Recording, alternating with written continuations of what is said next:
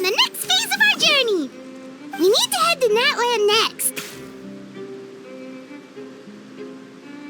Neverland called it a nation of dragons, but that description doesn't give us much to go off of.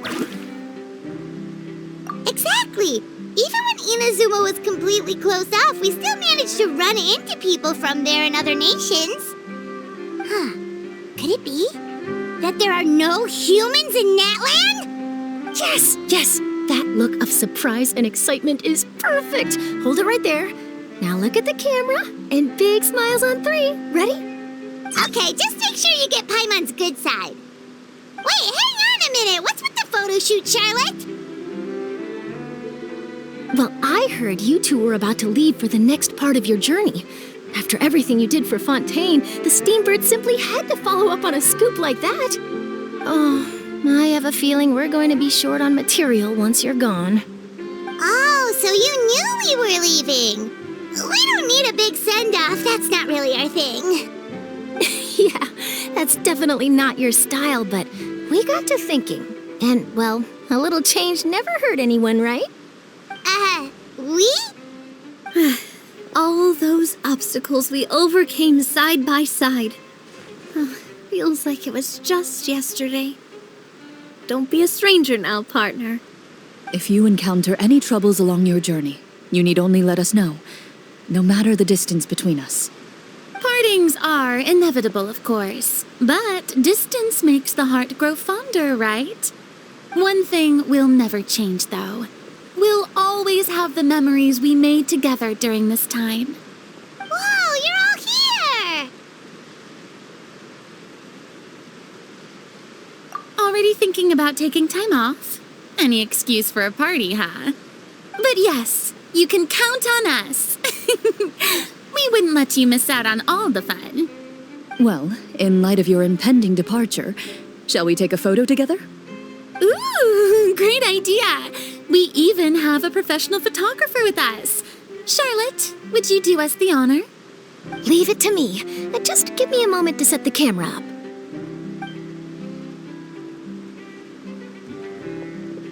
Oh, by the way, you're overthinking the whole Natlan issue, Paimon. Natlan has human inhabitants and its own unique culture, just like Fontaine. It's just that, because of their local customs, the native people choose not to leave. They're not unwelcoming to outsiders, though. People travel there for business and leisure alike, and usually return with nothing but good things to say. Many members of the Spina have visited in the past, too. Well, that's a relief. Hopefully we don't get swept up in any major drama this time. Well, given your experience and skill in that regard, I have no doubt you'll be able to overcome anything that comes your way. Still, I hope you can avoid danger this time around. An uneventful trip might be a nice change of pace. All right, I'm ready. Shall we?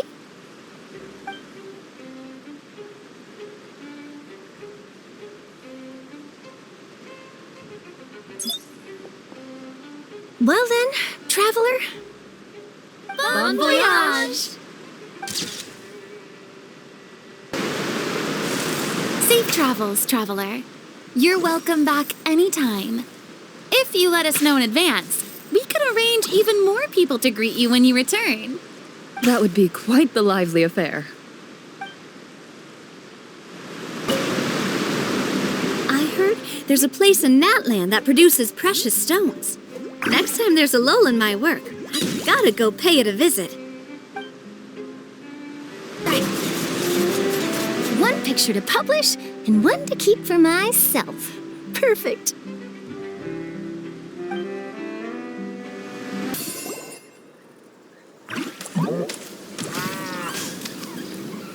Wow! So this is Natlan! So many strange mountains, and so many animals Paimon has never seen before! Doesn't look like there are any cities around here, though. Where should we start? Good idea! Finding people means we can learn information about the local Archon.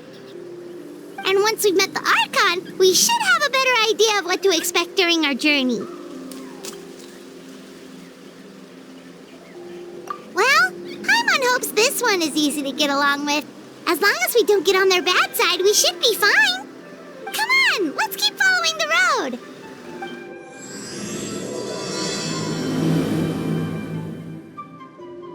Whoa! Check out those colorful pictures on the walls.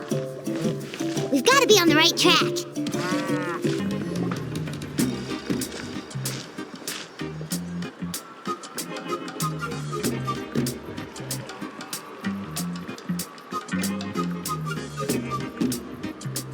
I'm sorry, Kachina.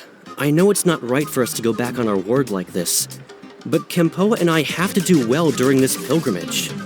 You can't seem to find other people to join our team, and we don't have time to sit around and wait. But if you two leave, I'll be the only one left. We really are sorry, but you still have plenty of chances. You're young, and you bear an ancient name on top of that. We're just ordinary tribal warriors with years of battle under our belt and no glory to show for it. Not to mention the physical toll of all that fighting. We're no longer in our prime. We barely had a chance last time, remember? We can't expect a better result with even fewer people. Pilgrimage registration closes tonight. This is our last chance to switch teams. Well, all right. I guess it is what it is. I just wish I was stronger. I'm nothing compared to the other ancient name bearers. But never mind. Guess this is just par for the course as Uthabiti, huh? I'm sure I'll figure something out. Well, if we do well this time, there's still a spot for you at the victory feast. Yeah, even though we're not participating in the competition together, we're still friends, aren't we? Of course. Anyway, you guys should get going before it's too late.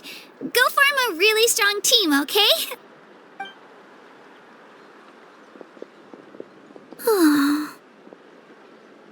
Guess I'll have to wait until the next pilgrimage. Looks like that little girl over there was just abandoned. Wonder what happened. Oh, she looks so sad, too. Huh? Oh, gosh, I'm fine. Don't worry about me. Wait, I haven't seen you around the tribe before. Are you travelers? Yep, we just got to Natlan. Oh, welcome! I'm Kachina, Uthabiti Kachina. Oh, that's something we call an ancient name. It's a tradition we have here in Natlan, although it's kind of complicated to explain. You can think of it like a title for now. If you're here for the pilgrimage of the return of the sacred flame, you'll find out what they mean soon enough. So, this pilgrimage, is that what you were discussing earlier? Oh, yeah!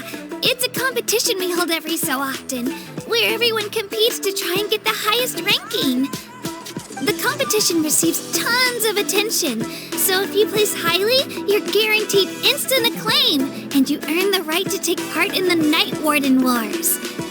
Basically, the winners become heroes, and that's pretty much everyone's goal around here. Sounds like a massive fighting tournament or something. Do you have to be in a team to participate? Well, due to the sheer number of participants, the pilgrimage is actually divided into 2 phases. Phase 1 is a team competition. Usually an ancient name bearer serves as the team captain and leads their team in various battles around Natlan, with the goal of capturing Sacred Flame.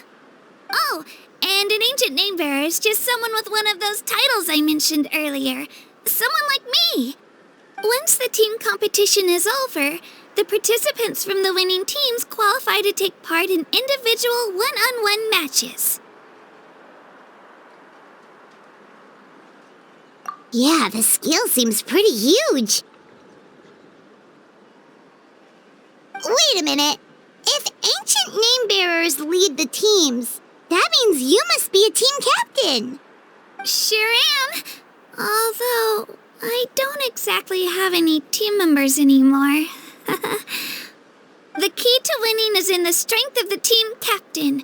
That's what everyone says. But, the difference in strength between bearers can practically be night and day. So, their decision does make sense. I'd feel the same way if I were in their shoes. All ancient name bearers have to take part. It's our duty. So if no one wants to be on my team, then I'll just go it alone. At worst, I'm looking at a few extra scrapes and scratches. I'm not great at fighting, but I always manage to get back on my feet in no time. Psst, Traveler. Based on the direction of this conversation, Paimon thinks it might be time for us to do our thing. Yep, time for the next phase of our journey to start for real! What are you guys talking about?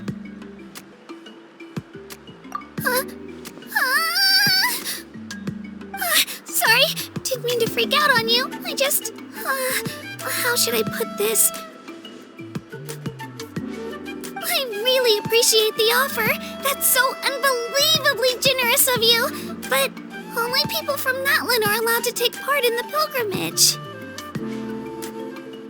Oh, Paimon thought we could just join your team and fight our way to the top and then become heroes. It's all right. Really. I mean, no one's ever offered to join my team before. Really? We're all usually on good terms, but whenever pilgrimage registration rolls around, it feels like everyone starts avoiding me. They don't make eye contact or bring up the pilgrimage. It's like they're afraid I'll ask them to join my team.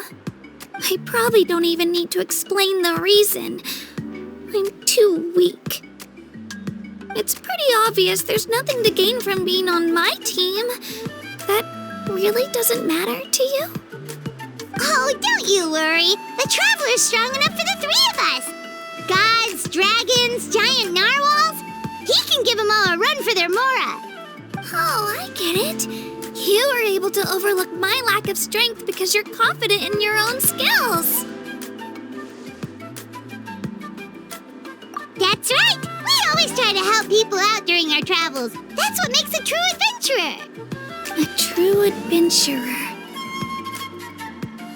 You guys are really special. You know you're strong, but you don't take yourselves too seriously. That's exactly the kind of person I want to become. You're planning on staying in Natlan for a little while, right? Mind if I try to learn from you while you're here? Learn from us?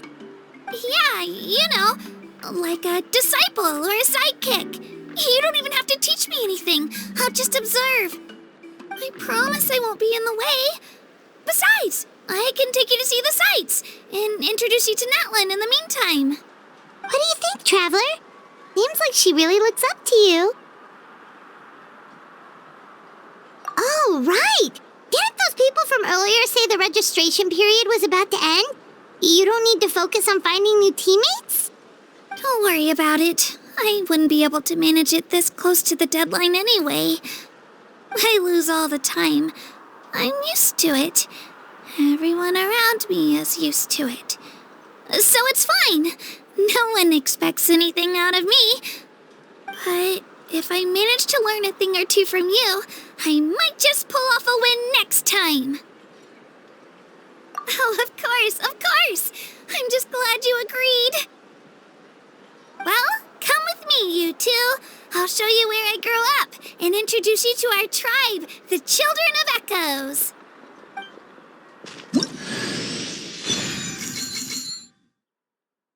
Whoa, that thing over there looks super intimidating. You sure it's not gonna fall off? Don't worry. Our tribe works closely with stone. That's one of our symbols, actually. It's not going anywhere, I promise you. Many of our tribespeople love music and dance and have an amazing sense of rhythm. In the past,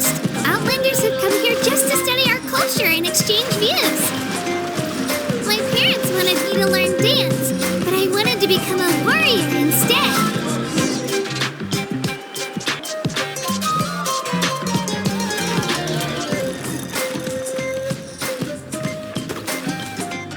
Hey, it's Io!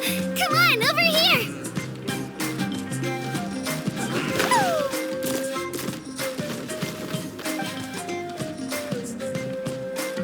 Allow me to introduce you. This is Io, my Saurian companion, and also an important member of my family. He's saying hello. I think he likes you. Saurian? So in Natlan, you consider Saurians to be part of your family? Of course, Natlan is not only a nation of heroes, but also a nation of Saurians. They occupy an important place in every tribe. Outlanders always seem to think of Io as my pet, but that's not the case at all. Io and I go on adventures together, but he also has a Saurian family and a place to stay of his own. Sometimes he even brings his entire family over to eat at our house. The children of Echoes have the closest ties to the Tepetlisaurs, which are naturally very friendly to humans. That's how our relationship became what it is today. All Saurians have their own personalities, but I think calling them our companions pretty much sums it up.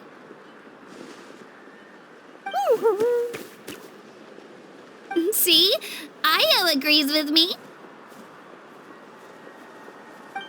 Oh! You're here too! No way!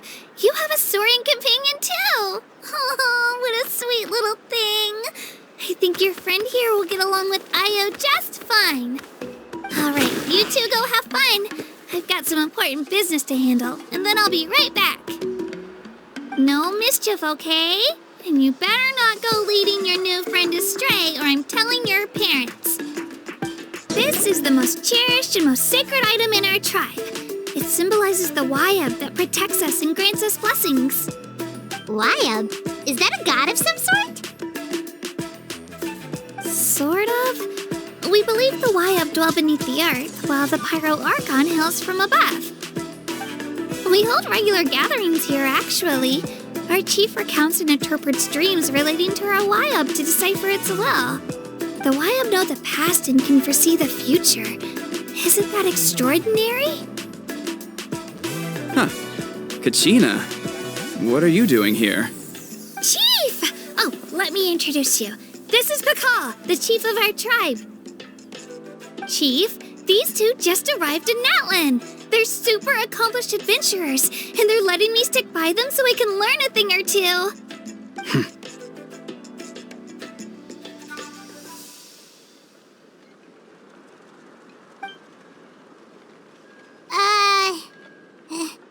Hello? Kachina is a child of our tribe. Her safety's my responsibility, so I'll just come out and say it. I don't know how you met her, but I'm gonna need you to prove your identity. Whoa. There's no need for that, Chief. They're good people. I can feel it. A feeling isn't going to satisfy your parents, Kachina. How about, we show you our adventurer handbook? It's where all our previous travels are recorded.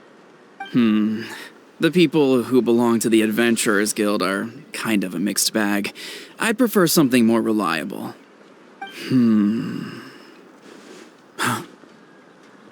You're the Traveler, and you're Paimon, his familiar. Paimon is a guide! Jeez, these rumors are getting out of control. Well, okay, maybe this one's not that bad. It does make you seem super powerful and mysterious, Traveler. Wait, is there something special about those names? You haven't heard? Nope. Learn well from him, Kachina. It's unlikely you've ever had a teacher of greater merit. Really? To earn that kind of praise from the chief, you guys must be even stronger than I thought.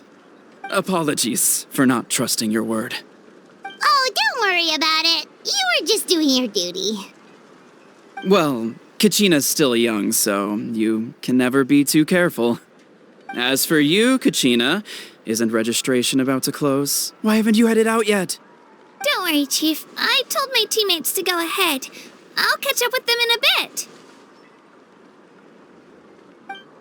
I may not be much of a fighter, but I am quick on my feet.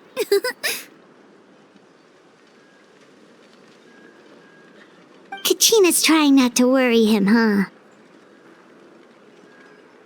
I see. Well, I hope I wasn't interrupting anything just now. If I did, just tell me where you left off, and I might be able to help with the explanations. Let me think. I told them about the Wayab, so now's the perfect time to dive into ancient names. Good thing you're here, Chief. I don't think I could explain it very well. Oh, right! That word kept popping up in our conversation earlier. So what does it mean exactly? Well, Natlan is a nation of heroes whose valiant deeds are preserved and passed down over time in the form of stories. You can think of an ancient name almost like a label for these stories. By mentioning an ancient name, we remind ourselves of the epic sagas of heroes past. For example, the most famous bearer of my ancient name fought in 27 Night Warden Wars. By the time he fought in his last one, he was already over 60 years old. Even though he wasn't quite where he used to be physically speaking, he still managed to achieve top rankings during the pilgrimage. Impressive, right? Ancient names allow us to preserve the stories of the past, but they're also much more than that.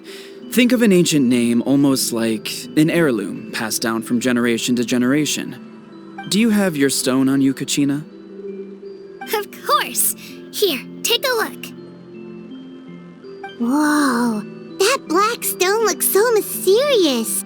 It's like there's something shiny inside it. The Wayab decide who is deserving of inheriting an ancient name. Once a successor is selected, the name becomes theirs to bear, and their deeds are then preserved within it. As time passes, ancient names come to represent the heroic deeds of more and more bearers, and their value becomes even more profound. In turn, the accomplishments preserved within it serve as an inspiration for the next generation of successors. Just like me. I'm still not sure why our Wayab chose me of all people. But if I didn't know the stories of all the past heroes, how they never stopped fighting, I probably would have given up a long time ago. Then you're saying this stone doesn't have any actual power? Like it's not gonna make Paimon super strong or smart? None at all. And that is precisely how it exercises its unique value. Think of it this way. If you become a hero because the heavens granted you strength, are your triumphs earned or given? Oh, Paimon gets it! If people start to ask those kinds of questions, the stories suddenly become a lot less inspirational. Someone had this to say about ancient names. Our forebearers carved miracles into obsidian rock, yet future bearers looked upon them and saw strength. The miracles of the past become the motivations of the present. The limitations of the past become the breakthroughs of today. That's more or less the gist of it. So there's no rush, Kachina. Many people struggle to understand the Wayab's judgment after receiving an ancient name.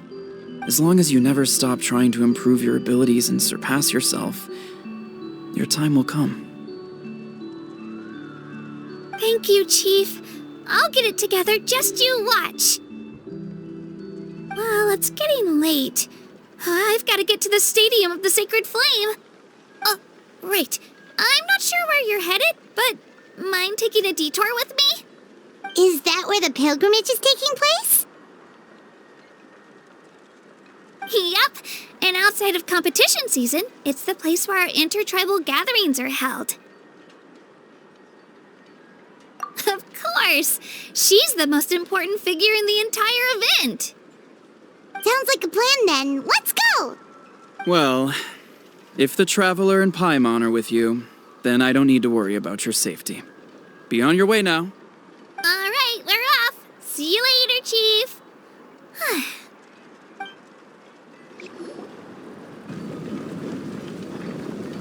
I got so carried away just now, I didn't consider what would happen if our destinations were different. Luckily, that's not the case. Or, well, I guess we just have to meet up after the tournament. You sure it's okay you didn't tell the chief about your team?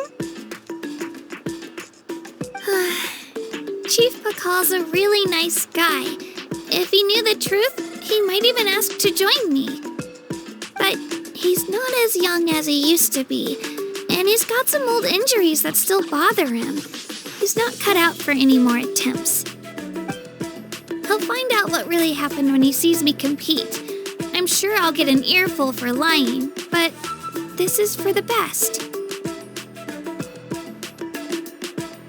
Yeah, your teammates left you high and dry and you made sure they didn't feel guilty about it. It's not their fault, really. The pilgrimage is extremely important to the people of Natlan. We all grow up listening to stories about the heroes of the past and dream of becoming warriors with the strength to defend our nation. Not out of a selfish desire for glory, but to lend our strength to a greater cause. Anyway, don't worry about it for now. Once you witness the spectacle for yourself, maybe it'll all start to make more sense. It'll also be a great opportunity to experience our culture and history.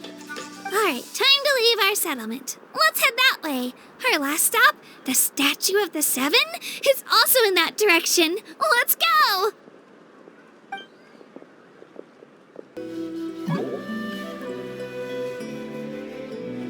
The statue is so pretty. Is that what the Pyro Archon is like? You betcha. Beautiful, effortlessly confident, and absolutely awesome. Oh, since we're here, you might as well go get your shiny new elemental powers, Traveler.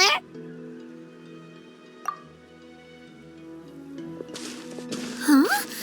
You can get elemental power from the Statue of the Seven?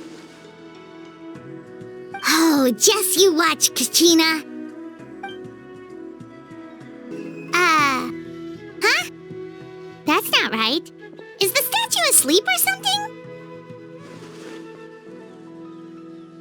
Huh. Shouldn't you be able to shoot fireballs or summon flame pillars by now?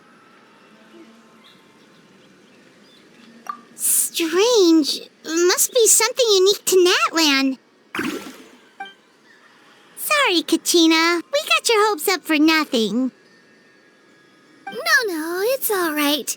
If anything, I'm even more curious now. Were you really able to gain elemental powers just by touching the Statue of the Seven? That's something only vision bearers can use.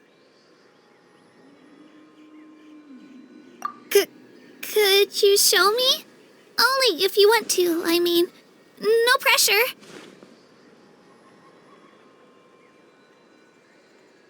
Take it away, Traveler!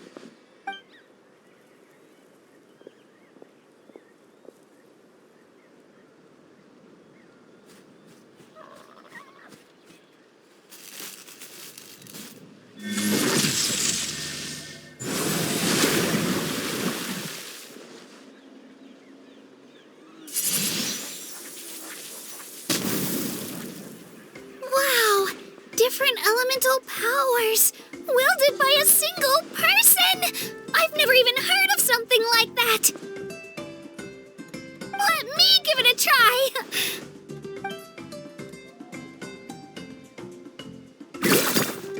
Nope. Still just Geo. Anyway, I was right! You really are something special! Just wait until you hear about our previous adventures. Whoa! What's that?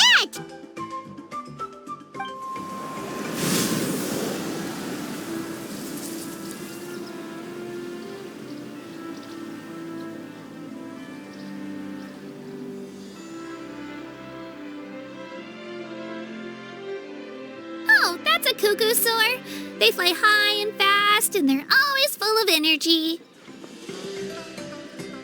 Right? It's been ages since that day we first saw Dvalin. We've come so far. Oh, before I forget, we've got a pretty long trek ahead of us, so here, take this. They look like shiny little gems, don't they? Don't be fooled, though. It's actually candy. My mom made them. I always bring a few when I know I'm going to be out and about for a while. A little boost of sugar can really come in handy in a pinch. Woo! Paimon loves candy. Thanks.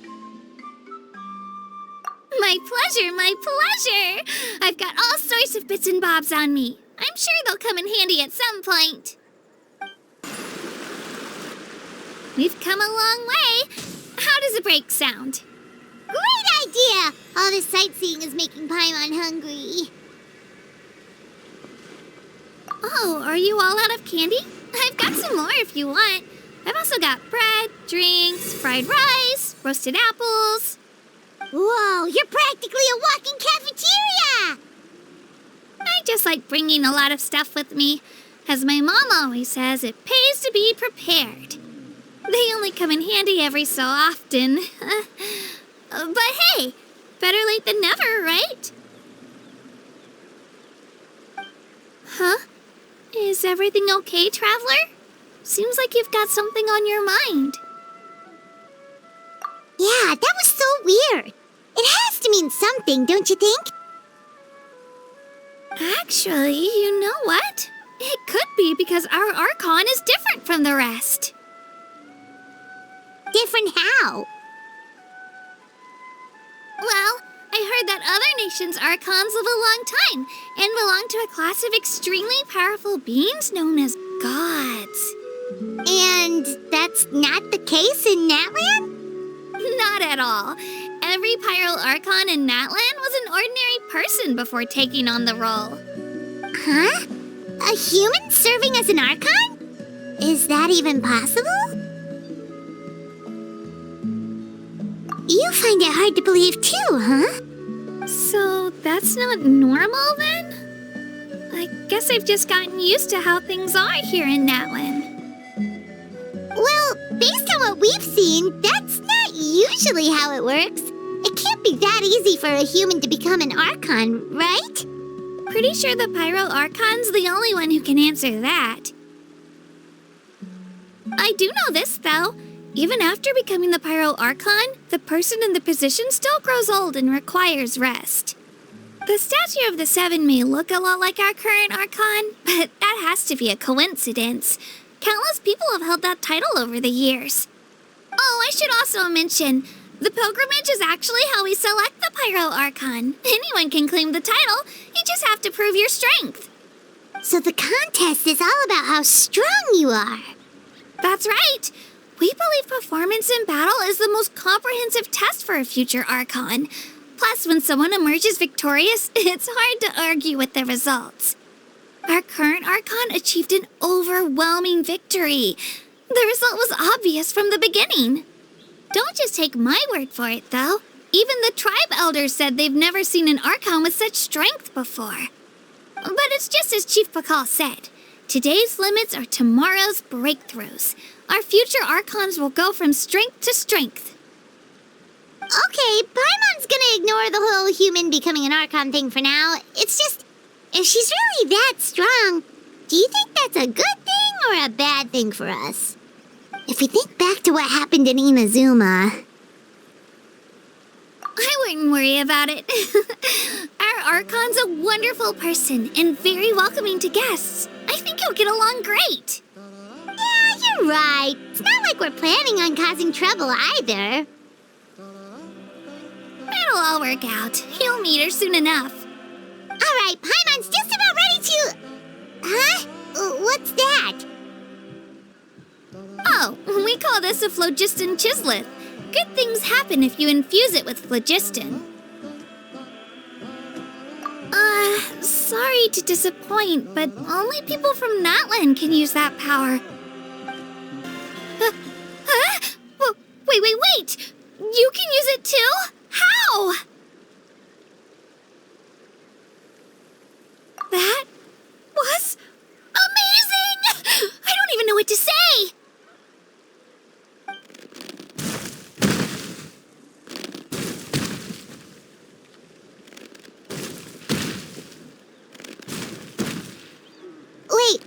behind you. Something's coming. What do we do? Is something after us? Should we get ready to fight? We're fine. This here is Toto. Hiya, Toto. It's me, Kachina.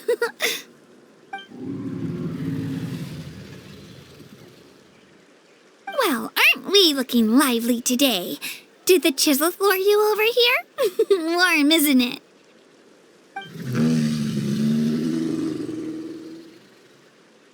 Oh, so it was just a friendly Saurian.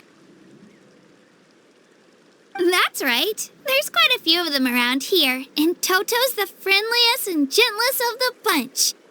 He's always hanging around these parts. I swear he does it just to show off to any Outlanders that might come this way. Don't let his size fool you, though. He's just a big softie.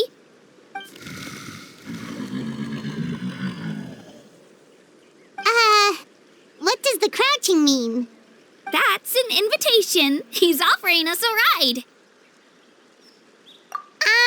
Paimon's not so sure about this. It's kind of scary, don't you think? He's huge. Oh, good point. You guys have fun with that then. Paimon will just float alongside.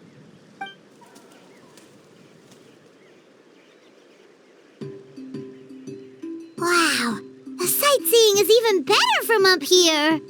The higher the vantage point, the better the view. Are you and Toto close, Kachina?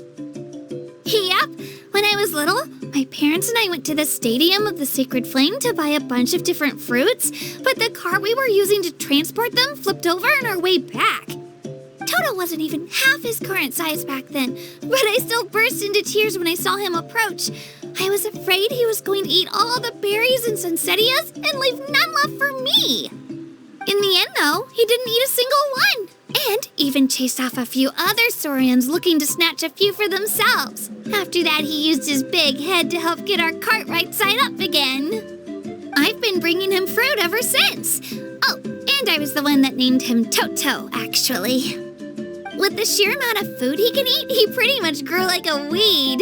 Before I knew it, he was already this big.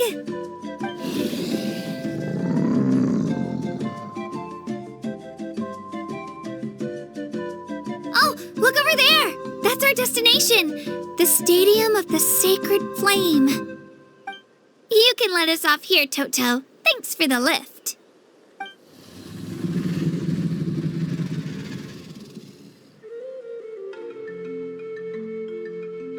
It's an easy walk from here, so I say we head the rest of the way on foot. It'd be quite the trek for Toto otherwise. That's true, especially considering his size. Well, see you later, Toto!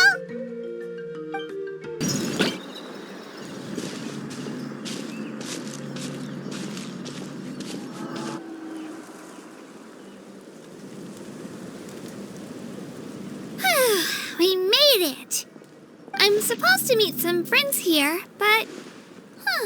I don't see them anywhere. Maybe they're not here yet. Open your eyes, Slowpoke! Ugh, we've been here this entire time. I've already lost track of how long you've kept us waiting. Listen here, you. It's not just Kanish and Moalani's time you're wasting, but mine, too! Mine! What the heck? That's a strange-looking Saurian. Or, wait, is it even a Saurian? Take it down a notch, all right?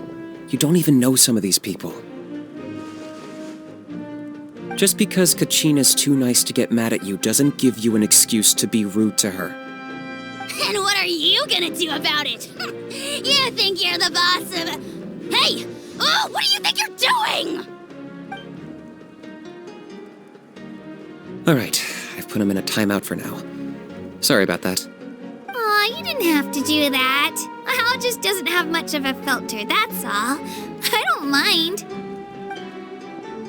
He got what he deserved. Let's just hope the lesson sticks this time. Moalani, there you are. Looks like you made some new friends. And here I was worried you ran into trouble on your way here. Hello, Paimon's Paimon. A traveler, you say? You came at the perfect time. The pilgrimage is a sight to behold this time of year. Oh, a bold statement. I like it. The rule against outsider participation is long overdue for a change anyway. Oh, and this is the Traveler. Honestly, you could at least introduce yourself a little, you know. I don't see your teammates with you, Kachina. Where are they? Oh, they went to join teams with a better chance at winning. So you're saying you've been ditched? Again. That might give them an advantage during the team stage, but it all comes down to individual strength sooner or later. Yeah, well, I couldn't even promise them we would make it through the team stage. The outcome of the team stage usually depends on the ancient name bearer, after all. Hey now. There's not a single person here that can promise their team victory. You're putting too much pressure on yourself. Besides, you're not lacking in strength at all. You just need a bit more confidence. You were only 3 victories short of reaching the Night Warden Wars last time. Wait, so if the pilgrimage is like a national sporting competition, then what are the Night Warden Wars? The former is a battle of skill. The latter is a real war. A war against our eternal enemy, the Abyss. So they're here too. Whoa, wait a second. You're saying the prize for winning the pilgrimage is the chance to go to war? That's not too far off. That's why it's called the Night Warden Wars. The pilgrimage chooses the strongest warriors among the tribes, and those warriors fight to repel the Abyss in defense of our homeland. Their names and deeds are then recorded in epic tales passed down over time. That is the highest honor you can achieve in Natlan. Yes, but that's the nature of war. Danger comes with the territory. Resisting the Abyss is our duty. But we're not alone in this fight. We also have the blessing of our Archon, which allows for our safe return. It's something we call the Ode of Resurrection, which does exactly what it sounds like, basically. Resurrect people, you mean? Yep, so it's not so scary, really. Our Archon's blessing gives us the courage to keep moving forward. Let's go register. We don't have much time. Wait, what about you, Kachina? You're not really planning on competing solo, are you? We really wish we could help, but we're not from here, so it doesn't seem like we can take part. There's no threshold to the number of participants. With the sheer number of teams, it's practically guaranteed chaos. No matter how strong or experienced the warrior, victory is never assured. In a situation like that, it's always better to have someone to watch your back. Oh, how about this? When we register, why don't we ask if these two can have special permission to participate? Odds are the answer will be no, so if that doesn't work, well... I only have a few teammates this time. If someone else could take them, then... You're not asking me to lead your team, are you? Look at you, mind reader. So, what do you say? With how strong you are, it would practically be an upgrade for my teammates. Fine by me, but doesn't that leave you and Kachina as a team of 2? There's a world of difference between that and flying solo. Besides, we're a formidable duo. I bet our new friends here will agree that 2's always better than 1, right? Oh, you mean us?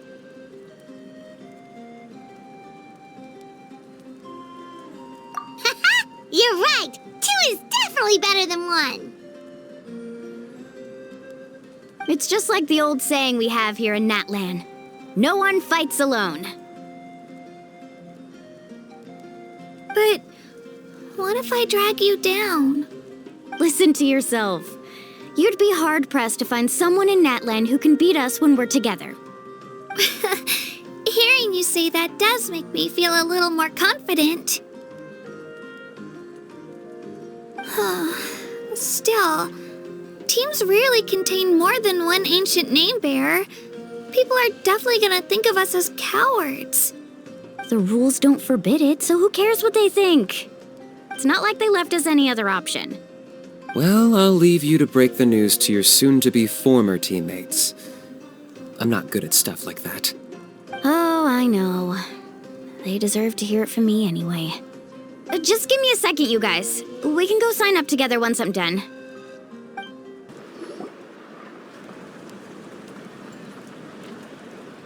This is the place. Let's wait for Mualani here. Did you see the flags at the front gate when we entered? Oh, yeah. There were flags, weren't there? Those are our tribal flags. One for each of the 6 tribes that make up Natlan, including the Children of Echoes. Why the sudden tour guide routine? I said I'd introduce them to Natlan, and we've got nothing better to do, so I might as well deliver on the promise. Fair enough. Well, I'm from the Scions of the Canopy. We live high in the mountains and have the closest ties to the Yumkasaurs. My friend Mualani belongs to the people of the Springs, a seaside tribe. The scenery over there is beautiful, and you can find some really tasty fish. That just leaves the Flower Feather Clan, the Masters of the Nightwind, and the Collective of Plenty. If we get a chance after the pilgrimage, I'll be sure to show you around. Well, if we're talking tribes, allow me to stand in for our chief and welcome you on behalf of the people of the Springs. Mualani, you're back! We were just talking about you. Everything's settled on my end. My teammates took it unbelievably well, actually. Your reputation is really something else, Kanich. They probably just didn't see any drawbacks to your proposition. We're saying the same thing here. You, my friend, are a formidable competitor, and they recognize that. Anyway, thanks for waiting, you guys. Let's go register. Hello there. Here to register for the pilgrimage? That's right. I wanted to ask, though. These 2 travelers are very interested in the competition. Any chance they could take part? I'm sorry, but only people from Natlan are eligible to participate. You couldn't make an exception just this once? This traveler is a renowned adventurer. He's more than skilled enough to participate, and I'm sure the audience would be interested in seeing what he can do. It's not that simple, Miss Mualani. Even a single exception sets a dangerous precedent for countless interested parties in the future. The purpose of the pilgrimage is not only to select strong warriors, but also to collect contending fire from the battles. This is the fire that fuels the sacred flame. Natlan is only safe from the invasion of the Abyss, while the sacred flame burns eternal. Oh, so there's another purpose for the tournament. That was the initial purpose, actually. Every participant, whether they win or lose, contributes to the defense of our nation. That's what makes it such an honor to take part. Exactly right, Mr. Kanich. Contending fire can only be produced in battles between people of Natlan. Outlander participation would inhibit the production of this fire, which could in turn jeopardize the sacred flame. Oh, so it all comes down to the contending fire.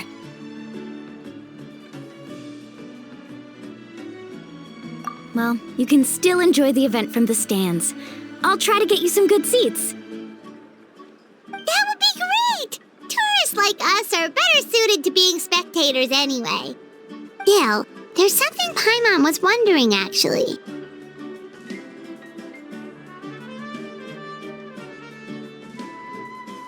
You read Paimon's mind, Traveler. Why doesn't everyone just fight together? You know, since you can bring them back to life. The power of resurrection has its limits. For starters, the ode only works on those who bear an ancient name. That's also why ordinary people who emerge victorious in the pilgrimage aren't sent to fight the Abyss. It's for their own protection. Although, they're still afforded the same honor as those who triumph over the Abyss in battle. That brings us to the other condition for resurrection.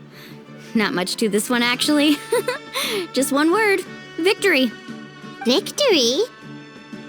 The victors shall burn bright, while the losers must turn to ash. Only those who triumph over the Abyss earn the right to be revived. Defeat in battle not only means death, but also the destruction of your ancient name, preventing it from ever being inherited again. The tales of the vanquished are eventually forgotten, and an ancient name cannot survive when the stories of its bearers are lost to time. Yeah, they won, right? Isn't it the defeated ones who need reviving? You have to think about it at the team level.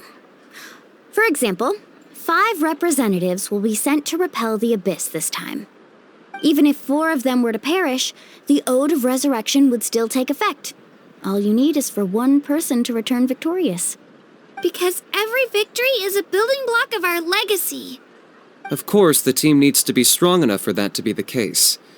Otherwise, the price of failure is still very high. That's why the first stage of the pilgrimage is divided into teams, to instill in us the importance of working together. No one fights alone. That is what we believe. A lone warrior is one whose defeat is final. This all sounds pretty dangerous. Well, that axiom is meant to be a warning as much as a source of inspiration. Danger is always present, but together we can move forward, united in the knowledge that behind every hero charging into battle lies the support of all of Natlan as well as our Archon. Not to mention, the Abyss isn't an enemy with a concrete form. We're often just dealing with the fallout of its scheming. I've actually fallen in battle before. I spent some time wandering the realm of the Wyab. It was unlike anything I'd ever experienced before. The realm of the Wyab? Does that mean the Wyab exists somewhere in Natlan? Hard to say. The realm's not somewhere you can access by ordinary means, and very few people are capable of establishing a mental connection with the Wyab. We call this realm the Night Kingdom, a mysterious liminal space between the body and mind, life and death. The fact that you were resurrected at all is the worst thing in the world. Then releasing you from your timeout has gotta come in at a close second. You would do well to speak with reverence of the almighty Dragon Lord Kahula-How, lest you live to regret it. If you're done arguing, your registration is now complete. It all went fairly quickly, considering we all know each other. Now, I just need to register your team members according to their name cards, and you'll be all set. In the meantime, you can all go rest at the hotel. As usual, dinner and lodging for tonight are free. Nice. Oh yeah, I forgot to mention. All food and entertainment before tomorrow's matches are on the house, courtesy of our Archon. Family and friends included, which means you both get in on it. Come on, let's go have some fun! Dig in, you guys. Eat as much as you want. These dishes are all local specialties. There's more where this came from too, so don't be shy. Let's feast until the bill gives the Archon a heart attack. Don't be dramatic. The Pyro Archon is very generous, even if it does cause some trouble for all the hotel workers and volunteers. Speaking of trouble, I've locked a How away for now, so you don't have to worry about him being a nuisance. Wait, isn't that a little harsh? Nah, Kenichi and How are always like that. Everyone has their own unique way of getting along with their Saurian companion. What's got you all down in the dumps, Kachina? You don't have to worry about tomorrow. I'll be with you every step of the way. I know. Everything's fine, really. I'm just nervous. I can't keep using my age as an excuse. I have to get stronger. I have to prove to people that I'm not trying to avoid the Night Warden Wars. You don't have to prove anything to anyone. You know your own heart. So stop beating yourself up over other people's opinions. If they don't think you deserve to bear your ancient name, they can take it up with the Wyab. Trust me, Kachina. The Wyab see something special in you. I just hope it's not the fact that I can take a few punches. Yeah, I'm on a 7 or 8 pilgrimage losing streak. My ranking has been improving little by little, but still no wins. To be honest, losing 7 or 8 times isn't even a lot. Maybe other people can't see your improvement, but your performance still isn't something to scoff at. Yeah, didn't you say you got really close before? It's just, what if I don't even make it through the team stage this time? Hey, have a little faith, will you? You've got me on your team. Stumble, and I'll be there to get you back on your feet. Run into someone you can't beat, and we'll face them together. I know you've never tasted victory, but you trust me, don't you? Alani, you're the best. I trust you. I definitely do. And you're right. I've got to pull myself together. I still don't know why the Wyup chose me to inherit an ancient name. But I can't be the only bear who's ever felt this way. If they can keep at it, so can I. Not to mention, the fact that your ancient name has survived until now means all your forebears managed to honor its meaning. Otherwise, it would be lost to us by now, shattered by defeat in battle. That's right! And you'll have us rooting for you too! No. It should be the other way around. I was clearly the one who asked to learn from you. But still, thanks you guys. Geez, now I'm crying again. Everyone has been so nice to me today. I'll win this time for sure. I won't let your support go to waste. Oh, right. I should eat something. My mom said I need to keep up my strength for tomorrow. Nice to see your game face back, Kachina.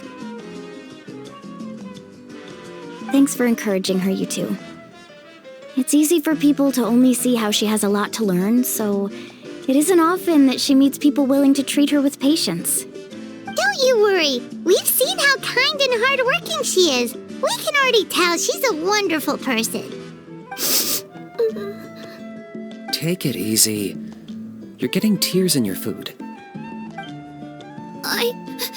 I'll pour you all some drinks. I brought some homemade fruit juice. Let me just go grab some cups. She even travels with homemade juice?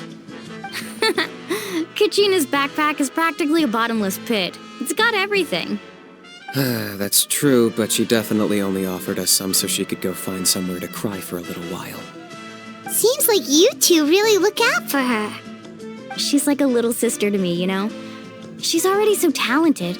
She just needs that one decisive win to convince her of it. And I have a feeling this is the one. This could be the win that finally gives her that confidence. Why are you so sure? Is that what happened to you? Oh, no. I was just born confident. Mulani's being modest. She's already a 3-time veteran of the Night Warden Wars. Came out on top each time. And she's never had to be resurrected. Wow, that's amazing! Nah, it's no big deal. The opponents I had to face were pretty tame, that's all. Ooh, no wait, that makes it sound too unimpressive. Either way, the challenges haven't been that difficult so far. But I'd love to fight alongside Kachina and experience the glory of victory together. The flowers, the applause. Paimon gets it! That's how Paimon and the Traveler are too.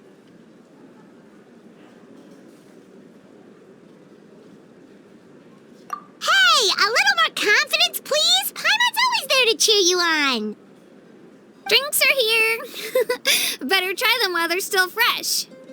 Feeling better now, Kachina? Me? I'm totally fine. Really, I promise. That was just nerves earlier. I'm gonna get some meat in my system, then head out to get some exercise. Want to be nice and loose for the tournament tomorrow.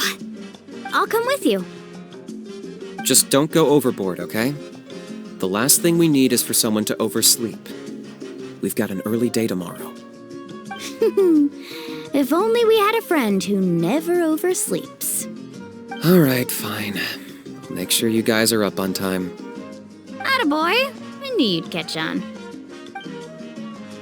So full. I'm so sleepy.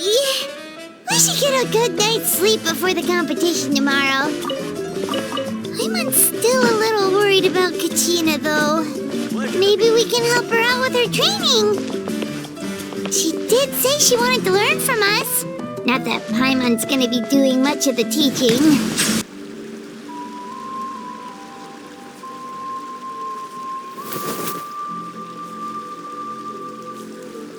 Kachina! Oh, it's you two. I just finished training with Mualani. What's up? Well, you worked so hard to introduce us to Natlan, we wanted to return the favor.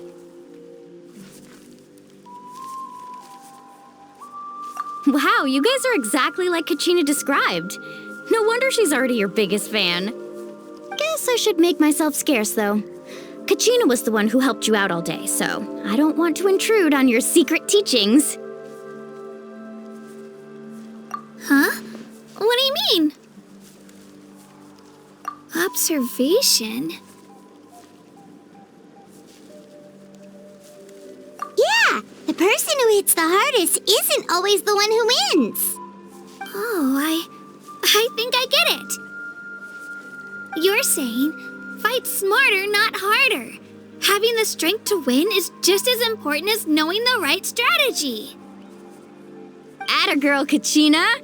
Exploit your opponent's weaknesses while maximizing your own strengths, and you're sure to find opportunities to turn the tides in your favor. You're right. I just need to focus. When I get nervous, I forget to assess the situation and end up rushing in without a plan. Mind sticking around a little longer, Mualani? I want to try out some new moves. Sure. Thanks for taking the time to teach me, you two. I won't let you down. Just give it your best shot.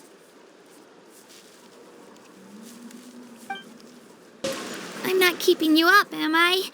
You sure you'll be fine tomorrow? Oh, I'm bursting with energy. Couldn't sleep if I wanted to.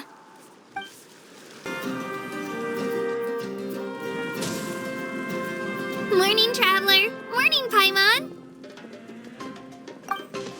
Looks like everyone's here right on time.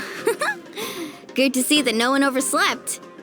Says the one who only made it because I was there to get you! How? Not so loud. You're gonna give me a headache. Well, if you don't do well today, we know who to blame now, don't we? See how your friends talk to me, Kanich? I help you wake them up, make sure everyone's on time, and do I get a thank you, a how? No! I get told off! Mualani's right, though. Hopeless. Every last one of you. All right, moving on. How did you sleep last night, Kachina? I had some nerves at first, but my bed was great. I fell asleep the minute my head hit the pillow. That's good to hear. Maybe you handle stress better than you know. The competition's about to start. Did everyone eat something? A little. Didn't want to overdo it. Oh no! We were so busy focusing on the tournament we forgot to buy something! I thought that might happen. Here, I brought you some. No thanks necessary. I'll treat you to something even better once... Attention, everyone! The tournament is about to begin. All contestants proceed to the venue. I repeat, all contestants proceed to the venue. Well, I'd say more, but that's our cue. The opening ceremony is what kicks everything off. You should be able to see Kachina and me from the stands. We're counting on you to cheer us on. Don't you worry! Paimon's gonna cheer so loud, you'll hear it across the stadium! Thanks, you two. I'll be sure to keep an ear out. Well, we should get going. See you later. Okay, bye-bye!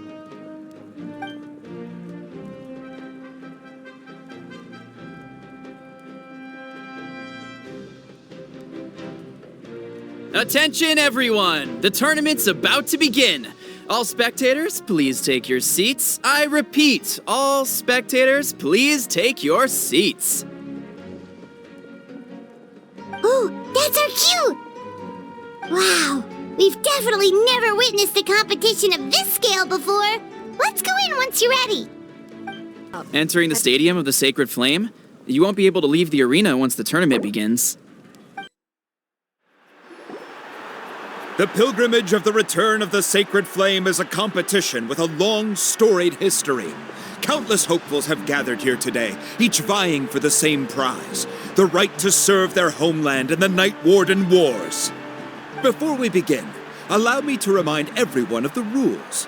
Today's tournament begins with the team stage, before advancing into individual competition. Each team will board a hot air balloon, which will land at a random location. Contestants must search for fire towers within the contest grounds, accumulate contending fire through combat, and bring a sufficient amount back to the stadium. Defeat in combat, departure from the contest grounds, and running out of time all lead to elimination. Only the strongest teams will be able to withstand the onslaught of battle and return to the arena, blazing fire in hand. Only those who emerge triumphant in the team stage earn the right to take part in the individual battles. The outcome of these one-on-one matches not only affects the contestants' individual scores, but also determines their next opponent. After many rounds of battle, the contestants with the top 5 rankings will get the chance to take part in the Night Warden Wars. Now, let us welcome our Archon as she delivers the opening address.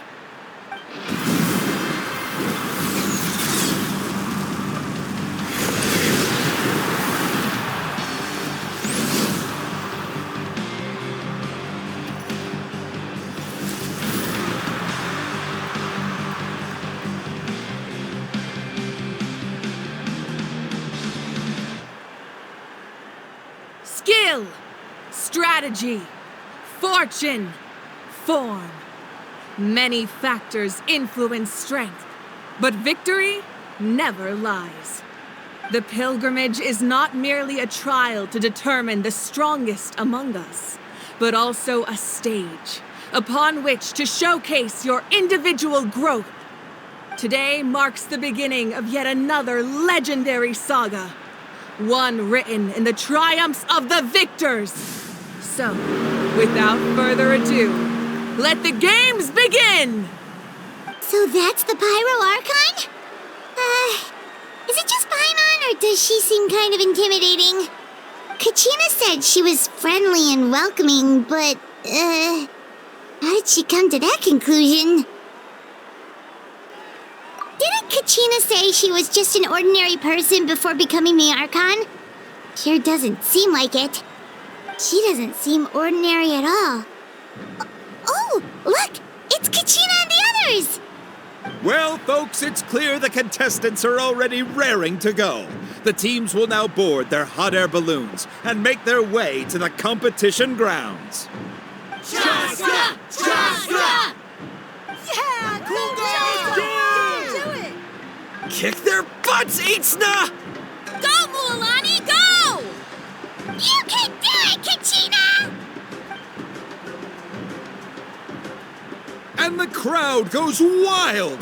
The hot air balloons are about to ascend. Contestants, prepare yourselves to take flight! Remember the rules. The balloons will take you to random locations, and your battle starts the moment you land. Best your competition, collect sacred fire, and bring it back to the stadium. Good luck, everyone!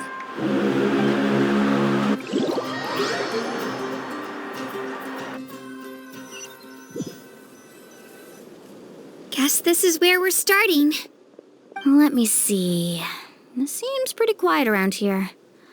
Looks like we get to ease ourselves into combat today. Let's head that way. We don't need to worry about avoiding other teams. Anyone that crosses our path can kiss their chances goodbye. Okay, I'll follow your lead. Just remember, don't hesitate. The team matches are all about keeping the energy up. So let's do it! And with that, the pilgrimage is now underway. Time for the contestants to give it their all! Ooh, a fire tower!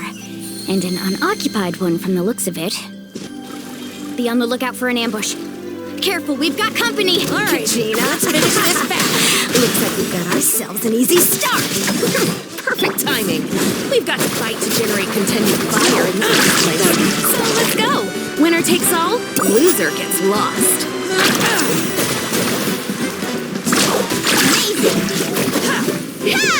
Out of the way or get blown away! Let's go, Twirly! Yeah, we won! We're just getting started. Grab the fire and let's head to the next spot. Currently in the lead, we have Chaska, one of the contestants from the Flower Feather clan, really leaving her competitors in the dust. Amaru has taken out 6 contestants in a row!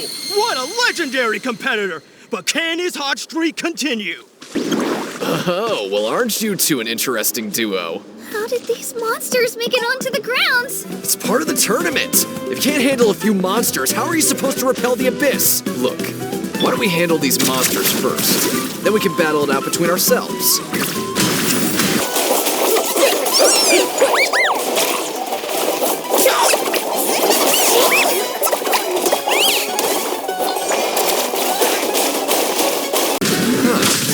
Skills aren't half bad, but I think I've got a good grasp of what you can do. Sorry, but not everyone can make it until the end. Your run ends here! Nicely done, Kajina! We actually beat a legend! Come on, don't just stand there. Let's grab the fire and go. We have a new team pulling ahead. Mualani and Kachina have already eliminated several favorites for the win. Attention contestants, Mualani and Kachina. You're currently heading out of bounds. Please return to the competition grounds.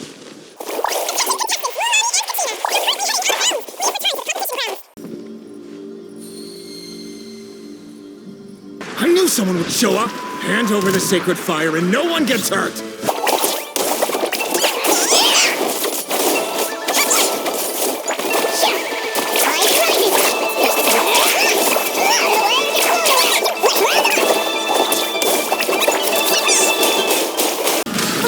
Would you look at this? 2 favorites for the win. Itzna and Unkunga have run into each other. Looks like it's gonna be an early goodbye for one of these formidable competitors. This mountain is huge. Is the next tower really all the way up there? It's going to take forever to make it to the top. Just leave it to me. I'll get us up there. Ah, we made it! Great work, Kachina. Glad I could help. An empty fire tower. We're too late. Darn it! Close! And another competitor crosses the finish line. Ian-san from the Collective of Plenty, certainly living up to some lofty expectations. Our team captain talked a big game before the match, and, well, was that a quick knockout or what? Should keep a better lookout next time I sign up. That attack came out of nowhere. Should have paid more attention to my surroundings. Kachina, is that you? I'm sorry about this, but since we ran into each other, I can't just let you pass. If you want glory, you'll have to go through me!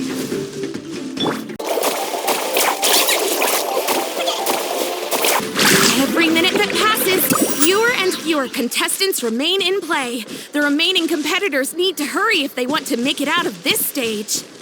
Hold it right there. That fire is mine. In your dreams, I think someone needs a reality check, and I'm more than happy to oblige. They're going at it. What's our play, Mualani? Isn't it obvious? To send them all packing, of course. Good try. Hey, let's work together. Good idea. No way I'm letting them pull the rug out from under us. Let's go.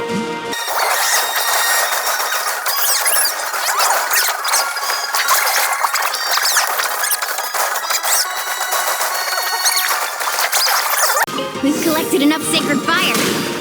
Still doing all right, Kachina? Yeah, we're all good. Come on, let's head back to the stadium. Time's almost up. Contestants who have yet to collect enough sacred fire will need to really push if they want to advance. Give me a moment to myself, would you? Uh-oh, we're running out of time. Wait, there's a spirit way over there. We can ride it back. Hear me out, you two. There's no fire tower around here, so there's no need for us to fight it out. We can see who comes out on top the next time we run into each other. But for now, I say we focus on preserving our strength. What do you think? Oh, we really lucked out. Just grab onto me, Kachina. I'm not sure if you remember, but people from my tribe can ride spirit ways over great distances. It's all smooth sailing from here. Thanks, Milani. Hey, what are you thanking me for? We won as a team. There's no way I could have taken on that many people without you. Have a little faith in yourself. You're already a great warrior.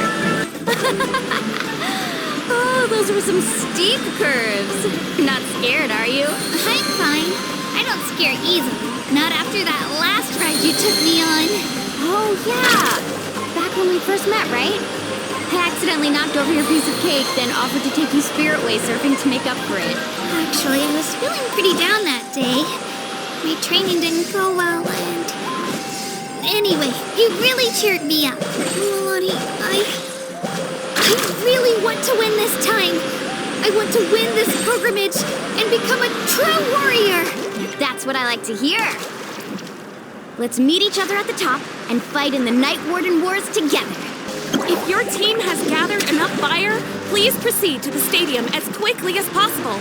I repeat, as quickly as possible.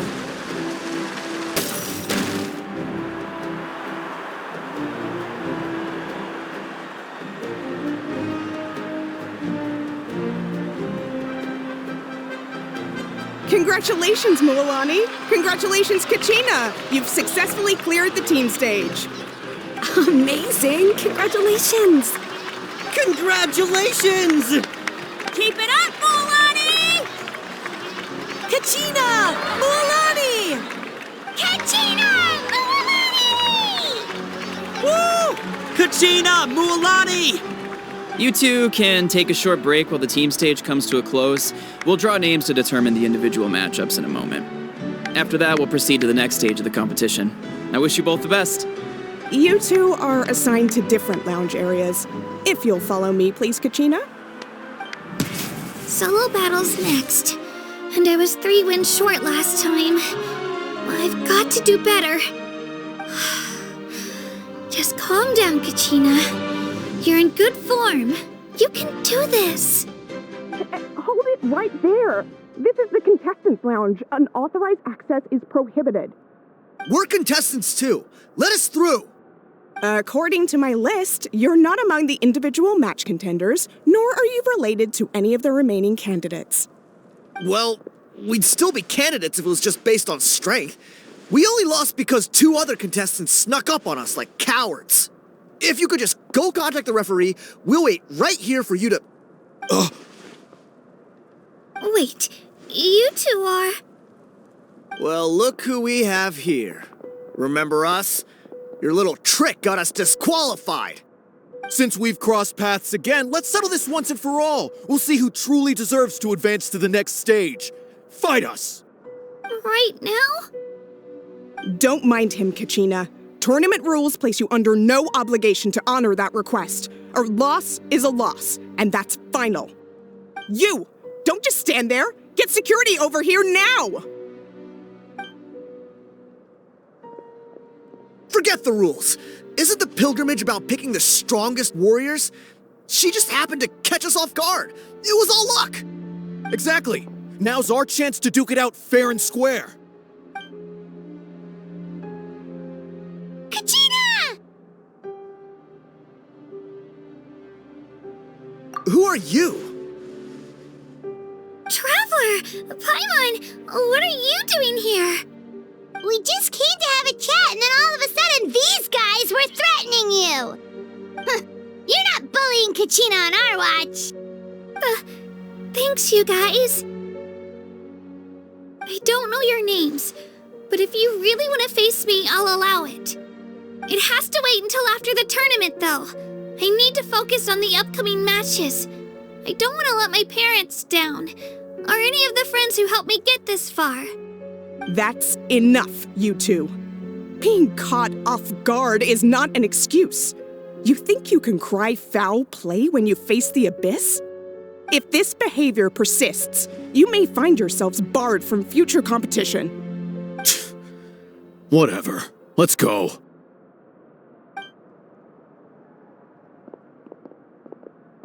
Are you alright? You're not hurt anywhere, are you? No, thanks to you. To be honest, I totally blanked out just now. I had no idea what to do. Right. I'll show them what I'm made of. That sounds more like it. You can do it! I heard there was trouble. Has the situation been resolved? Yes. It was nothing out of the ordinary. A couple of sore losers coming to stir up trouble with the contestants. Some people are so obsessed with glory, they can't even bear the idea of failure. I hope you don't let them get to you, Kachina, because you'll need to get ready. Your match is up soon. That came up quick. All right, I'm coming. Well, guess I'm off. Have faith in yourself, Kachina, and don't get too tense.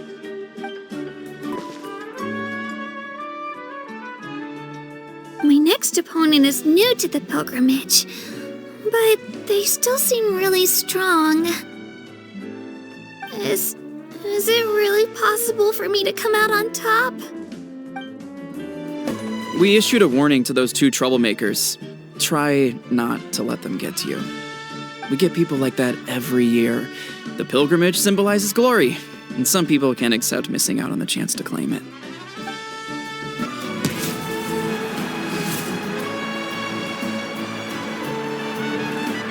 You must be Kachina. You know, people told me I got lucky in the draw, but I beg to differ. There are no coincidences in the arena. If you're standing here, it means you're strong, no matter what anyone says. So, I'm looking forward to seeing what you're made of. The team stage ended before I had my fill of battle. I hope you don't disappoint. Well, anything you want to say in return? I won't lose to you. Not when so many people are supporting me and cheering for me, and I really want to earn a spot in the Night Warden Wars. All right, our contestants have each said their piece. To your places, everyone. And begin!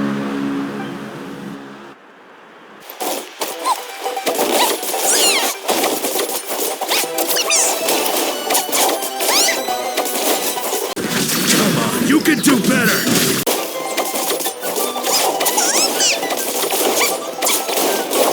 That's more like it. Again!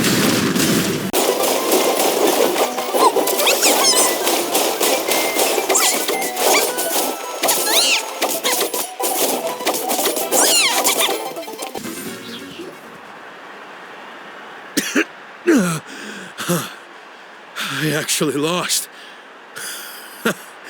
Knew I had an eye for the good ones. Guess that means I was right about you all along. Congratulations to Kachina for taking the win. Let's give her a round of applause, everyone.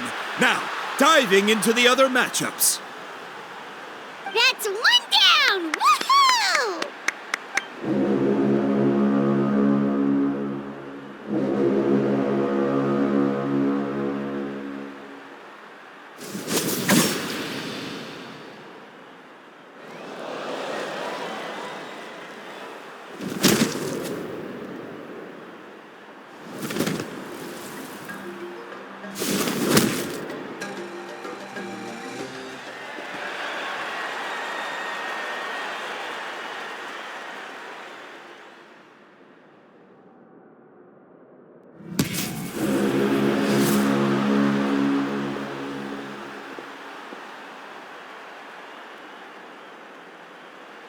Where do you come from, kid? Think you've got what it takes to go to war? Hate to break it to you, but it won't be easy to get through me. And you are... You don't recognize me? Figures. Our generation's been in decline ever since Ateya and the others retired from the front lines. Either way, once we face off, you won't forget my name anytime soon. Let's do this! Hear that? The exhilarating cheers of the crowd. That's why I'm here.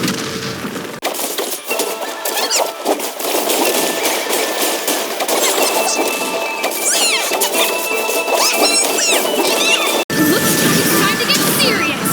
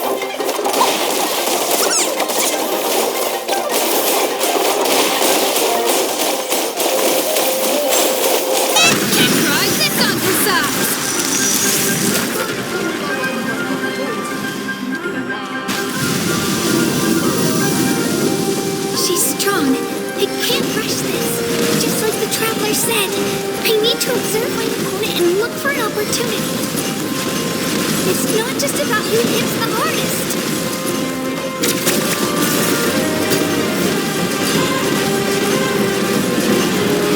Come on, Kachina, you can do it!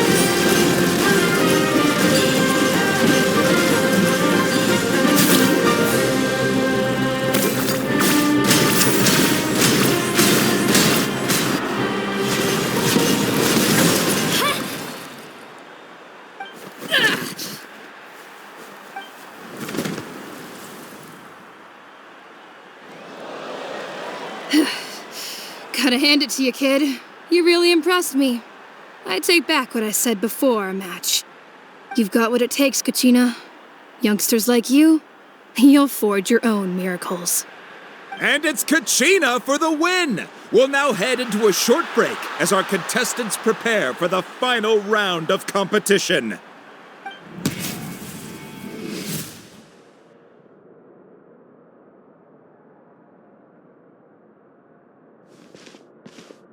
Thanks for cheering me on, you two. You were great out there! You faced a lot of impressive competitors, but they never stood a chance.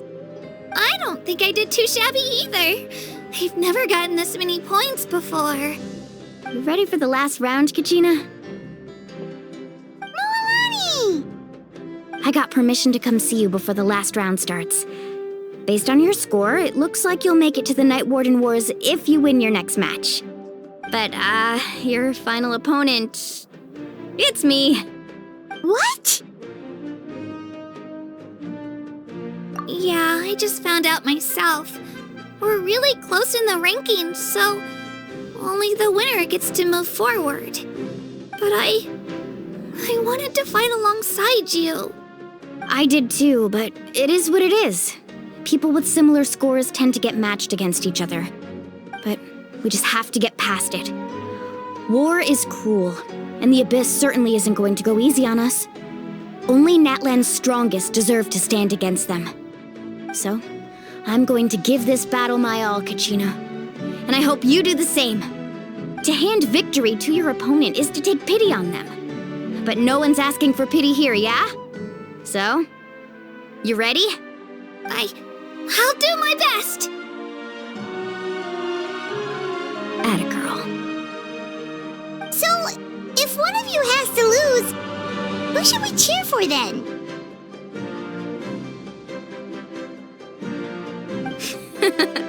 You mean one of us is destined to win? It's something worth celebrating either way. I'll be happy no matter who wins. And I know you feel the same way, Kachina. So, don't overthink it. Let's just have ourselves a good match. Traveler, Paimon, I'll see you after the match.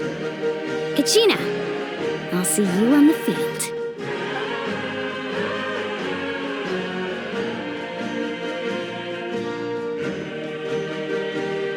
I've been training so long for this, and Moalani's helped so much. I'm going to show her that it didn't go to waste. Thanks for believing in me. I'll try believing in myself this time, too. Cheerleaders 1 and 2 are here for you, no matter what.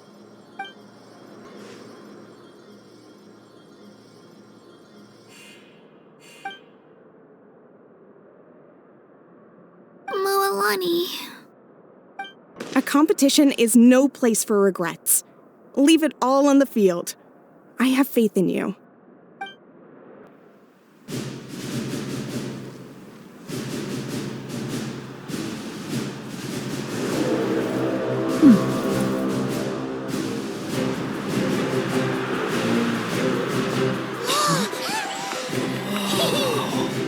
We've arrived at the final phase. The winner of this match will take the final spot among the victors.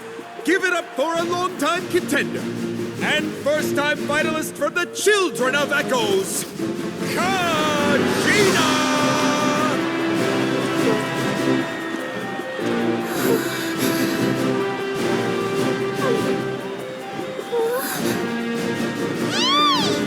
You get this, Kachina!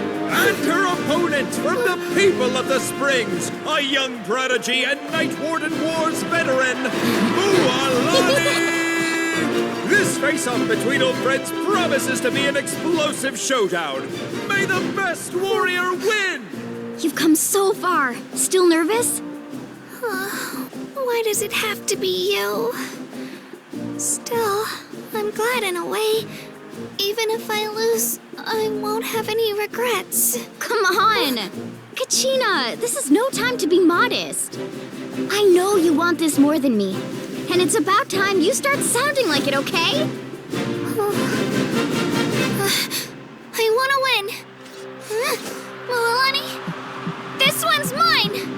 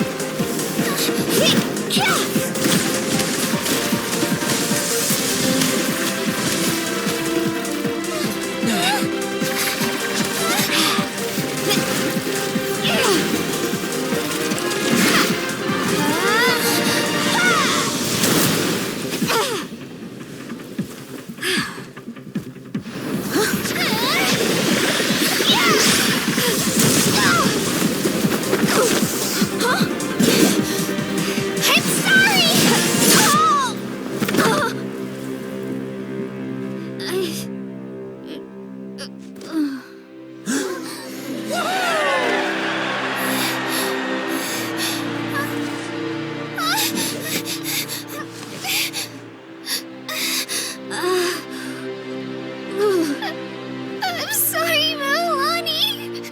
I'm so sorry. I went too hard. Look.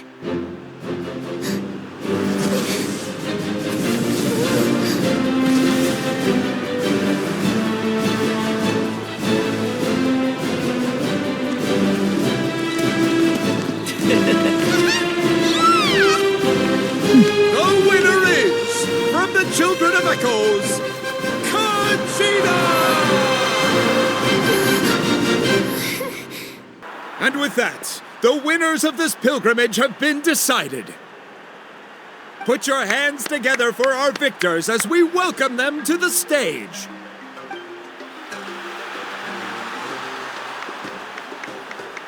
With her 6th consecutive win, Cheska of the Flower Feather Clan. She managed to turn the tides all by herself. Ian-san of the Collective of Plenty. With an explosive comeback 10 years in the making, Kayulani of the People of the Springs. A seasoned and renowned warrior, Kibungu of the Scions of the Canopy. Last but not least, finally living up to her true potential, Kachina of the Children of Echoes.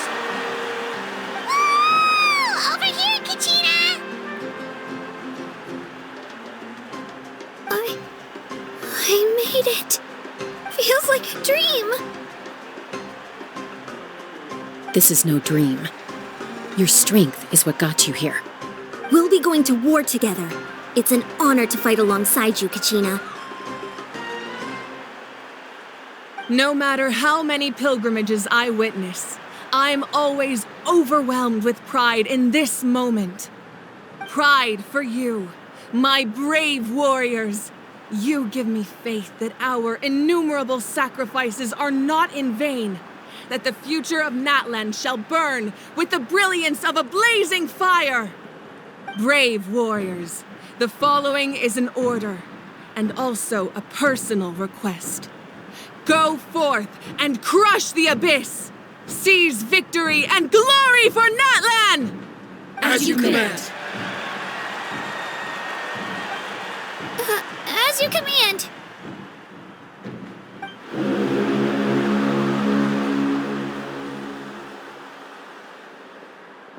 Traveler, Paimon, there you are.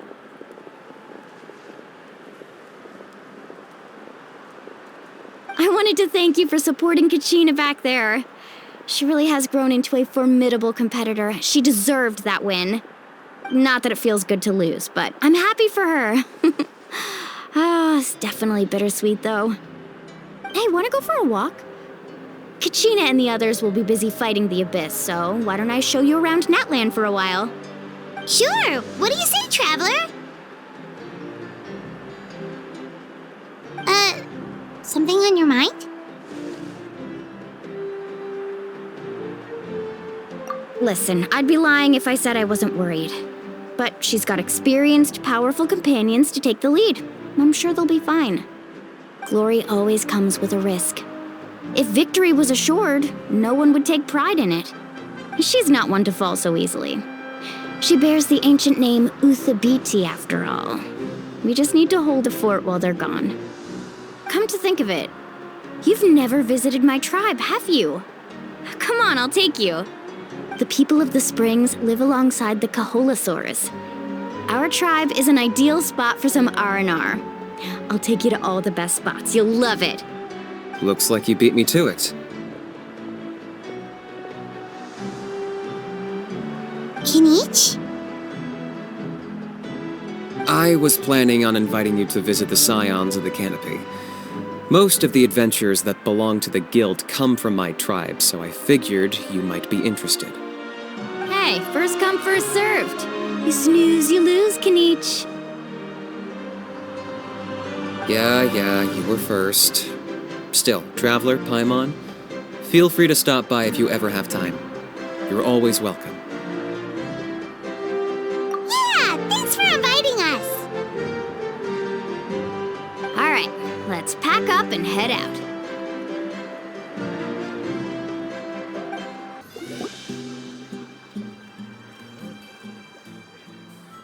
Oh, we're finally here. So this is your home, Mualani. Paimon can't wait to have a look around.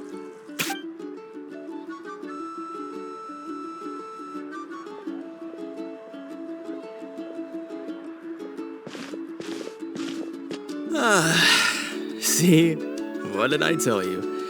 A dip in the hot springs after a battle is just the best. Fetch me a bottle of wine, would you, dear? Just one? Let's get another. It's still early in the day, isn't it? Want to go to Golden Dusk later? Now this is a vacation. Absolutely amazing. Wow, it's so lively around here. Is there some kind of holiday going on? We try to treat every day like a holiday around here. We believe every day is worth celebrating. Now, let me show you around. Where to start? Shochiqui Cattle Records, Kalumchi Plaza. Oh, there's so many options, but I recommend starting with the real highlight around here. The hot springs, of course. Natural hot springs have tons of health benefits. Go for a nice long soak and you're guaranteed a good night's sleep. Wait, you want us to bathe? Here? Oh, don't be shy. Come on, I'll take you to get changed. Mualani!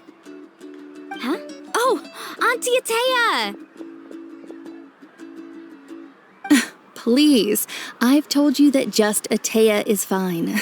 Do I look that old to you? Were you taking these two to the hot springs? That's right. Oh, let me introduce you. This is the Traveler, and the small one next to him is Paimon. They only just arrived in Natlan, so I'm taking them around to experience our customs.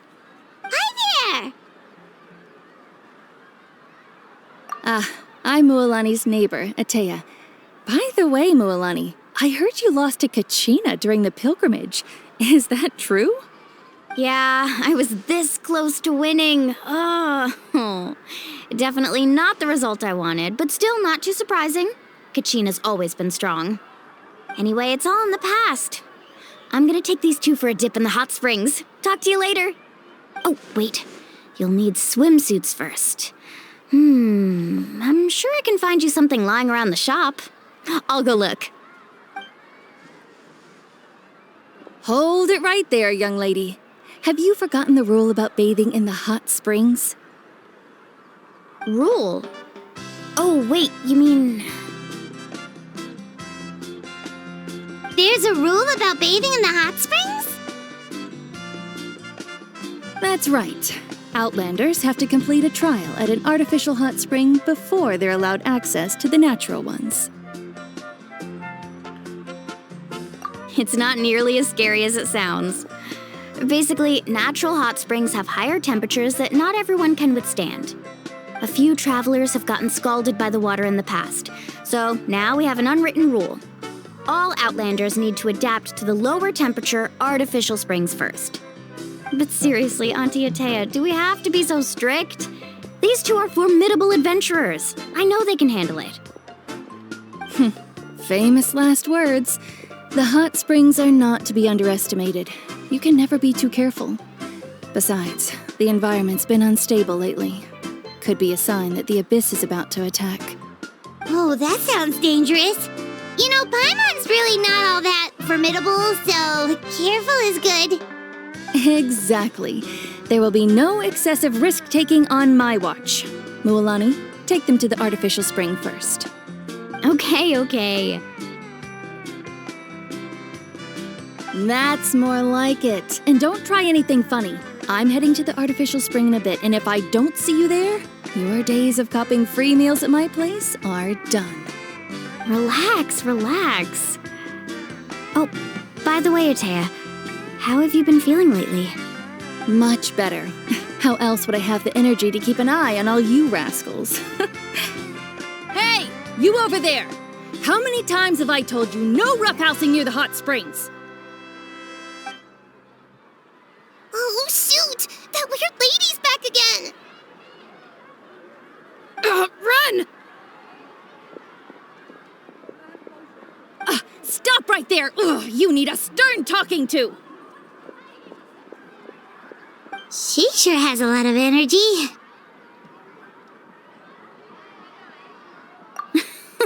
She's a legend in our tribe. Everyone knows her.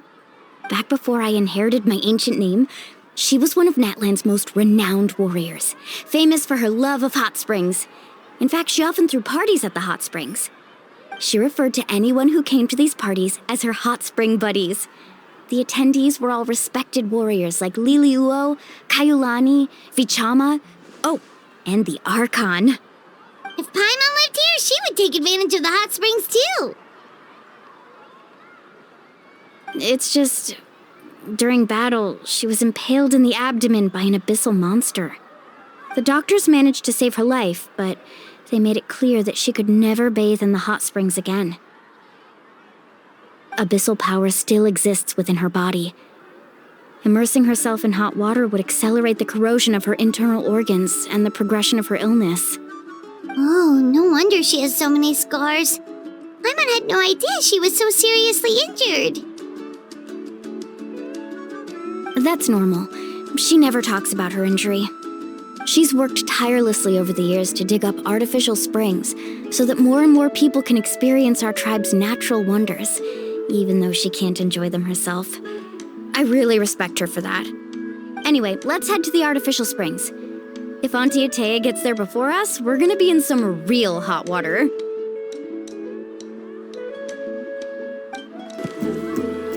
Oh, I see. That's a great idea. I like it. See, I told you the chief would agree. Well, let's get moving then. We can't let a word of this slip to anyone else. Hey, Amina, Hikaru, Marukao. You three seem particularly cheerful today. What's the occasion? Oh, Mualani, you're back. Who are these two? This is the Traveler and Paimon, two very important guests. I wanted to take them to the natural hot springs, but Auntie Atea caught us, so we had to come here first. Oh, what a coincidence! We were just talking about her. We think Auntie Atea's illness has taken a turn for the better. Really? How can you tell? Okay, so while you've been busy with the pilgrimage, we noticed that she's been visiting the hot springs alone at night. Specifically, the hot springs in the cave to the north of our settlement. I'm sure you know the one. Apparently, she used to go there a lot before they became abandoned for some reason. She could never come into contact with hot water before, and now she's visiting the hot springs every night. I mean, it's pretty obvious what that means, right? Yeah, so we got to thinking, what if we renovated the abandoned spring behind her back, then threw her a huge surprise party? Chief Amina thinks it's a great idea too. So, you want in? Of course! How could you even think of pulling this off without me? I'm a little busy right now, though. I'll come find you once we're done at the hot springs. Of course! Take your time. You should focus on our guests for now. These artificial springs are pretty new, but the experience is just as good as the natural ones, if you ask me. We really worked hard on them, so I hope you enjoy. And you two, I know you want to focus on Atea's surprise, but don't forget your patrol duties in the meantime. The Abyss could attack at any moment, so we need to stay vigilant. You got it, Chief. We'll keep an eye out. You can count on us. All right, we're off then. See you at the abandoned spring, Mualani.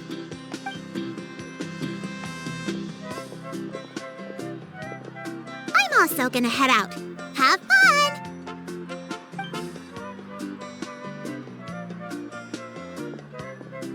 Finally, it's hot spring time! Oh, I already arranged swimwear for you guys, by the way. Come on, I'll show you to the changing room.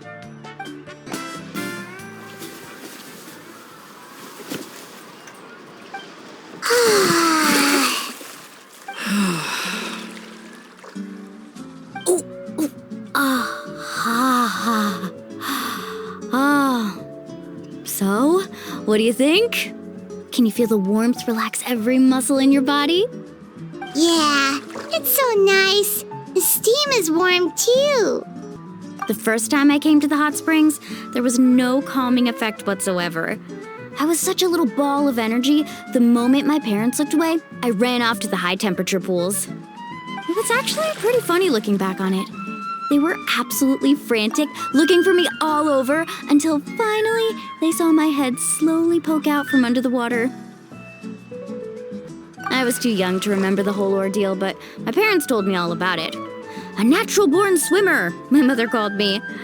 Just like her, I taught myself how to dive underwater the first time I ever went swimming. So feel free to go for a swim. I'll be right here if you need rescuing. Okay, here goes nothing. Auntie Atea, you really came to check on us? Of course, and I'm glad you listened. I brought you all some milk and snacks as well. I'll just leave them here. The temperature in the artificial springs isn't too high, so I went with Saurus crackers and grain fruit chips. See how you like them. Oh, thank you! These are great! Well, I did make them myself. Very few young people know how to truly appreciate hot springs, so listen carefully. The temperature of the hot spring not only determines the type of snacks you should choose, but also the amount of time you should spend in the water. To bathe in a hot spring is to completely empty your mind. As such, swimming around the pool is incredibly disruptive and impolite, and something you should absolutely not learn from Mualani. Hey! All right. Looks like you were able to adapt to the temperature, no problem. You should be able to switch to the natural springs then. Well, I've got to get going. Oh, and make sure you drink your milk. I'm looking at you, Mualani. I still remember how you used to pour it into the water when you were little. That better not happen again, whether I'm here to catch you or not. Okay. Paimon didn't think you were the type to do something like that. I remember thinking I'd totally get away with it too. But turns out milk is pretty easy to spot when you pour it into clear water. Not my best work.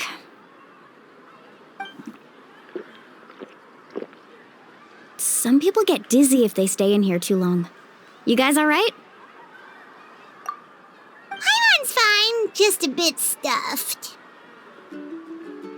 Looks like you two are naturals. Oh, by the way, I have to leave you on your own for a little while this afternoon. I'm gonna help the others fix up that abandoned spring. I certainly don't trust their aesthetic tastes. Who knows what will become of the place if I leave them unattended? In exchange, though, I can recommend a couple of shops that are worth a visit. Huh? Yeah, she brought us snacks and taught us about the hot springs. We want to do our part too. Friends are supposed to help each other out. We'd feel bad otherwise. Well then, the more the merrier. All right, we should get going. Let's organize the best hot spring gathering Natlan's ever seen.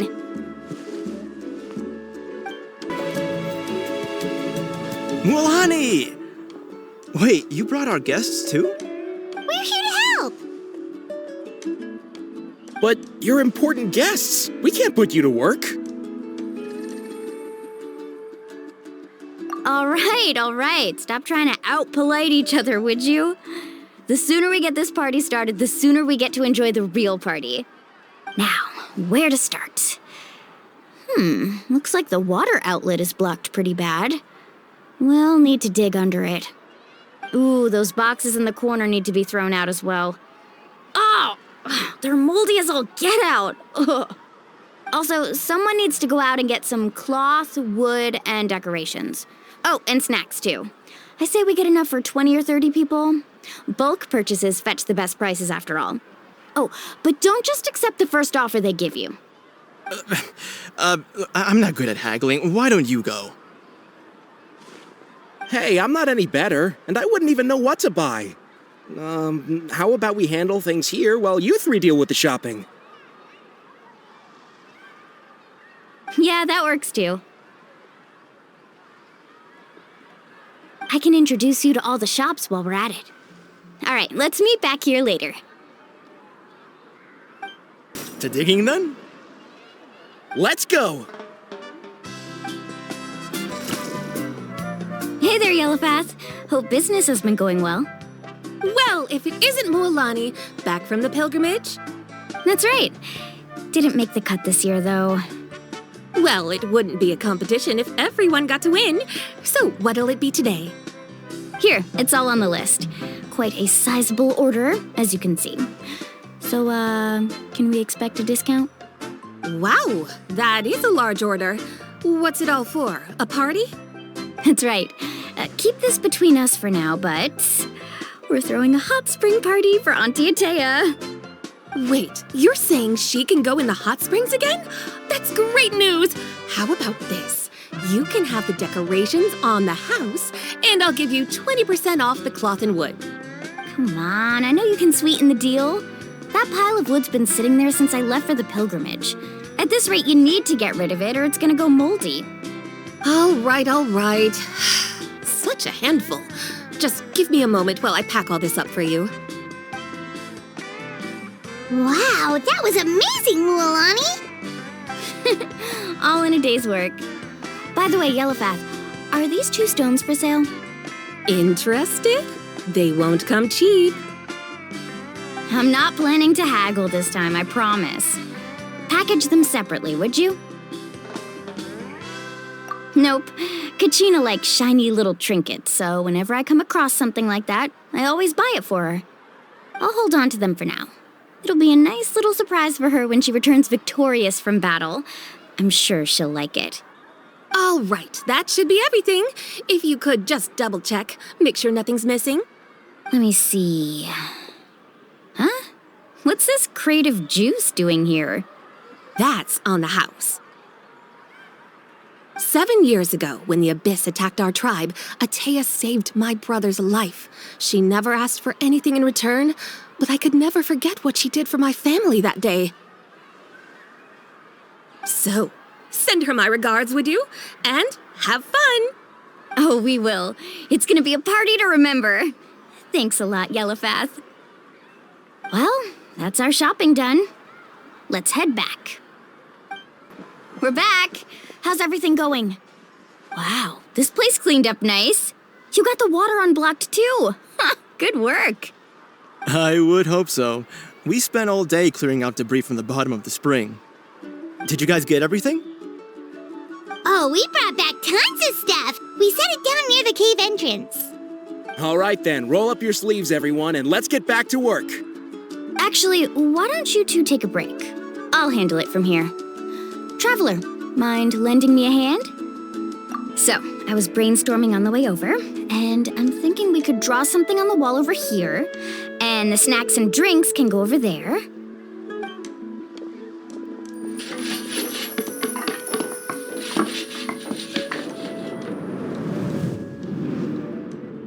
So, what do you think? Not bad, right? It looks amazing! Paimon had no idea you were such a great designer! Well, I'm usually the one in charge of the family store, so I'm pretty good at things like renovation and organization. Not to mention, this was totally a group effort.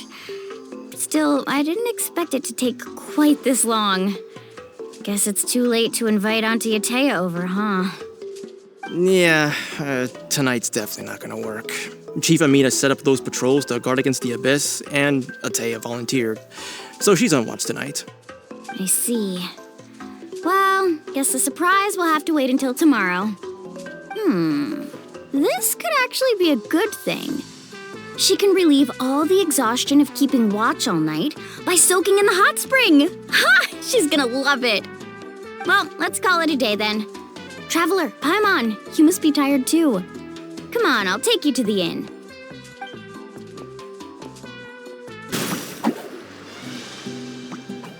All right, this is it. Get a good night's sleep, okay? I'll see you tomorrow. Yep, good night!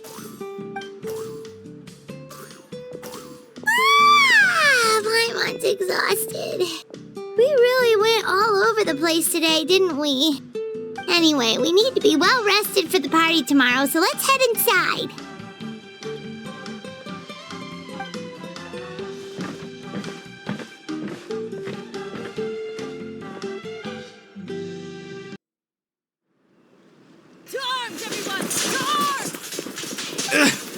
Why now?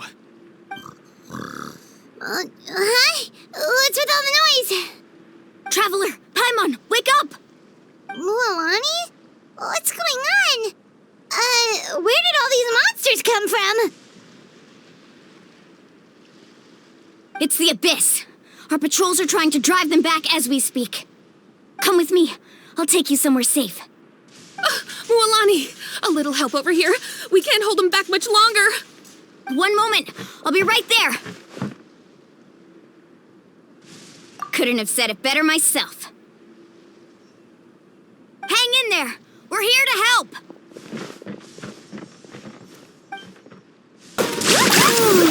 Have they been contaminated by the Abyss?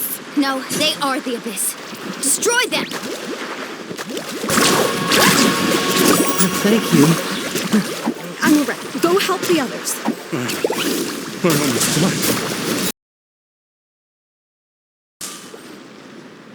We've cleared out most of the monsters over here. Thanks for your help. It would have taken me ages on my own. Looks like we're still in for a long night, though. We still have no idea where these creatures are coming from. Let's go ask Amina. She'll have a better handle on the situation. Amina! Oh, it's you three. Thank you for helping clear out those monsters. We were prepared for an attack, but we didn't have enough people to prevent them from breaking through our defenses. No casualties so far, though. Where'd they come from this time? The east side. We've pinpointed the position of an abyssal pylon, but we don't have enough manpower to take it down. An abyssal pylon? What's that? A kind of gate created by the Abyss. One that allows monsters from the Night Kingdom to enter the physical world. The only way to end the attack is to destroy the pylon as soon as possible. Otherwise, the endless hordes of monsters will exhaust our defenses. Exactly. That's what I'm most concerned about. Their numbers suggest there might even be multiple pylons in the area. We're searching for them as we speak. All right, we'll go seal off the one to the east. Traveler, Paimon, can I count on your help again? Of course! We can't just sit back and do nothing! On behalf of the people of the Springs, you have my thanks. We're counting on you. Let's go. There's no time to lose. Take care, Amina. On behalf of the people of the Springs, you have my thanks. We're counting on you. Thank goodness you were here. Thank you so much. Seems like a pretty dangerous situation. We better go back and help out. Mualani, is that the pylon? That's it, all right. Come on, let's get rid of this thing. Pylon! It's over there! Hurry!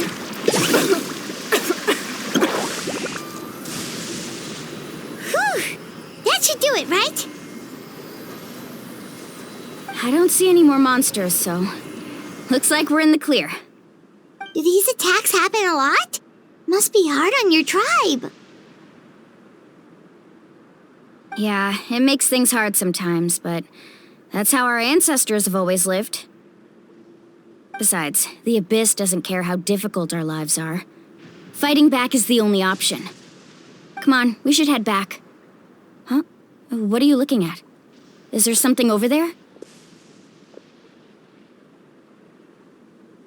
You're right. Mualani, look! They're coming from that direction! Wait, that area looks kind of familiar. What?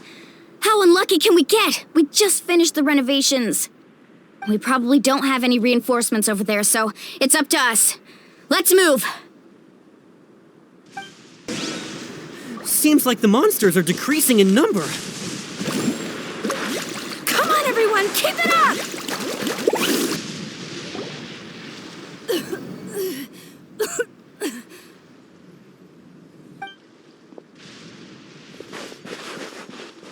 Ateya, what are you doing here?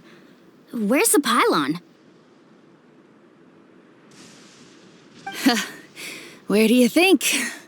If I'm here, means that thing is long gone. I was in a hurry, so it's not my best work. You should check if all the important stuff is still here. Stop talking for now. That wound looks bad. The abyssal power is corroding your body. Is this the right area? Hello? Anyone there?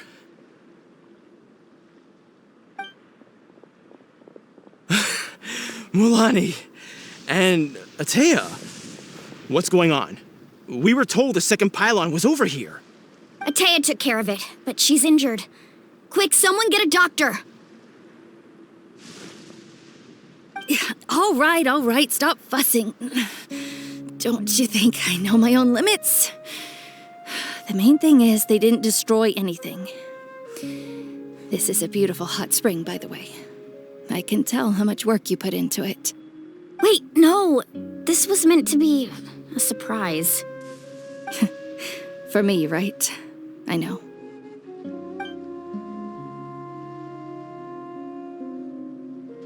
Ateya! You think I couldn't tell you were avoiding me on purpose? Not one of you stopped to say hello today. It couldn't be more obvious that you were hiding something. And you, Mualani, were you the one that brought the snacks? How many times have I told you, you have to choose them based on the temperature of the water? Oh, forget about that. The doctor's almost here, and you're gonna get all better. Then we can have a meal together, and I'll help you make whatever you want, okay? You just have to hold on.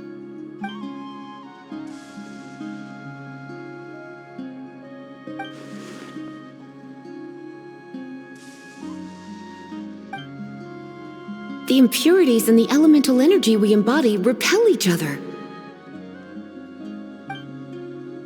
What? The crystal has been purified? When?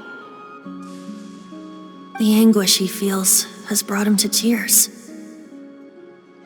I also came across a teardrop crystal. Can you purify it?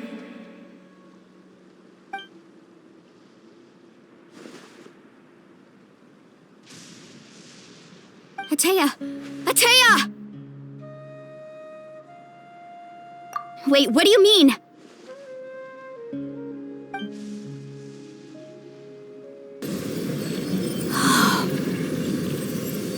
What is this? Some sort of purification? The abyssal power, it's being cleansed away! How can that be? I never knew that was even possible.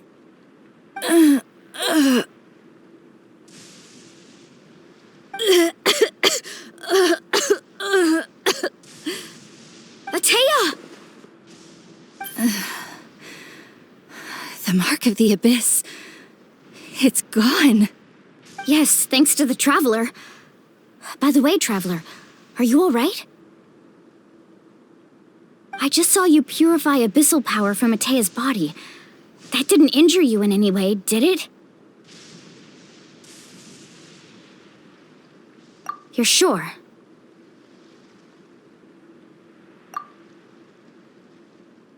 Good. Good. Thank goodness. You scared us all half to death just now.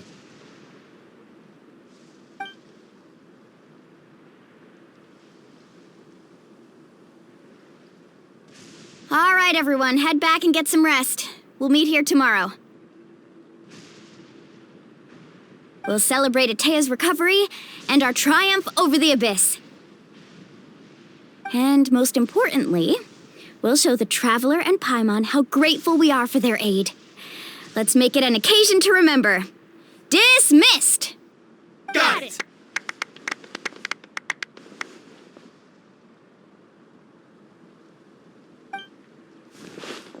Got any other secret powers I should know about? But seriously, you really came through for us tonight, so thank you. Paimon almost forgot you had that ability.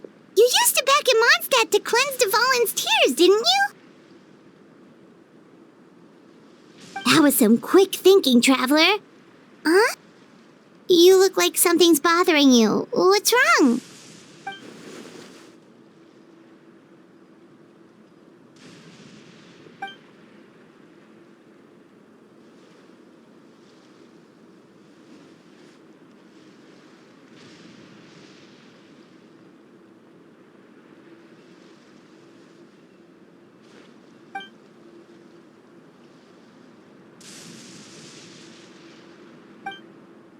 Abyssal power still exists within her body. Immersing herself in hot water would accelerate the corrosion of her internal organs and the progression of her illness. We think Auntie Atea's illness has taken a turn for the better.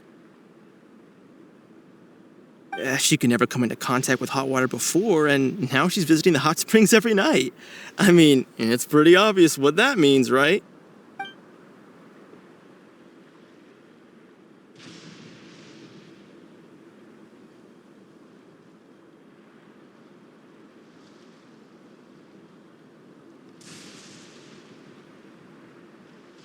Hello? Traveler?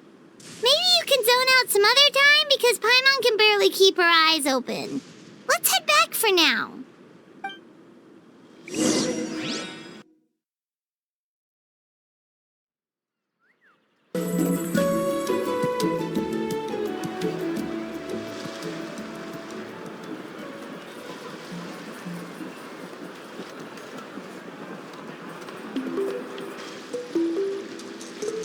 Not interested in hanging out with the other kids? Snacks not to your taste? Hot spring temperature too high? None of the above, huh? I heard you were the one who cleansed the abyssal power yesterday. You sensed it, didn't you? I was hoping to keep it a secret for a few more days. Didn't want to ruin the celebrations and all. But looks like it was no use. Hey, kid! Who, me? Yes, you. Come on. Let's go for a walk. Hey, where are you going? Did something happen? Just going to get some air. It's too noisy in here. You have fun. We'll be right back. Oh, and there are extra snacks in that box over there if they need replenishing. Baked them all fresh this morning. All right, sounds great.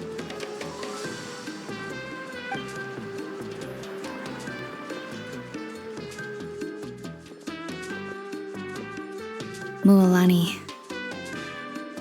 Yeah? You've gotten so tall. You know that. Feels like just yesterday you were that rambunctious kid causing trouble all around the hot springs. It's like all that time passed in the blink of an eye. Tell me, how are your parents? They're away on business. Seriously, Atea, what's going on? You're acting strange. Traveler, did something happen? Both of you seem a little off today.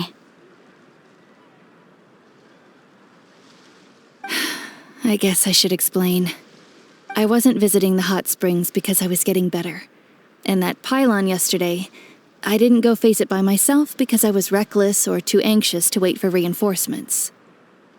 It's because my body isn't going to last much longer. Your friend saved my life in that cave, and because of that, I got to enjoy this celebration with you all. But I'm just a few days shy of the end. The hot springs, I'm just trying to enjoy them for as long as I have left. Oh. Mualani? That better not happen again, whether I'm here to catch you or not. That's what you said back at the artificial spring. I had a bad feeling then, but I didn't want it to be true. I wanted to believe you were actually recovering. You want to know something? Recovery, death, to me, the two aren't all that different. Both are worth celebrating. You've never been resurrected, so you might not understand. But Death and I, we're old pals by now. There's nothing sad about being reunited with an old friend. I lived with regret for a long time. Regret that my illness meant I could no longer take to the front lines, especially as our nation slid deeper into crisis. But yesterday, I was finally able to let go of that regret. Not only because I found the strength to fight the abyss, even at the end of my life, but because I got to see you in action, Mualani. Seeing you out there, it made me realize that I don't need to worry about our tribe or our nation's future. You have the capacity to bring us all together. Even if I was never injured, old age would still take me one day. But I've done what I needed to do. The future is in your hands now. Just remember, whether in life or death, I am always with you. I understand. Seems like you've given this a lot of thought, Atea. Thank you for telling me all this. I'll do everything in my power to protect our tribe, our nation, and live up to the example you set for me. Good. Oh, and if any of you have the chance to meet with the Archon, could you give this to her for me? A talisman I've carried with me my whole life. It may seem strange to say while I'm still alive, but just think of it as a relic I'm leaving for her. It's brought me good fortune in battle. Even after I became too sick to fight, I never took it off. Just tell her it embodies fond memories and my strength of will. She'll know what I'm trying to say. Don't worry. We'll make sure she gets it. All right. That's all I wanted to say. Let's head back to the party. No use spending what little time I have left being sad.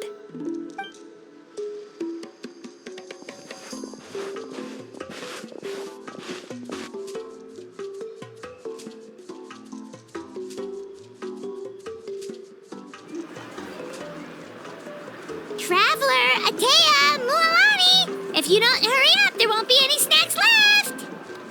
Excuse me, what did I say about bathing in the hot springs on a full stomach? Hey, are you listening to me?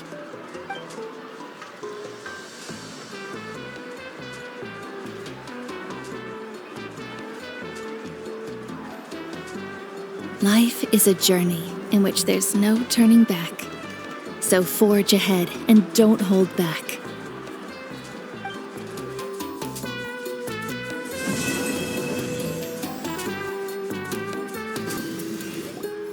Paimon feels like a whole new Paimon after those 2 days in the hot springs.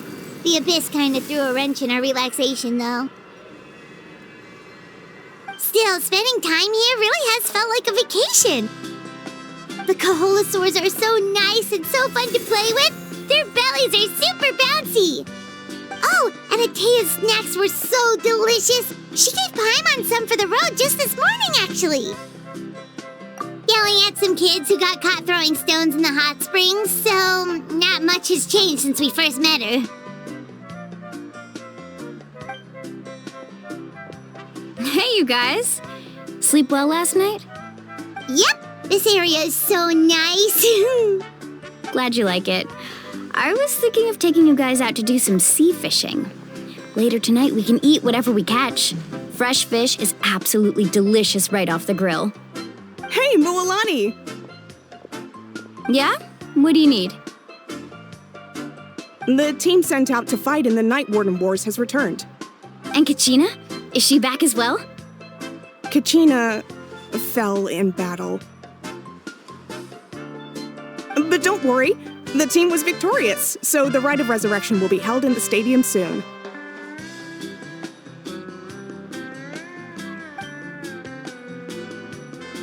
That's a relief. The Abyss is cunning, and it was her first time. Mistakes are bound to happen. Exactly. She deserves to hold her head up high. All right, thanks for letting me know. We'll head out in a bit. Jeez, she sounded a little anxious there. Had me thinking it was bad news for a moment. Mualani, you said the Abyss was cunning just now, but it seems like the Abyss just wants to destroy everything. Like, think about all those monsters that attacked your tribe. If there really was some sort of cunning plan, wouldn't it make more sense to send them to attack Kachina and her small team? Not that Paimon wants them to be in any more danger, it's just... Relax, I get it. The Abyss is difficult to understand, that's for sure. At a glance, it certainly seems like the only goal is total destruction. The Abyss isn't a living entity after all, so what capacity for logic or planning could it possibly possess? But through our long history of fighting the Abyss, we've realized things aren't quite so simple.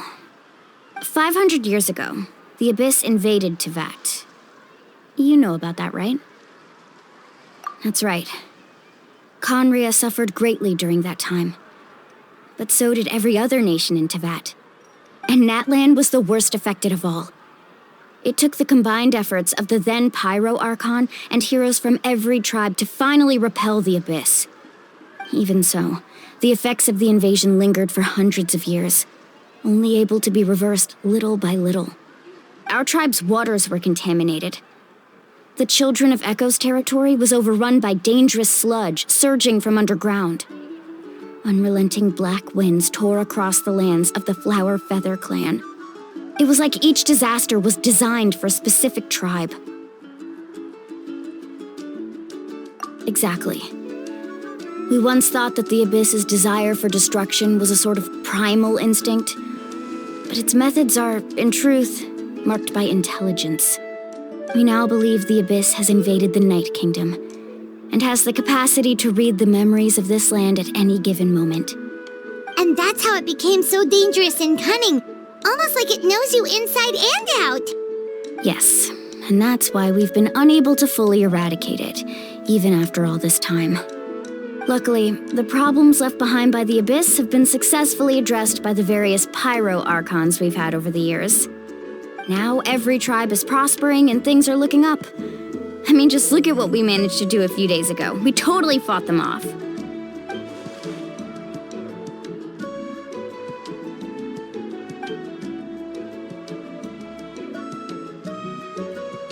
You must have had to sacrifice a lot to get to this point.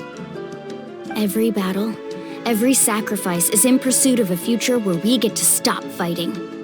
Responsibility, duty, unavoidable burden. Everyone in Natlan views the war differently. But I believe we will be rid of the Abyss one day, and the efforts of all who fought against them will become a story for the ages. To think that my name could survive in ballads passed down to future generations, it's kind of romantic. Everyone has something that drives them forward, you know?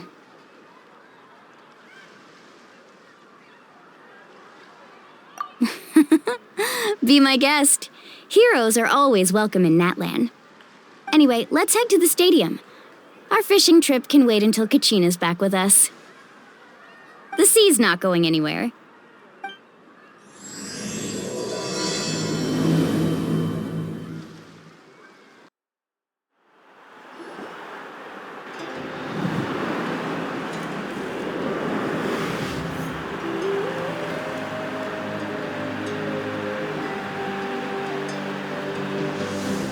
Whoa, this place is packed already!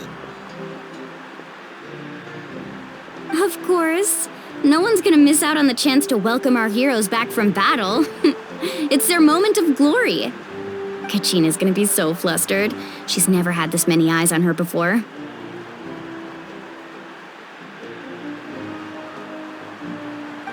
Yeah, she doesn't seem like the kind of person who likes being the center of attention. Looks like I'm just in time. Kinich, you're here! Yeah, a commission ran longer than expected, but I made it. I heard about the incident with your tribe, Mualani. Is everyone all right? Yeah, it's all taken care of. Our new friend here's got some tricks up his sleeve, by the way. He's just as strong as Kachina made him out to be. Hey, look! Is it about to start? That's right. Someone will come out and recite a eulogy, and then we'll sing the Ode of Resurrection together. Come on, let's find a spot with a good view. When the singing starts, just follow my lead and you'll be fine. Let's go somewhere higher up so Kachina can spot us.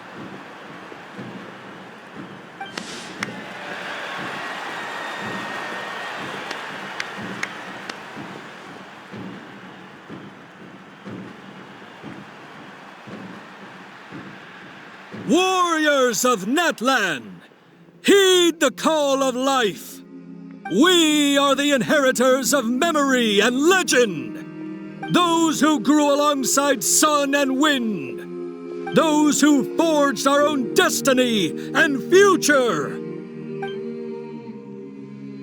That is Natlan's fire, the lifeblood of our nation.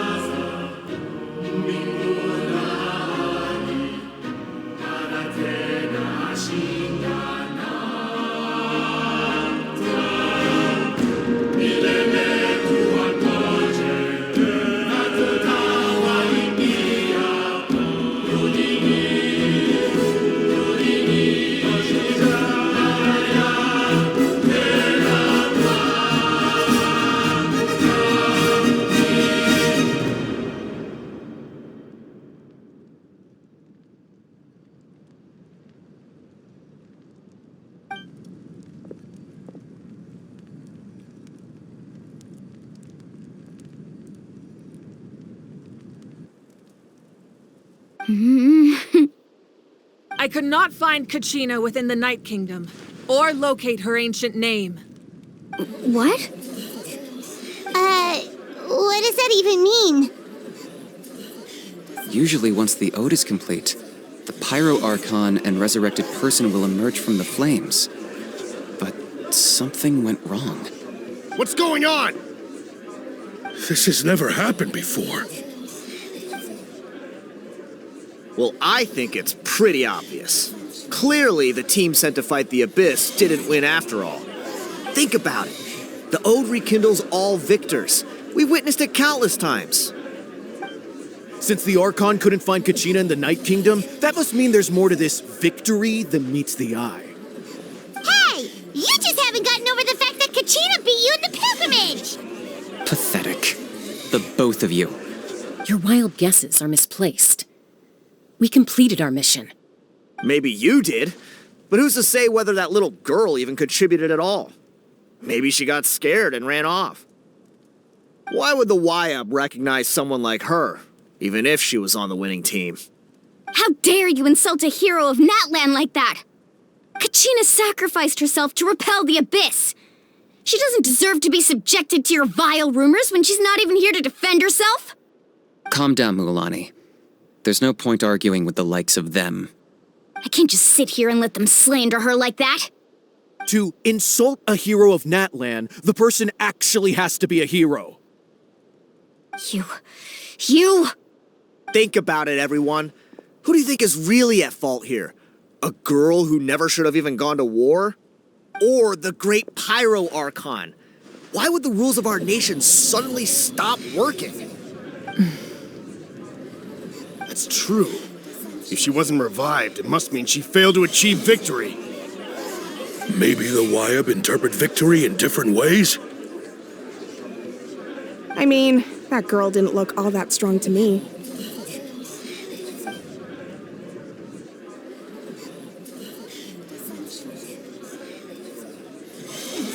Kachina wouldn't have run! That's not like her at all! No, she's been waiting for this moment for too long. No matter how daunting the situation, no matter how scared she might feel, she's always the first person to stand up and face it head on. We don't even know what happened, so don't you dare try to use this as an excuse to vent your anger or slander her reputation. Fine. We'll find out what happens soon enough. Then, we'll see who truly deserves glory. That's enough. There is no doubt about today's victory, or Kachina's part in it. She is a hero worthy of our admiration and celebration. However, the failure of today's ceremony is undeniable. Kachina has not been rekindled, and I offer you all my deepest apologies as I continue to investigate this matter. To prevent further casualties, I have decided to suspend the pilgrimage until this matter is resolved. What? No one is all-knowing. No one is infallible, not even myself. But doubt is a means by which we seek the truth, not a weapon we wield against others. I didn't mean it that way, Archon. If there are things you wish to clarify, then ask me directly. Doubt my answer if you wish, but now's your chance. You have concerns? State them. No, of course not. Even though I have said nothing to change your mind, then it would seem the truth never mattered to you at all. That guy doesn't even have the courage to answer the Pyro Archon's question.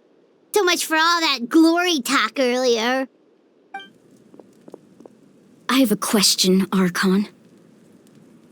My friend Kachina. Do you have any idea where she is? It's extremely important to me. I know you said you were investigating the situation, but I'm sorry, that's not enough. I've already shared everything I know. If you want to learn the truth and rescue your friend sooner, you should join the investigation. So, what do you say? Of course I'll join. In that case, come see me in the speaker's chamber. We should join them. Oh, and if it's not too much trouble, could you drop by as well, Traveler? I'd like to have a chat. Rest assured, everyone, I'll keep the tribal chiefs informed on the progress of the investigation. Once again, I apologize for the outcome of this ceremony.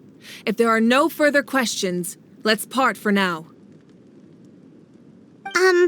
Did she just ask us to come along? I believe she did. Let's go. I'd like to know what's going on myself.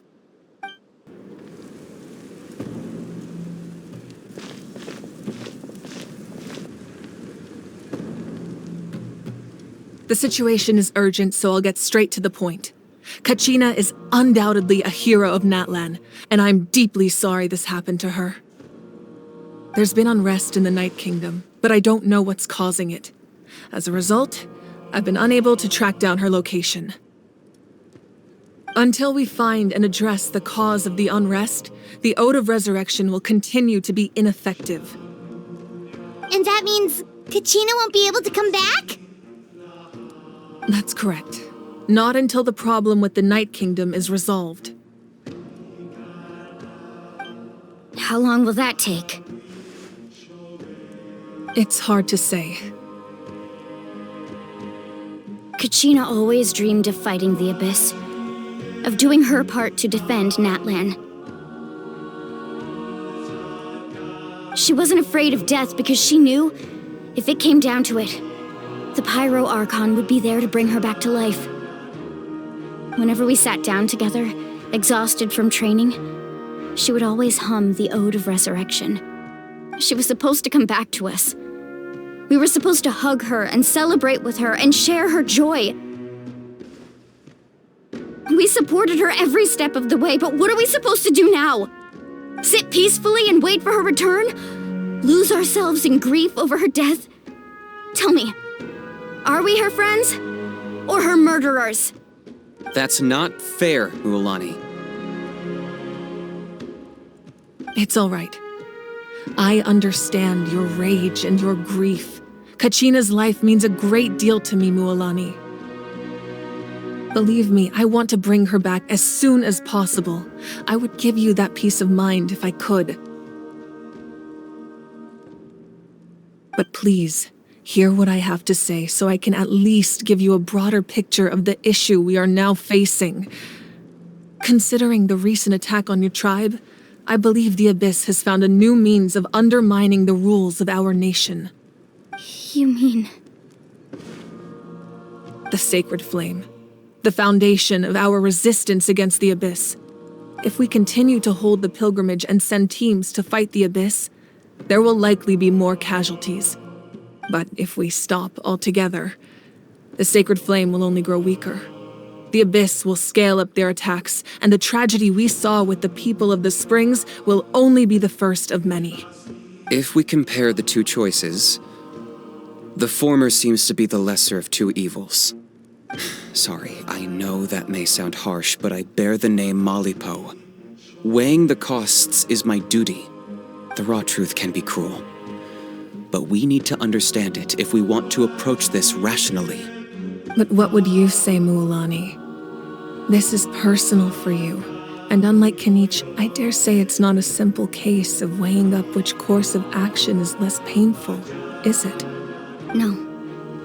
I can't choose between them, and I don't want to. Saying that one is preferable over the other is disrespectful to the people who suffered. You're saying it doesn't matter whether I suspend the pilgrimage. The consequences will be equally painful. Yes. What happened to Kachina breaks my heart. But I couldn't bring myself to sacrifice other people for her sake. And that is the crux of the problem. It's not simply a matter of choosing the lesser of two evils. Either way, there will be people who suffer. And the end result will be the same. Belief in the pilgrimage will waver. Once doubt has crept in, the people will no longer unite in battle against the Abyss. And that is exactly what the Abyss wants. Their ultimate goal isn't to break the rules that make the Ode of Resurrection work. It's to destroy the people's faith in them. To prevent what happened to Kachina from happening to anyone else, we need to suspend the pilgrimage. So that is my current plan. And in the meantime, I've made efforts to strengthen each tribe's defenses. Then, we have to find another way of strengthening the sacred flame to keep the abyss at bay. This won't be easy. I'll need time to figure out the best approach. I understand your anger, Mualani, but I hope that provided some clarity, at least. Wow. Paimon thought things were gonna get heated for a second, but the Pyro Archon took the time to explain everything so patiently. I owe you an apology, Archon. I let myself get carried away earlier, and I'm sorry. You're right. We need to focus on finding solutions. We could always hold the pilgrimage without sending a team to fight in the Night Warden Wars. That way, we would still be able to fuel the sacred flame. I've considered that, but the two events have nearly always been linked. Without the chance to fight the abyss, pilgrimage rankings lose their prestige, and competitor numbers will drop.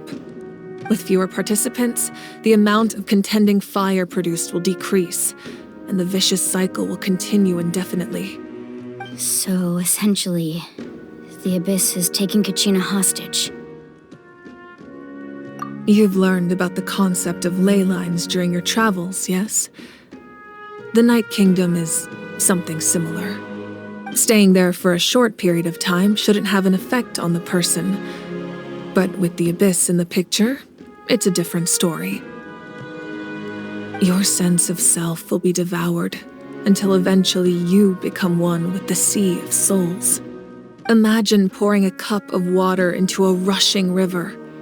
You can try to scoop up another cup, but there's no chance it will be the same water you had before. I won't sugarcoat it. That is the danger Kachina is currently facing. Just like you said, Archon. Both of these problems need to be addressed. You can focus all your efforts on dealing with the sacred flame. I will go search for Kachina. The abyss poses the same threat to you as it does to her. It is very possible you will not return. Knowing that, do you still choose to go? Kachina's waiting for us to rescue her. That's all that matters. I failed to protect her during our campaign, but I can make it up to her now. I choose to go as well. Traveler? What do you think? Understood. Then I'll support you in any way I can. The Masters of the Nightwind have a technique that can extract an ancient name from the ley lines. If we can find Kachina's ancient name, I can use the link between them to pinpoint her position within the Night Kingdom. Then comes the hard part. You need to visit the Night Kingdom in person and rescue her. But isn't the Night Kingdom a land of souls? Can we even go there? Under normal circumstances, only the consciousness can enter. But there is a way to go there in person. However, know that the Night Kingdom will attempt to repel you, and the Abyss certainly won't leave you be. That's fine by me. Same here. Fighting the Abyss is nothing new for me. So, Paimon's the only one who's scared? Well, if you're going, Traveler, Paimon's going too. Citlali of the Masters of the Nightwind once created an artifact that can be used to communicate with the Wyab. We call it the Spirit Speaker Stone. It was originally used as a ceremonial artifact wielded by the tribal chiefs, but that spiritual quality also means it can be used to search for an ancient name. That was the artifact I delivered to the Scions of the Canopy a few days ago. Didn't think I'd be hearing about it again so soon. Thank you so much for your help, everyone. Your thanks are unnecessary. I will offer you whatever aid I can, but your fellowship and courage are what will truly decide the success of this operation. Besides, you're the ones helping me. I can only focus on one thing at a time, after all. Traveler, I certainly didn't expect our first conversation to be so serious. I've heard all about your accomplishments. Ever since you arrived, I've been hoping to meet you and offer you Natlan's highest level of hospitality. Why? Why? Is that not what happened in the other nations you visited? Yeah, things were pretty complicated at the start. And, in the middle. But our reputation's solid nowadays. That's more like it. After all, I've heard you're someone who transcends fate. Perhaps even more than you can imagine. But we can talk about that some other time. Ideally, this would be the perfect night for a drink and some musical ambiance. But there are important things to be done. Oh, I almost forgot. Atea was wounded in the fight against the Abyss. She wanted us to give this to you. It embodies fond memories and my strength of will. That's what she asked us to tell you. She said you'd know what that means. I didn't think this day would come so soon. The flames of her life force. I can feel them flowing within the talisman. If things were different, the two of us could have enjoyed the hot springs together while she gave this to me in person. We're supposed to be hot spring buddies after all. But don't worry. This talisman means a great deal to me. I'll take good care of it, and once this is all over, I'll pay Atea a visit.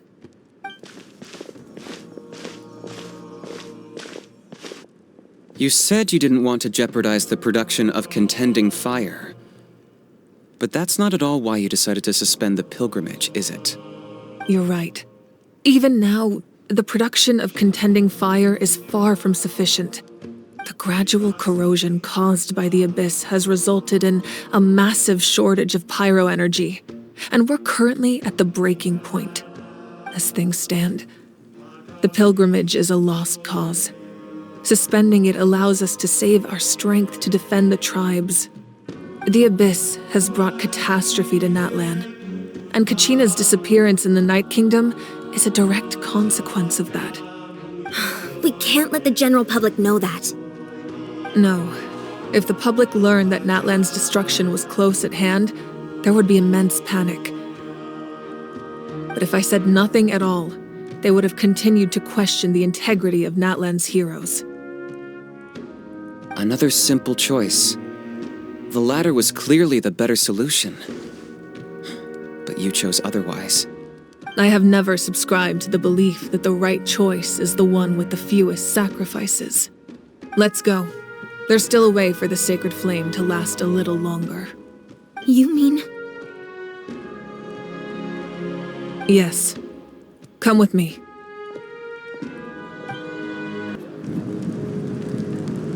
The sacred flame must never go out. Not only does it strike fear in the Abyss, but it's also the pillar of Natlan's stability.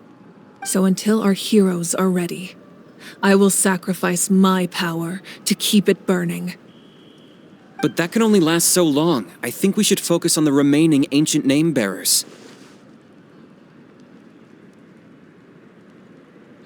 Don't let desperation cloud your judgment.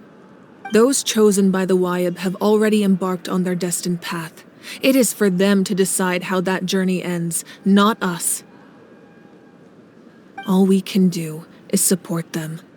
Even so, for you to make this sacrifice, it's not right. If not me, then who? No other is capable of sustaining the sacred flame. I possess great strength, but I'm not above my people. This is part of my duty.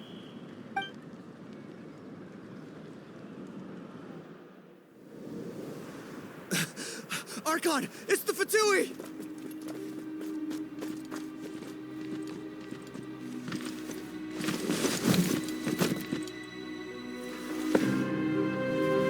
The Archon of Natlan. A force to be reckoned with. The secret of the ley lines is no secret to me. Long have they been destined for ruin. And since the oath made 5 centuries ago remains unfulfilled, What use is the Gnosis in your hands? I don't know what you mean. But it sounds like this is about more than the Tsaritsa. In times of crisis, someone must pick up the mantle of salvation. Your plan has reached an impasse, and now it falls to me to create new rules for Natlan. But before the dawn of a new age, the old must be destroyed.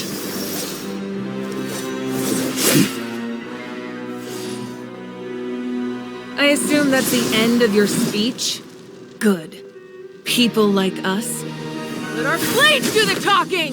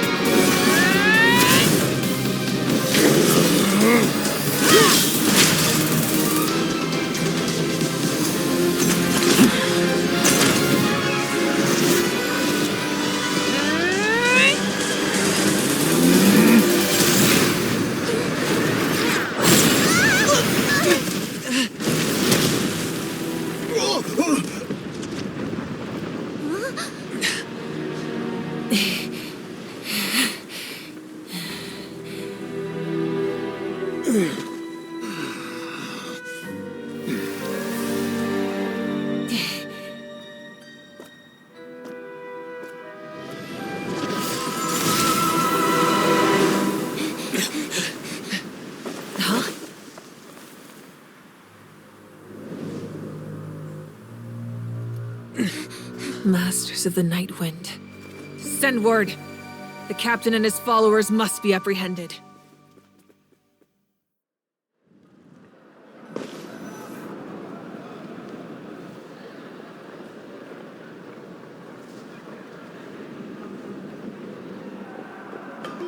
Are you all right, Archon? He was a formidable opponent. Exactly what I would expect from the first of the Fatui Harbingers. I never imagined someone could match you in combat. If the Tsaritsa sent him here, why would he bring up what happened 5 centuries ago? Yeah. And how much does he know about Natlan? The Harbingers are all driven by their own personal goals. The only purpose that unites them is collecting the Gnosis. But I'm sure the captain has his own reasons for being here as well. Whatever his motive, we should shift our focus to the Fatui. If they attack again, and we're not prepared, we're done for. No, we're running out of time. The wound I inflicted should hold him back and weaken him for the time being. Besides, I'm sure you noticed, the power that came to his rescue just now came from the Masters of the Night Wind. In other words, there are traitors among us. Not necessarily. This could prove to be a very valuable turn of events. When we exchanged final blows, I sensed an unusual presence within him. I'll need to investigate further. Kinich, go to the Masters of the Night Wind and look into who could have aided the captain. Speak to Sitlali. She should know. Of course, I'll head out right now. Do you still intend to... Yes, but fear not.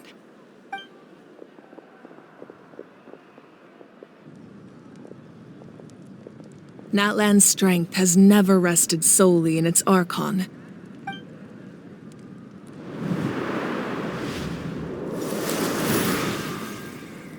Together we foresaw the only path that leads to our nation's future. We must trust in that vision now.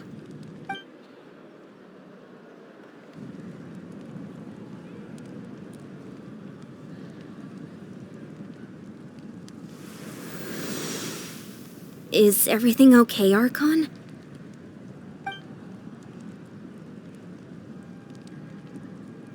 Completely fine. Just lamenting the fact that I never got a picture when I could still turn my hair into flames. Too late now. I just hope the others have a safe journey.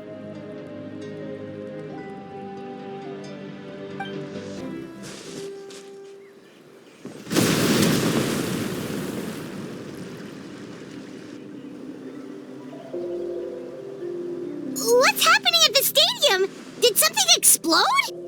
It feels like the Archon unleashed her power. She must be fighting a formidable opponent. Should we go back and check what's going on? Have faith in the Archon. She wouldn't lose in a one-on-one confrontation. Once we find Kachina's ancient name, we'll head right back. Okay, let's just keep climbing. Paimon really hopes nothing goes wrong.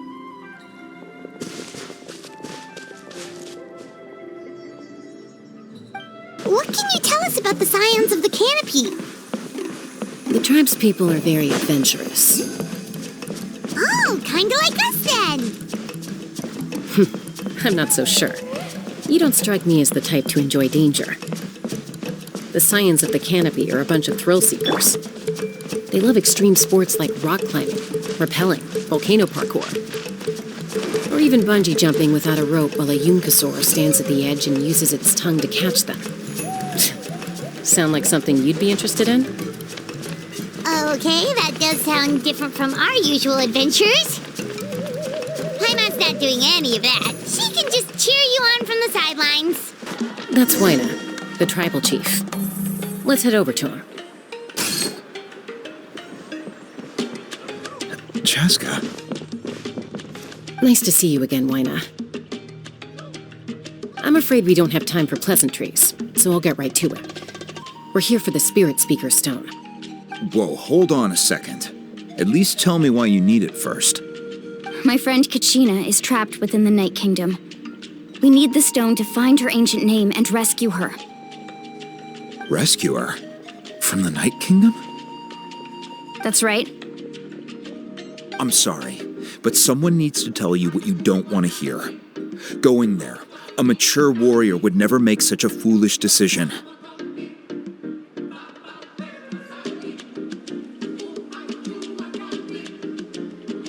The nature of battle is unpredictable. You never know how it's going to end.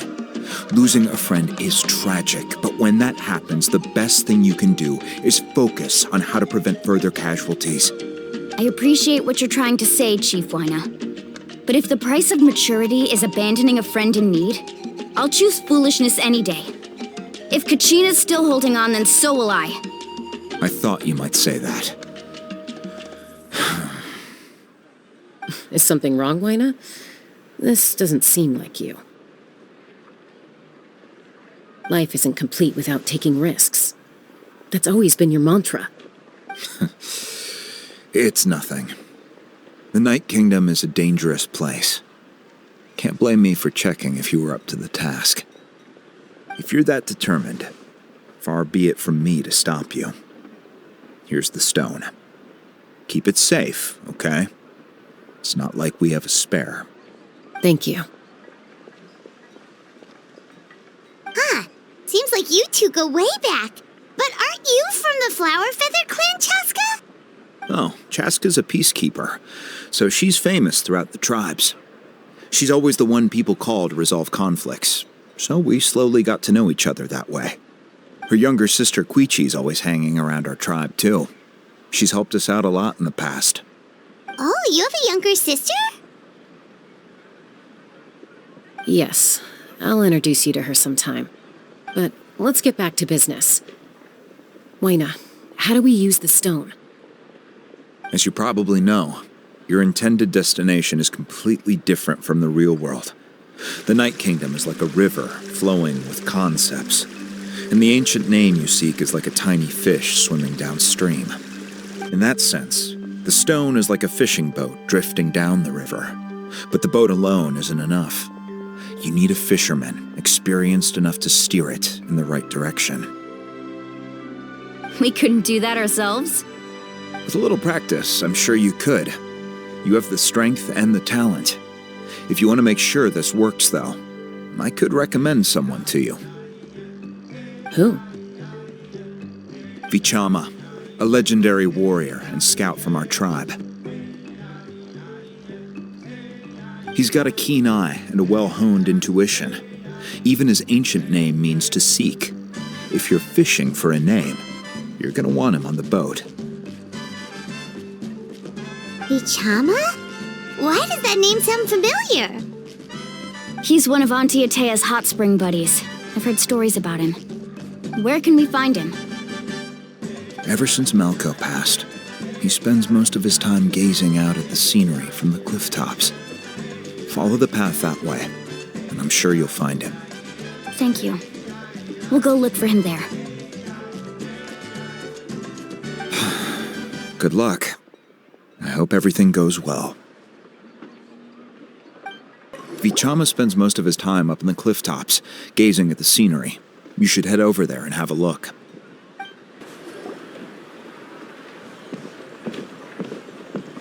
Someone admiring the scenery from the cliff tops. Ah! That must be him! Hello there, are you Vichama? That's me. Did you need something?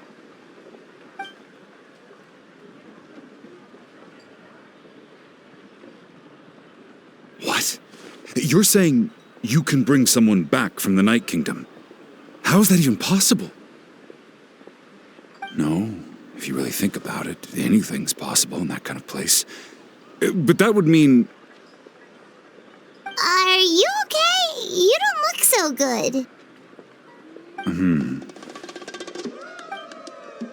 Everything's fine. I'll help you, but I do have a small request. After I help you find Kachina's ancient name, I want to use the stone to look for my friends as well. Your friend? Oh, why not mention someone named Malco? Is that who you're talking about? Yes, but I'd rather not get into it if it's all the same to you. That's not a problem. We agree to your request. Yeah. Since you're helping us find Kachina's ancient name, it's only right that we return the favor. Then we're agreed. Can I have a look at the stone?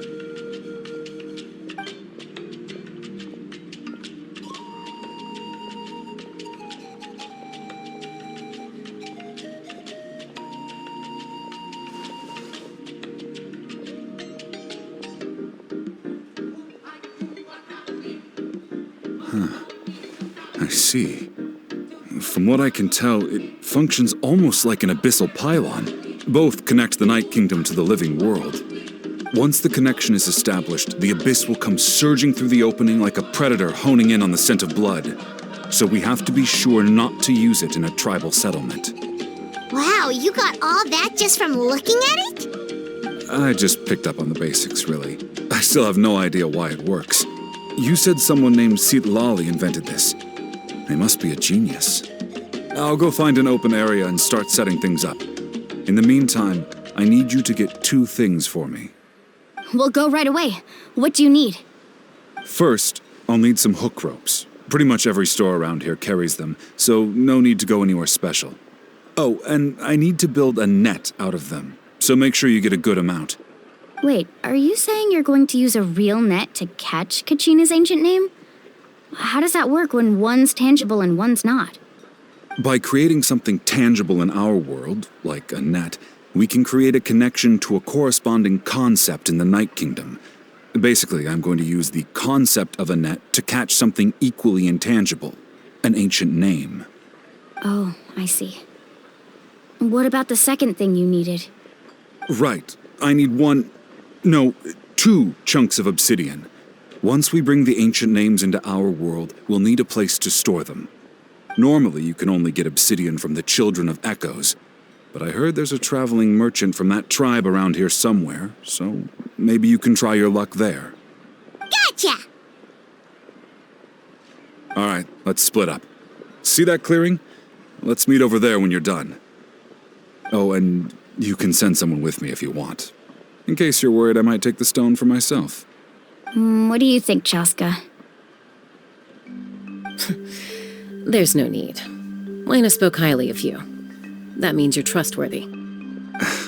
I appreciate it, even though that doesn't mean much to me anymore. Anyway, it'll take some time to set everything up, so no need to rush. I'll see you in a bit.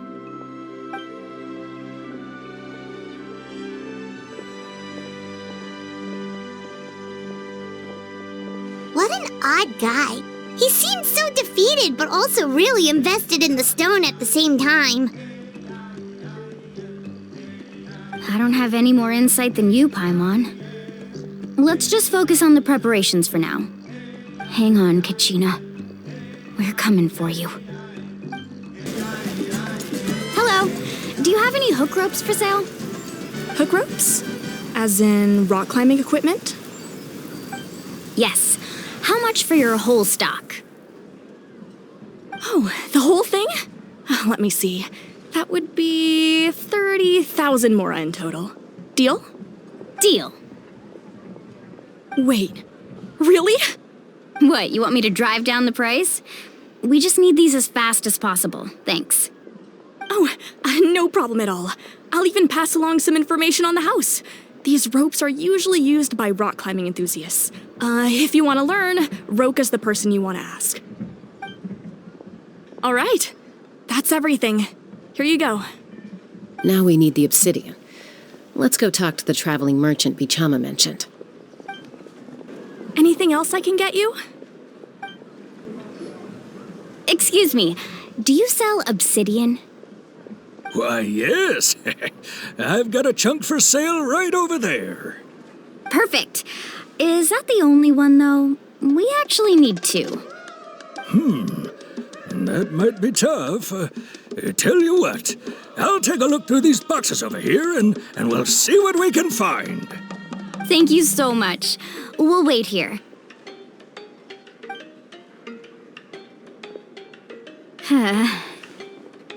Relax. Everything's going according to plan. I know, it's just... I could tell Vichama feels the same way about his friend that I do about Kachina. I hope this chunk of obsidian isn't the only one. Kachina always carries all sorts of shiny stones with her. If I was the one trapped in the Night Kingdom, she'd have a whole pile of obsidian ready in a heartbeat. Well, would you look at that? I did bring an extra. Here you go, young lady. How does it look? Perfect! Thank you. How much do I owe you? If you hadn't shown up, these stones would have just sat here collecting dust. I'll take 3,000 mora for both. Here you go. By the way, I heard you mention Vichama just now. You running an errand for him, then? How's he doing? Malco's been gone for 5 years now. It's about time he started to move forward. Do you know what happened between them? I heard about it in passing while I was out drinking one night, but I don't know all the details. Bichama and Malco grew up together, and even made a name for themselves together. Malco was an amazing fighter, capable of knocking out multiple opponents in a single hit, while Vichama excelled at scouting and analyzing the battlefield. The two made an excellent team, and managed to beat back the Abyss several times. 5 years ago, they both emerged triumphant in the pilgrimage, and were placed on the same team to fight the Abyss. But on the eve of battle, the Abyss launched an attack on their tribe, and Bichama suffered an injury to his leg while attempting to rescue someone. Then what happened? The team agreed that he couldn't fight the Abyss in his condition. Vichama didn't argue. He knew going to the front lines with an injured leg would make him a burden in battle. So they raised the issue with the Pyro Archon, and she agreed to let him stay behind. It's just... Melko and the others ended up facing hordes of abyssal monsters in numbers that far exceeded anyone's expectations. The team made an error in judgment, and they fell to the onslaught. Vichama went into a deep depression after that. He blames himself for everything. Oh, you're not wrong. But it's possible he chooses to blame himself. Not because he did something wrong, but because he wasn't able to do anything at all. I've tried convincing him to move forward, to stop dwelling on the past. But the shadow of Melko's death hangs over him still. The Abyss has caused so much suffering, and some wounds never heal. I wish there was something he could do to make himself feel better. But, anyway, that's the gist of it. Maybe you could help him talk things through sometime. I would really appreciate it. I hope Vichama can move past this whole thing soon. Did you get everything? Yep, it's all here. When do we start? I've made all the necessary adjustments, so we're good to go. As agreed, I'll help you find Kachina's ancient name, and then you return the favor. Go ahead.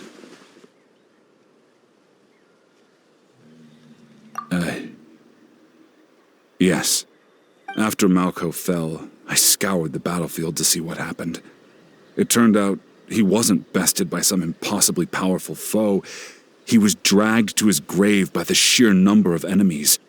If I had been there, I would have been able to sense the danger. I could have warned them not to advance. I've always blamed myself for what happened. But when you told me about Kachina, I realized there's a chance Malko might also be alive, fighting for survival in the Night Kingdom. But that happened several years ago, right? The Pyro Archon said all life within the Night Kingdom eventually becomes one with the Sea of Souls. There might not be much hope, but I still have to try. Malko and I promised each other, even if we never managed to root out the Abyss for good, we would fight together until the end. All right, let's get to it. I'll start searching for the conceptualized version of Kachina's ancient name. If you see any fragments scattered around the area, please collect them.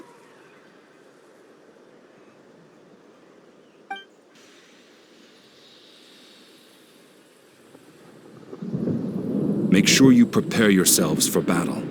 As I said, the stone will link the mortal realm to the Night Kingdom. The Abyss will likely emerge in response. Look at that golden thing! It must be one of those fragments Vichama mentioned. Let's get closer. Whoa, monsters incoming! Watch out, everyone!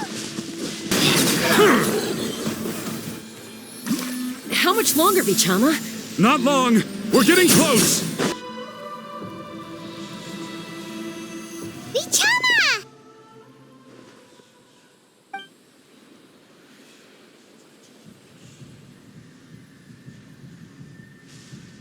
Quick! Take it!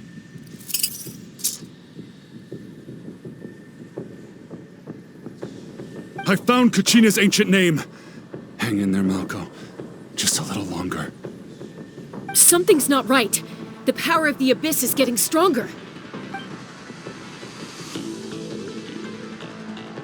The Abyss is corroding his body. Vichama, you can't keep going. You'll die. I should have died 5 years ago. I just need a little more time. Please, I'm almost there. Thank you.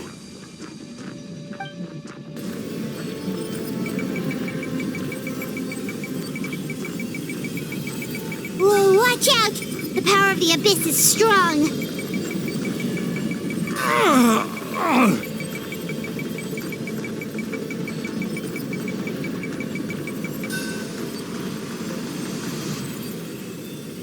This power.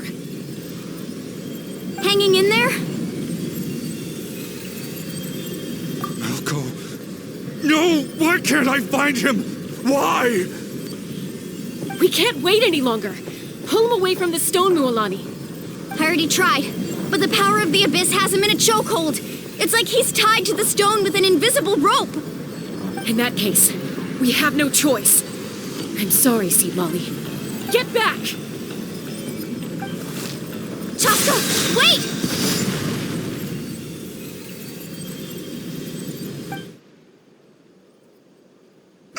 Ouch! What happened just now? It looked like the Spirit Speaker's stone was... The stone's power was spiraling out of control. The only way to stop it was to destroy it. You were all caught in the shockwave of the explosion. You might feel dizzy for a while, but that's normal. Give us a heads up next time, will you? You're lucky we managed to dodge it in time. I thought I said to get back. Yeah, barely a second before you made it go poof. Not everyone has your reflexes, Chaska. We were this close to getting dragged into the explosion. Okay, I'll be more careful next time. At least Kachina's ancient name is still in one piece. Wait, where's Vichama? Vichama! Vichama! I couldn't find Malko's ancient name. It must be completely gone by now. Once your ancient name disappears, there's no coming back. From the very beginning, I knew there was a slim chance, but still. And now... it's too late to save him. From the minute he left that day, it was already too late. Vichama. I'm sure he's heard enough condolences over the years. Let's just give him some space. Huh? What's that in your hands, Vichama? It looks like something's glowing. This is...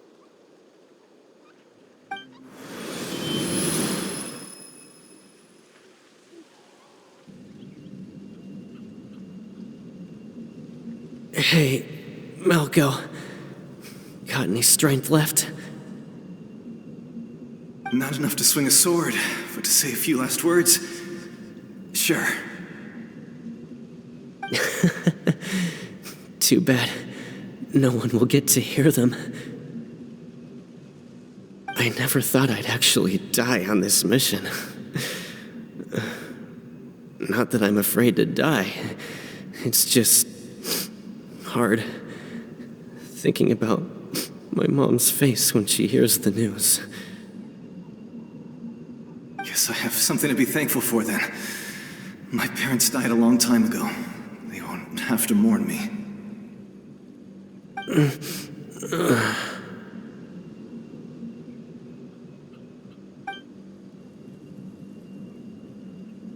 Pisak! Always had to beat me at everything, didn't you? Right to the end, you were never one for goodbyes. Maybe you're right. Maybe no one will get to hear our last words. But just in case... Vichama, I'm so glad you didn't come with us. Don't be sad. Just keep on living. For the both of us.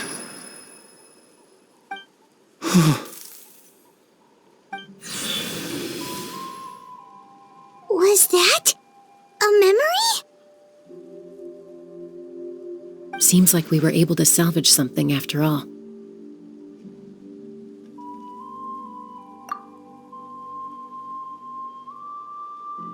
Of course.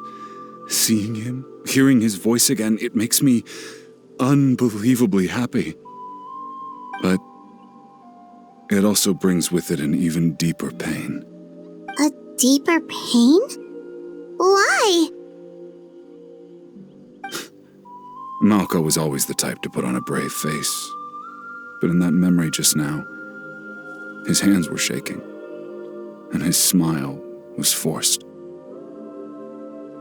For all these years, I regretted not being able to fight alongside him to the end. And now I know, at the end of his life, he was thinking the same thing. Vichama. I'm fine.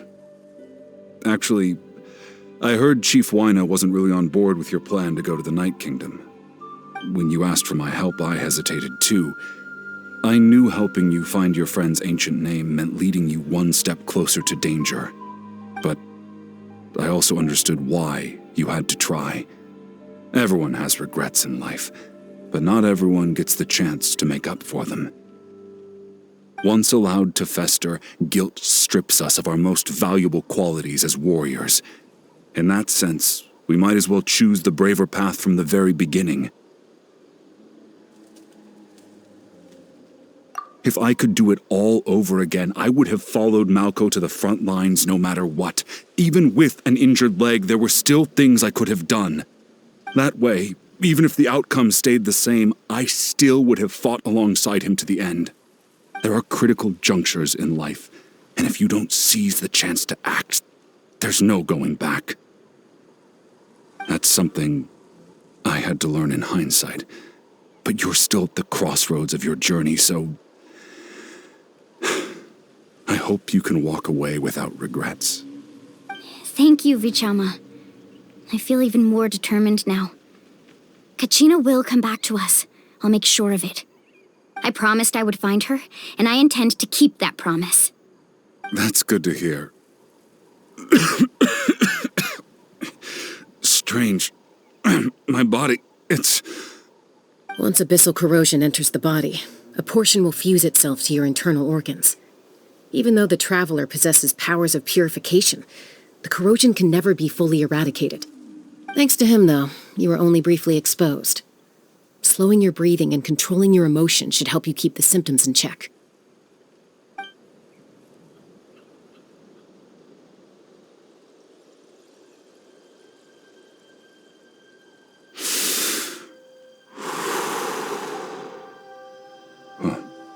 That does make me feel better. You seem very knowledgeable about all this. Just speaking from experience, that's all. Anyway, we've recovered Kachina's ancient name, so we're off to a great start. Let's get Vichama back to his tribe and tell Wyna the good news. And apologize for destroying the Spirit Speaker Stone. We had no choice, though, so he'll probably understand. Right?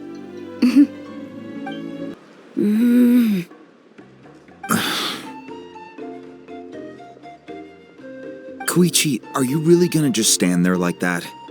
I don't know what you want from me.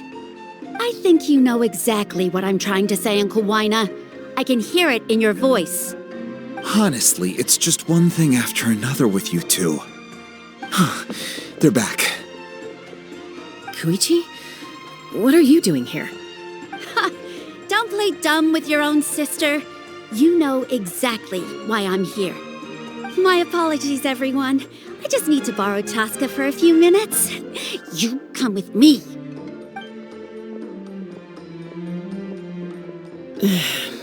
I'll be just a moment. Who is that? Koichi, Chaska's younger sister. Although the two aren't actually related by blood, it's kind of a long story. It's not really my story to tell, but I guess it's not a secret. You see, Chaska was actually raised by cuckoo sores. She was afflicted with a rare disease when she was a child, and abandoned in the wild as a result. The Abyss found her out there, all on her own, and tried to devour her. But in the end, all that did was trigger her will to live. That strength of will pushed her to survive. But it also planted a seed of conflict within her. Eventually, she was adopted by the cuckoo source. Wherever they went, she followed, getting into fights right and left. For some reason, Paimon can totally imagine that. Well, when Chaska finally returned to human society, it was Koichi's parents who adopted her. At the time, Chaska still had a habit of getting into fights, so Koichi was always taking her around, apologizing to everyone. Ah, I remember those days. One of those fights was definitely with me. But, you know, kids. You're fighting one minute and your friend's the next. Eventually, she found a way to rein in that desire to fight. And now she's who people call to resolve conflicts. She's known as the Peacemaker. It sounds like she still argues with Koichi, though. Don't siblings usually stop fighting when they get older? That's partly my fault. Koichi asked me to stop Chaska from doing anything dangerous, but you probably know by now, once Chaska makes up her mind, there's no changing it. Oh, I get it. No wonder you tried to talk us out of going to the Night Kingdom. Chaska even said that wasn't like you. I'm all for your adventure. You need to take risks when you're young, because by the time you're my age, you couldn't attempt something like that even if you wanted to. Better try now than live with regrets later. That's what I say. Still, I can understand where Koichi's coming from. In the end, nobody wants to sit back and let a loved one put their life on the line.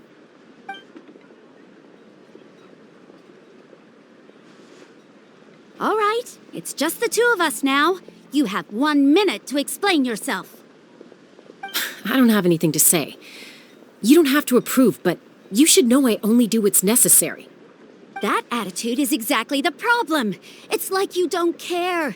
You try to sneak off to the Night Kingdom behind my back and then play it down as if it's just a trip abroad. Well, technically I am going abroad, right? Again with the excuses! We agreed, didn't we? There are 4 levels of danger.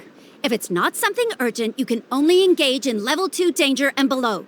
You can only go up to level 3 if a situation is so dire there's absolutely no alternative. But a trip to the Night Kingdom? If that's not a level 4, I don't know what is. And you were just going to sneak into the place without saying anything. What do you mean, sneak into the place? I always planned on walking in there with my head held high. You bought off Uncle Wina, didn't you? He promised me he'd stop you from doing anything dangerous. Oh, it's like he didn't even try. You feel like he went back on his word. What if I told you my mind was made up, and there was nothing he could have done? Not even by force. Oh, I knew it! So he did try to say something, but you didn't listen. This is important. If you were in my shoes, you'd make the same decision. You don't know that? I'm a doctor, and I handle logistics. If you're going to waltz into a dangerous situation where you could lose control at any moment, it's my duty to say something. All right, whatever. Anything else? What do you mean, anything else? Why don't you reflect on what you've done and promise me you'll stay put? Time out. Is this one of our normal arguments or a serious one? Chaska, does it sound like I'm joking? Then, you need to know something. What happened to Kachina was partially my fault. I can't leave her there to die. That's not who I am. But the person you become when you lose control, that's also not who you are. That's a different issue. You said it yourself. A person is only as good as their morals. If I want to live in Natlan, I need to display qualities that make me worthy of this nation. I've also told you that managing your condition is equally important. Sometimes you have to make sacrifices. All right, let's stop this here. If we keep going, I might actually have to get serious. And I think Wina prefers his roof attached to his house. Is that a threat? That sounds like a threat to me. Koichi! Younger sisters are supposed to listen to their elders. So, you're really going to go, no matter what I say? I'm supposed to be your sister. Then support me. I'll be back. All you have to do is wait. Chaska. So, that's it. Why'd you have to turn out to be so darn annoying?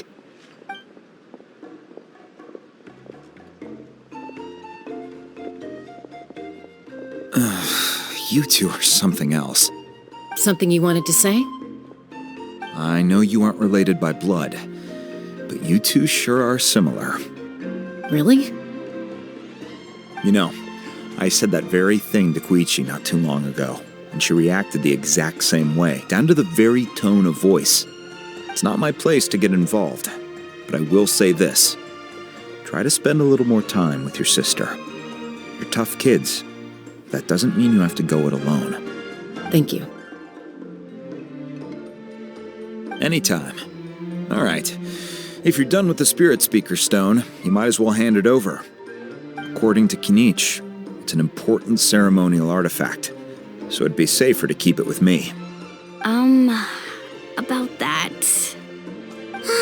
If only Tone Deaf Bard was here, he could have repaired it just like the Holy Liar. It might be in a few more pieces than you remember. Huh?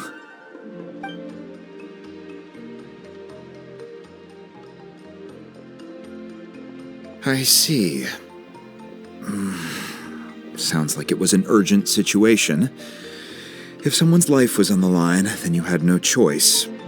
Still, Citlali's going to be a nightmare to deal with now that you've broken her stuff. I'll explain everything to her later. Stay safe out there in the Night Kingdom, okay? I'll wait here for your safe return. Try not to worry your families too much. After you get back, make sure to pay them a visit and let them know you're in one piece.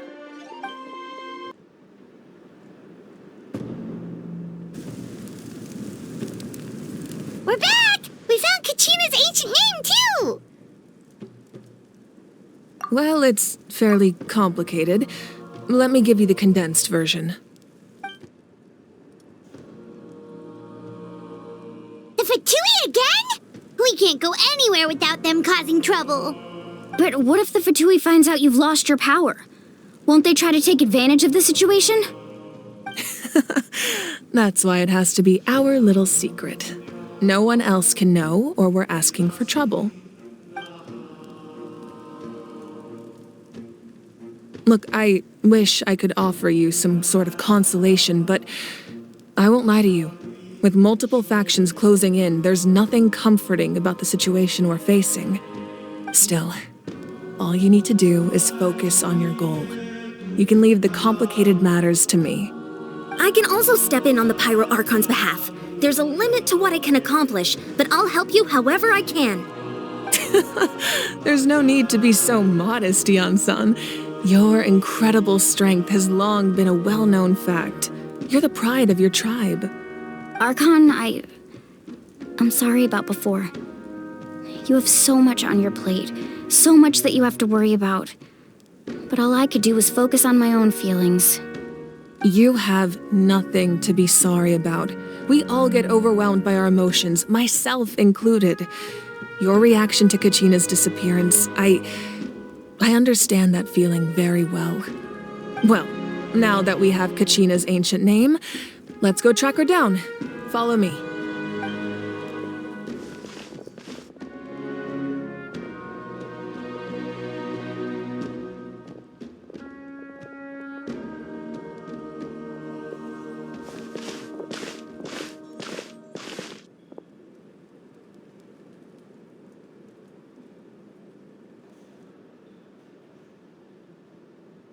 What is this place? Hey, isn't that Atea's talisman? Good eye. This is where I store all the various mementos I've collected. Whoa. I've never seen this place before. There's so many things in here. It looks like there are items from every tribe. Collecting them must have taken a lot of effort. I suppose you could think of it as a hobby of sorts. In Natlan, everyone grows up listening to the stories of heroes, and physical items do a far better job of preserving those stories than our own memory. Now, I still have some preparations to make for the ceremony, so feel free to take a look around in the meantime. If you're curious about an item, I'm more than willing to tell you about its origins. All right, we'll have a look. This flower looks like it's thriving. You must be good at taking care of plants, Archon. This fishing basket looks familiar. Hey, there's a fishing rod here. It must have belonged to the people of the springs. That's right. It belongs to a legendary fisherman named Matavaru. I have his entire set of fishing equipment, actually. He and I met in a tavern. He told me about a particular kind of giant fish and his meticulous plan to catch it. In his eyes, I saw a hunger and a strong fighting spirit. To him, the sea was the battlefield upon which he staked his honor. So, did he do it? The next time I saw him, he was covered in scars. It turned out the fish he sought had been corroded by the abyss. He managed to kill the fish, but sustained a serious injury in the process, which meant he could never go deep-sea fishing again. Can a fisherman claim victory if he fails to bring back his catch? That's what he asked me in the end. Well, Paimon thinks he won. That was my answer as well. The experience was far more valuable than the prize itself. In the end, he didn't want his tools to go to waste, so he gave them to me. Wait, that means you also know how to fish. Maybe we can go head-to-head sometime.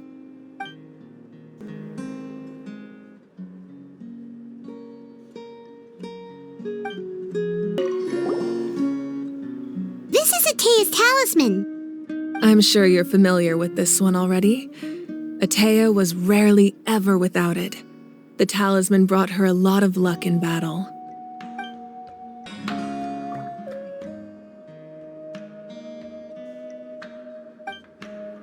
Make sure to handle everything with care.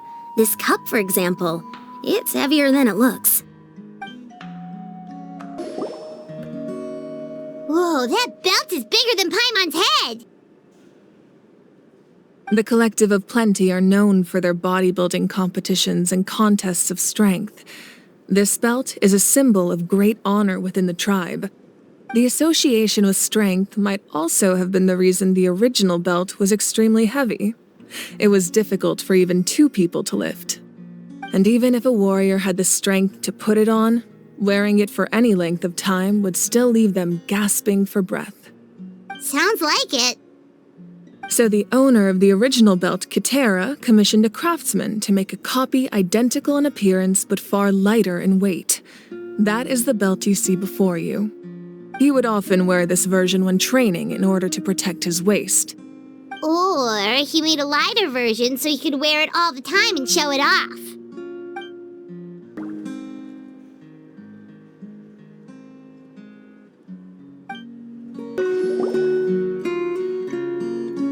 There are so many jars and potions around here. Do they have anything to do with alchemy? No, those belong to the Masters of the Nightwind. They're ceremonial tools used to amplify the ability to communicate with the Night Kingdom and the Wyab. Yamaya is an expert in this field, and she taught me a lot. Even though she appears stoic and serious, she actually has a keen sense of humor. The tools you see here are quite traditional. Her students found them outdated, so she passed them on to me. The contents of the jars aren't all that special. Except the big jar in the middle. That's what she really wanted to give me. Ooh, must be something really cool. What's inside? Grape juice. Huh? It's quite tasty, although probably expired by now.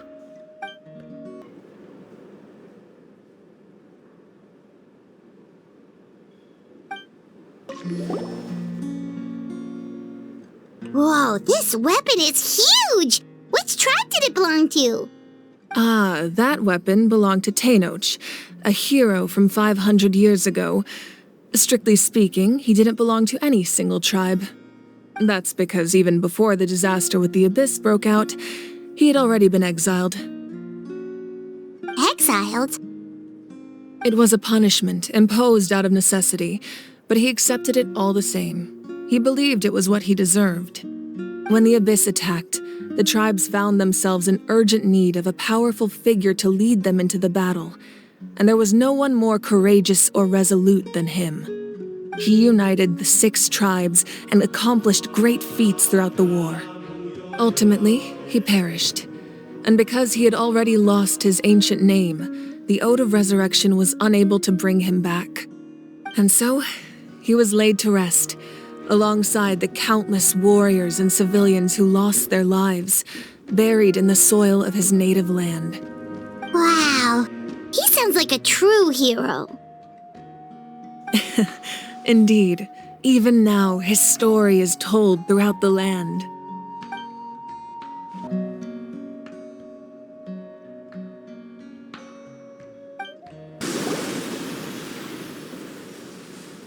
The powder still needs some time to settle, so let's wait a little longer. Well, what do you think of my collection? Do you feel like you have a better understanding of Natlan's culture now? Yeah, if each item represents a different story, seems like Natlan's really been through a lot. Does every item hold a special memory, just like Atea's talisman? That's right. The items in my collection actually serve a similar purpose to the ancient names passed down among the tribes. They demonstrate the true shape of time. The shape of time? Most people perceive time as a linear concept, almost like a straight line that can only move forward. We cannot change the past or predict the future. But there's also a different theory, one that I believe to be closer to the truth. Namely, that the past, present, and future all exist at once. At once? Paimon's not sure she understands. Let's say your journey ended right now. Thinking back on your experience in each nation, which one would you say was the most important? Exactly. Even at the end of your journey, the things you experienced along the way don't cease to exist. They become part of who you are. Take out a portion of that journey, and you would likely make very different decisions, and eventually arrive at a very different destination. The future is the same way. It exists even though it has yet to come to pass. We just lack the means to perceive it. Of course, there are those with the power to foresee the future. They simply call it by a different name. Fate. You're quite familiar with that concept, I would imagine. That does kinda make sense. The future hasn't happened, but already exists. Humanity excels at living in the present, but too often we forget the past and neglect the future. While the pilgrimage and the Night Warden Wars lead us to a better future. Only by uniting the people of Natlan across countless eras can we fight back against an enemy as formidable as the Abyss. To come up with such a set of rules, the first Pyro Archon must have possessed a level of insight I can only imagine. That's correct. At first, he was a mortal man with no special power. After he ascended to the divine throne, he used it to borrow power from the heavens and establish the rules of Natlan, namely a framework through which ordinary people can ascend to Archonhood. By holding the pilgrimage, we're able to determine the strongest among us, and when that person ascends to the divine throne, their inner flame will awaken. In addition, the sacred flame will grant them significant knowledge and memory of this land. After all, that's how I came to know everything I just told you. So, it all comes down to the power of the divine throne and the rules. Wait, is that a family portrait? Yes, that's my mother, father, younger sister, and the little saurians we raised. I turned a piece of my dad's leather armor into a canvas and commissioned a famous artist to paint our likeness. Your sister is so cute! It looks like the two of you are really close. Paimon was having a hard time thinking of an Archon as an ordinary person, but seeing this portrait, it kind of makes sense now. It really doesn't look like there was anything special about you before. Oh, wait, is Paimon allowed to say that? A little late for that question, don't you think? Sorry! Paimon's so sorry! Paimon's mouth works faster than her brain sometimes! It's all right. I'd never get upset over something like that. No matter what others may say, my past is a precious part of my identity. I'm forever proud of the life I used to lead. Becoming the Archon doesn't mean you sever ties with your family. The position just comes with a lot of responsibilities, so it impacts how often you get to see them. My father made the most delicious stew, so my sister would often bring me a large pot of his cooking, and we would sit on a blanket and eat it together. One time, we didn't close the door securely, and the Saurians who were raising ran into the room and knocked over the entire pot.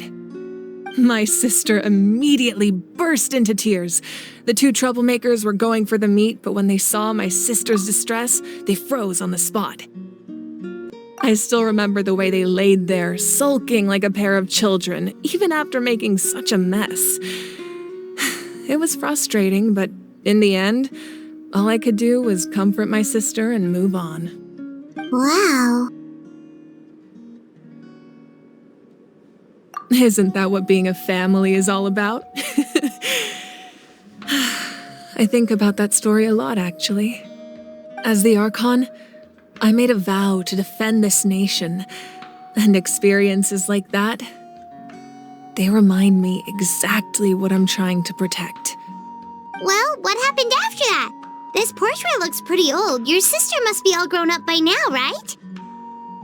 I believe she ended up working as an architect and artist. She built many houses and crafted many beautiful works of art. Anyway, that's enough about me. Now that the powder is settled, we can begin. Ian-san, Mulani, Chaska, over here, please. Place the ancient name up there, and then we'll begin.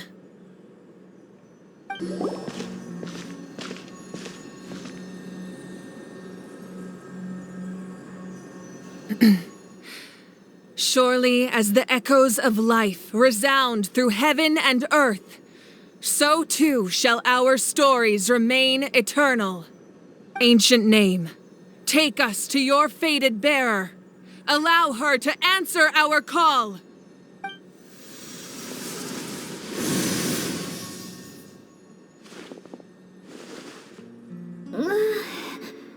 Am I hallucinating again?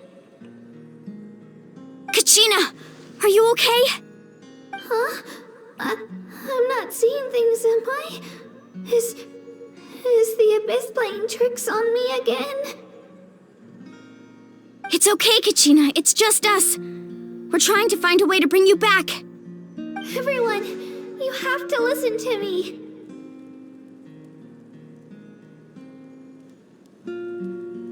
I've been investigating the Night Kingdom this entire time, and I figured out what's wrong. The Wyab is being affected by the Abyss. I was waiting for the Wyab to send me back, but then this really strong monster came in and it almost killed me.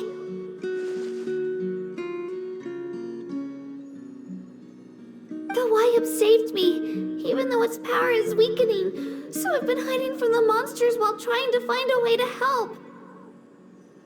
The Night Kingdom has become a huge mess, though. I keep hearing these awful sounds and seeing really horrible things. Don't listen to those sounds, Kachina. The Abyss is trying to strip you of your sanity. All you need to do is stay safe and wait for us. We'll be there shortly. It's okay. I feel so much better now that I've had the chance to talk to you guys. You don't need to worry about me. I've never been strong or special at all, really. So I don't blame anyone for forgetting about me or leaving me behind. Just knowing you care is more than enough. I'll find a way back. You don't have to put yourselves in danger to come rescue me. You're always like this, Kachina. Now's not the time to act tough. We're coming for you, and that's final. I don't know what lies the Abyss has been feeding you, but I'll tell you something right now. Nobody here sees you as a burden. You're a victor of the Night Warden Wars, a hero of Natlan. All you need to do is wait for us to rescue you, and you'll get all the applause and recognition you deserve.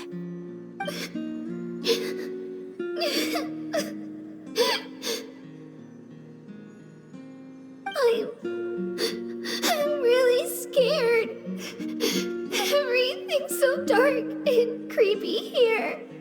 And I want to go home. Still, I don't want you to put yourselves in danger because of me. I don't want to hold anyone back ever again. All you need to do is place your trust in us, just like you always have. No one fights alone. We're not leaving you behind.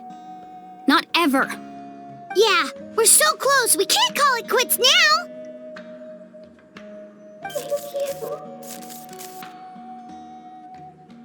Be careful. Looks like we've lost contact. Now comes the most dangerous part. You have to traverse the Night Kingdom in your physical form. This entrance to the Night Kingdom was left behind after an abyssal invasion. Even a brief amount of time inside could expose you to corrosion. I know. I'm prepared for that possibility.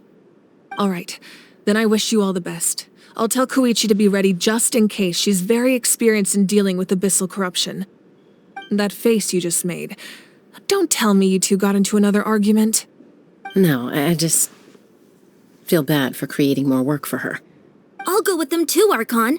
The more people, the stronger the party. Thank you so much for your help, everyone. It really means a lot that you're willing to brave these dangers with me. And there's no time to lose, so let's get going. Now that I've lost my power, I won't be able to provide much practical support. But I can still keep an eye on the situation from here. Eon-san, I know it's unlikely, but if you encounter a situation you can't handle... That won't happen. I hope not. Be careful out there. I'll observe the situation from here.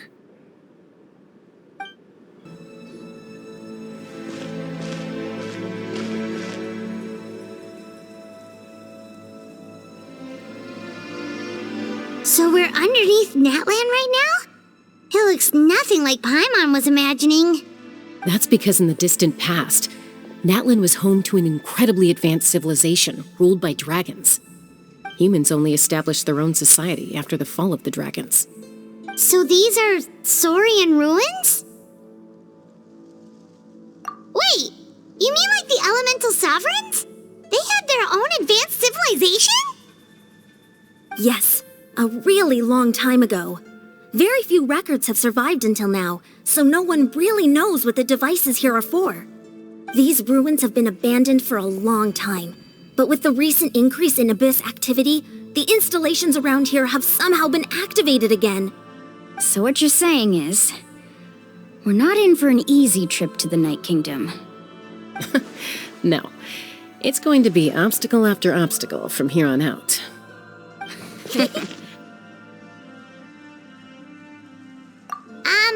Why are you all laughing like that? It's creeping Paimon out. It's the pre-adventure excitement kicking in, right guys? Of course. I'm eager to get started. Then let's go. We won't let anything stand in our way. Seems like the road ends here. How should we get across? As a professional trainer, I think you could stand to build up your endurance, Paimon. Professional trainer? Paimon thought you were a warrior from the Collective of Planning. Well, that goes without saying. But I actually work as a sports coach. I provide professional guidance for many of Natlan's popular sports. And I don't just mean physical training. I design nutrition plans as well. Ah, so basically no sugar, no soft drinks, no grilled meat. Yeah, we'll be here all day if you list them out one by one.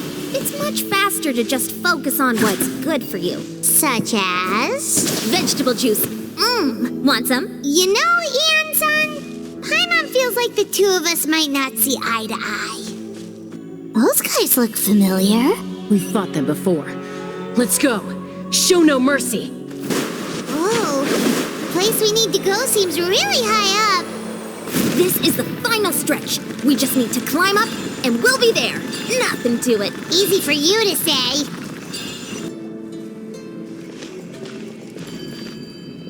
This must be the entrance the Pyro Archon told us about. The one ripped open by the Abyss. Yes. There's something in the depths of this place that feels familiar, yet also foreign. We actually have to go in there? Okay, Paimon just needs to psych herself up. Don't push her through before she's ready.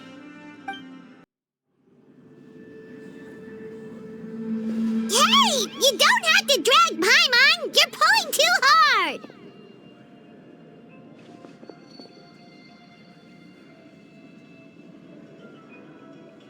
Looks like we made it. This is the Night Kingdom.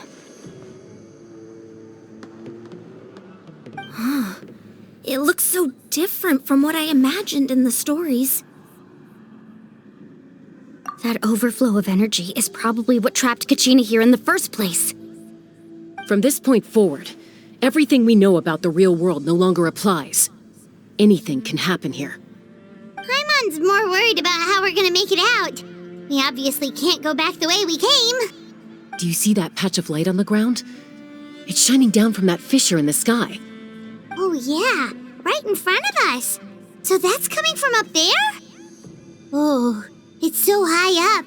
Did we really fall that far down? Just like I said, our real-world knowledge doesn't apply here. We fell all this way, yet came out completely unscathed. If this was the real world, we'd have to climb our way back up to the entrance. But here, all we have to do is stand underneath the light and offer a prayer. That's it?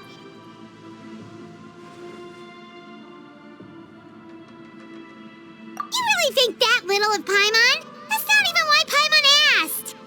So that means all we need to do is find Kachina and bring her to this location. Exactly. This light is streaming in from the real world. It's a link between the two realms. The terrain looks difficult to navigate, and the visibility's not great either. How are we supposed to find Kachina in these conditions? Yeah, these floating black things don't look super friendly either. Those are all manifestations of abyssal power. Be careful. Ghost! A talking ghost! Calm down, I'm here to help. You're the ones who helped Vichama, right? Yes, I'm Vichama's friend, Malko. I was completely lost to this realm until I sensed a mysterious power calling out to me. It's like it was seeking me out, attempting to reassemble the pieces of who I used to be. Of course, it could only do so much. I'm sorry I can only appear before you in this imperfect form. No, we should be the ones apologizing. If the Spirit Speaker's stone hadn't become corrupted by the Abyss, we could have done much more. But we had to destroy it. Otherwise, Vichama and his tribe would have been in danger. Of course. Thank you for protecting him. I never imagined that, even after all these years, he'd still take such a risk for me. Under the power of the stone, it felt like our souls were connected. Turns out even our regrets were exactly the same. Whether in triumph or death, you want your best friend by your side. Exactly. That may not be in the cards for us, but it's not too late for you. You're looking for a young girl from the Children of Echoes, right? She's being chased by an embodiment of abyssal power. I'd like to help her while I'm still in this form, so follow me. Be careful. This place has been severely corroded by the Abyss. Paimon didn't realize it had gotten this bad. It's like a seething volcano ready to engulf our world at any moment. Oh, you're... Quick, get back here. You can't go on. Stick close to me. My power will be able to ward off attacks for the time being.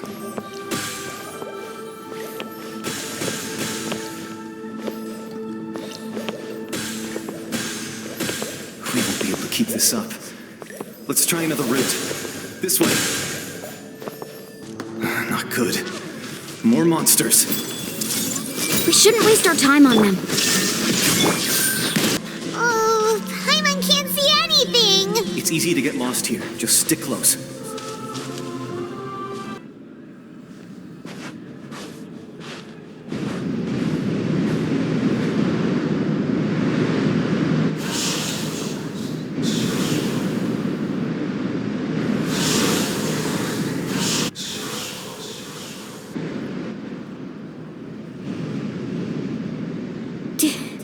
Did you hear that? What? Never mind. It was probably just my imagination. Don't scare Paimon like that! I heard it too. It was a voice from the abyss. What did it say? Doesn't matter. It certainly doesn't harbor good intentions.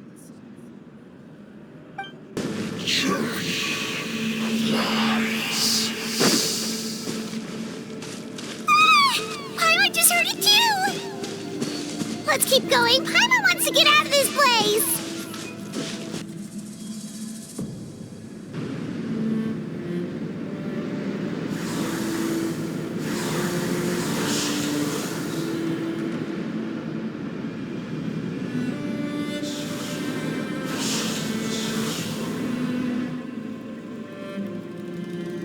We're here, Kachina!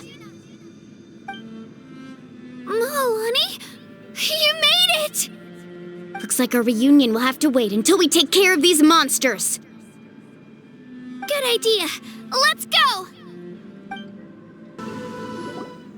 You're here. You're finally here! Thank you so much. That monster can appear from anywhere. It almost caught me a bunch of times. The Wyab's power helped keep me hidden, so I just tried to stay out of sight until you got here. Atta girl. You did so well. And most importantly, you weren't hurt. Should we start heading back then? Actually, I have a request. Will you come visit the Wyab with me? I can't exactly put it into words, but something's wrong with the Ode of Resurrection. And I know it has something to do with the contamination from the Abyss. That was the Pyro Archon's theory as well. Everything we've seen here certainly seems to back it up. In the Night Kingdom, there are 6 main totem poles representing the Wyab of each tribe. You can think of them like the body of each Wyab. Additional totem poles, like the ones around here, serve as proxies to which the Wyab can extend their consciousness. There are countless proxies scattered around the Night Kingdom. Through them, the Wyab can extend their consciousness over the entire realm and track down souls no matter where they roam. But if a proxy were to become severely contaminated, then a soul could become lost within the Night Kingdom. Judging by the current situation, I don't think we're dealing with just one contaminated proxy. Even if we could drive back the abyssal power from one of them, that probably wouldn't even put a dent in the problem. Still, we can't just leave the Wyab to suffer. It's protected me this whole time. I agree. We might even manage to draw out the monster that's been hunting Kachina. Getting rid of the monster might slow down the deterioration of the Night Kingdom.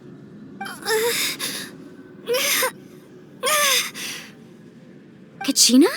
What's wrong? Nothing. Just a headache. And that voice again, telling me to abandon the Wyab and leave this place. Maybe we really should leave. Kachina's already been here for too long. No, I'm fine. I don't plan on listening to that nonsense. I can hold on. Just up ahead. I'll lead the way. Besides, I can still fight, so please, help me out a little longer. Listen to me, Kachina. We'll come with you, but that's because we want to help the Wyab, not because we have something to prove. You don't have anything to prove either. It's okay if you reach your limit. We'll be there for you.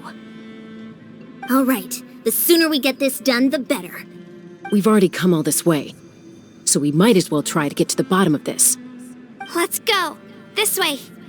I'll stay here and try to stall the Abyss monster. All by yourself? That's too dangerous. It's all right. I may not be as strong as that monster, but I'm definitely more familiar with the area. Besides, I don't have much time left. If you're anything like my friend, I'm sure you're not particularly fond of goodbyes. So go.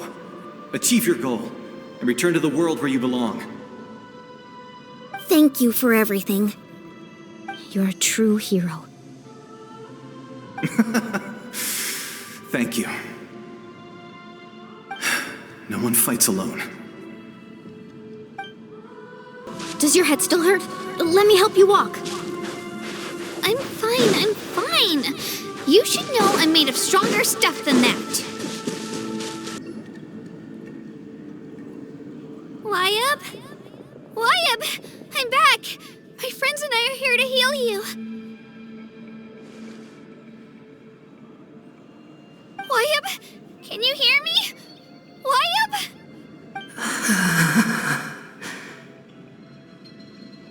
So we were right. The contamination is already too severe. It's preventing the Wyabb from answering our calls. All right, get ready, everyone. Time to purge the abyssal energy from this place. Careful. We've got company. Already?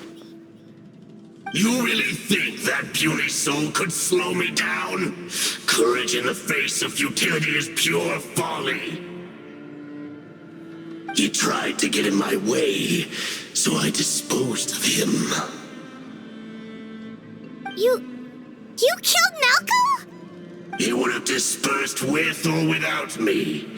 Rather than worrying about him, I would urge you to focus on yourself. You may have defeated others of my kind in the past, but underestimate me now, and it will be to your peril. No, the power of the Abyss is intoxicating. The destruction it seeks captivates like a masterful work of art.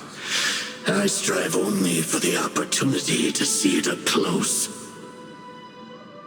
I thought this naive little girl was an exception, but it turns out humanity is full of lambs willing to offer themselves up to the slaughter. That is the tragedy of your short lives. You understand nothing of all-encompassing power. Ancient names, pride, friendship, all empty ideas invented to give you a false sense of self-worth. They possess no power at all. The Pyro Archon created those grandiose ideals out of pure selfishness. Anything to avoid sharing power. Anything to avoid handing over the primordial gift to ordinary people like you. Don't believe me? Then ask yourself, why is the Pyro Archon strong beyond measure, while you, Kachina, remain so pathetically weak?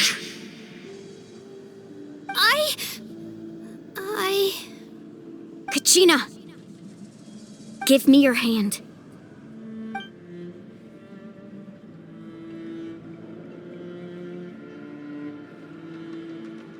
Feel that? I'm right here next to you. Thanks, Moalani. You're right. I have nothing to fear. Because I'm not alone anymore.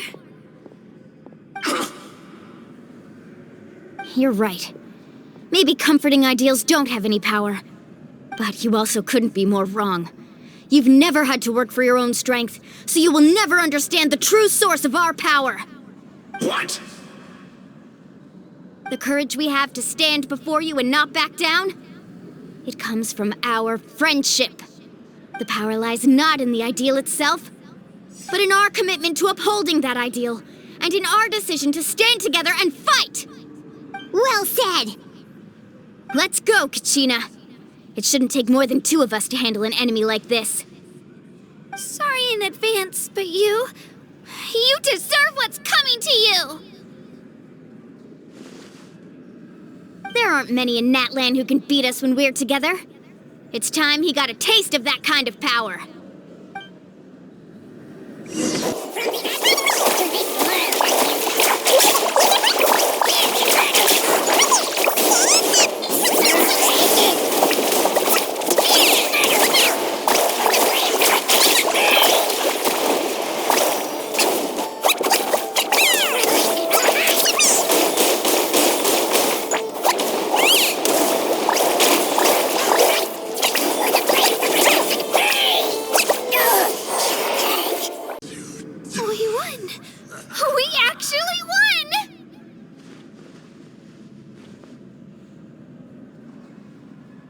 That's what he gets for underestimating you two. Fantastic work, Kachina. Absolutely fantastic.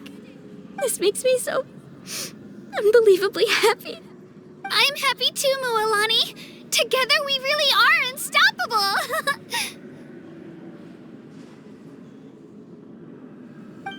Huh? What's happening?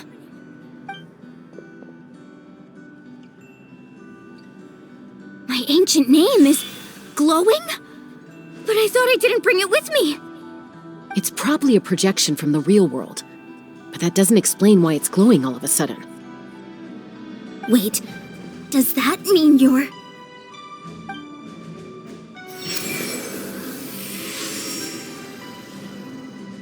That was a bold move, diving headfirst into the fire to save your friend, especially in a place so overrun with abyssal corruption. Still, seeing you pull it off was really something. Everything you said was exactly right. As isolated individuals, we stand no chance against the power of the Abyss. It took years' worth of scars and lots of unnecessary suffering for me to understand that for myself. The Pyro Archon's plan will unite us as one. Everyone has a part to play. Only then will we have the power to defeat the strongest of foes. Who are you? Tupac, a warrior from the people of the Springs. I fought against the Abyss during the invasion 500 years ago. I've heard that name before. You were the giant who saved all of Natlan. Since you were able to awaken my words from your ancient name, that means you have fully embodied the aspirations of the Wayab. Under the name Umoja, you shall unite the tribes and save Natlan from its impending doom. Me? As long as blood still runs through your veins, even the tiniest spark of steel against stone can ignite a flame. Its blaze will become one with our vision for Natlan. Even amid everlasting darkness, our bonds remain eternal.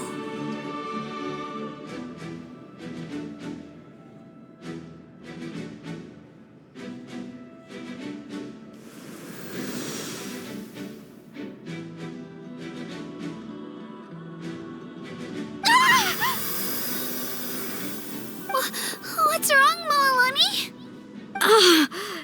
So many memories. My brain was just flooded with everything he once knew.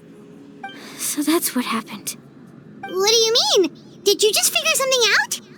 500 years ago, they foresaw the very crisis we're facing now. Efforts to save Natlan started all the way back then. We can go over the details once we get back. We shouldn't linger here longer than we have to. I know bits and pieces, but I had no idea Mualani was also part of the plan. This sounds like something that's going to need a lot of explaining. Let's focus on saving the Wayab first.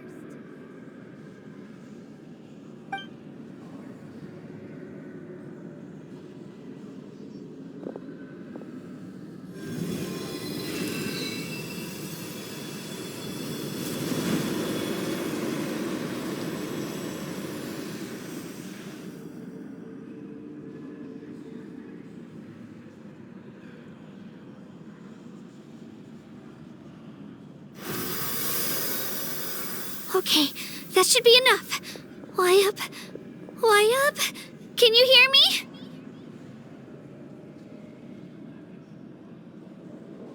I hear your voice, Kachina, my dear child. Great. Well then, I'm afraid it's time to say goodbye. I just wanted to make sure you were okay before we leave, but we can't afford to stay here any longer. I was going to ask why you bestowed an ancient name upon someone like me, but it's okay. I'll keep searching within myself for the answer. I'll never stop trying to improve my strength. One day, I'll live up to the hero you saw in me. You are already an outstanding child in my eyes, Kachina. No matter what happens. Huh? You are all my most beloved children. It has always been my honor to protect and nurture you. Your ancient name is just that. A name. Much like your parents chose to name you Kachina, I also gave you a name, but it need not define you. Focus on who you want to be. You are already worthy of your name. Now, you need only devote yourself to becoming a better you. The story of your ancient name is for you to continue. Just like your parents, my love for you will never change, no matter what the future holds.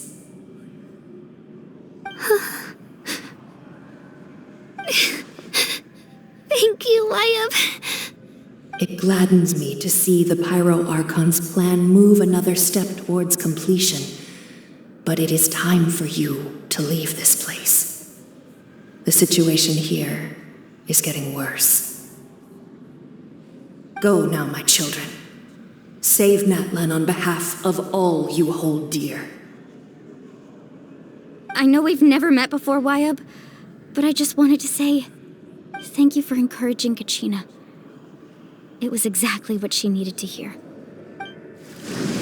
Whoa! What's going on? An earthquake? We're out of time. It's the power of the Abyss. Quick, we need to run!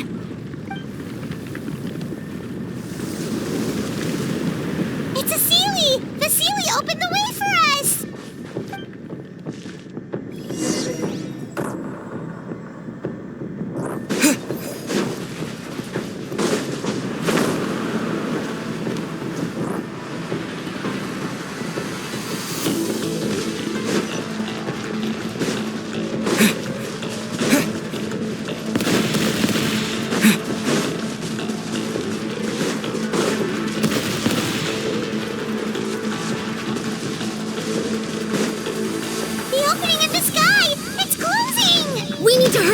Or we'll be stuck here!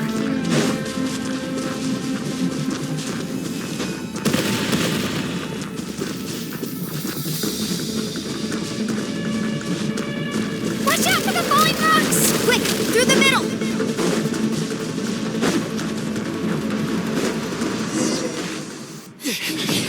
Come on, faster! We'll never make it!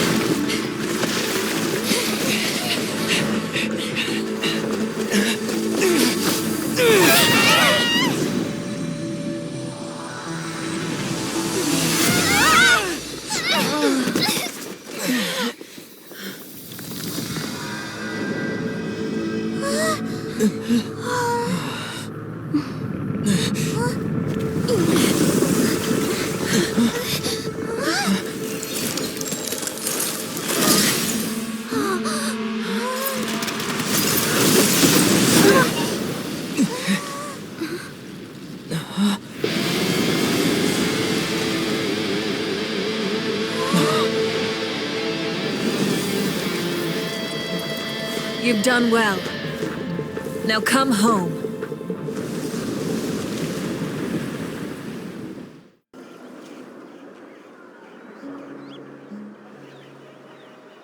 We're back! The Pyro Archon saved us. But she's not here. Yeah, didn't she say she used it all up? She's still in the Speaker's Chamber.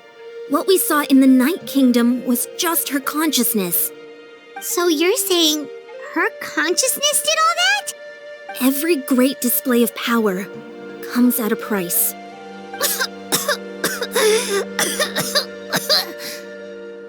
You must feel terrible, Kachina. Just hold on. We'll get you to a doctor soon. Let's get back to the stadium. The Pyro Archon said she'd have a doctor waiting for us. I recommend getting a full checkup, just to make sure no damage gets left behind. Paimon feels okay. What about you, Traveler? Right. You always seem to do pretty well against the Abyss. Let's get going. We need to share what we learned in the Night Kingdom as well.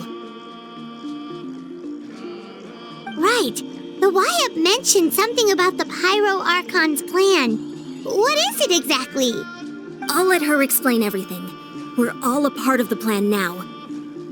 Every move we make from here on out will decide Natlan's ultimate fate. Huh. There's a lot less stuff here than before. It's good to see you all here in one piece. I know you must have a lot of questions, but let Koichi check you over first. It's best not to let any lingering effects of the Abyss go untreated. Thank goodness you made it back. I came here as soon as the Pyro Archon told me about your plan. Take a seat, everybody. I'll examine you one by one.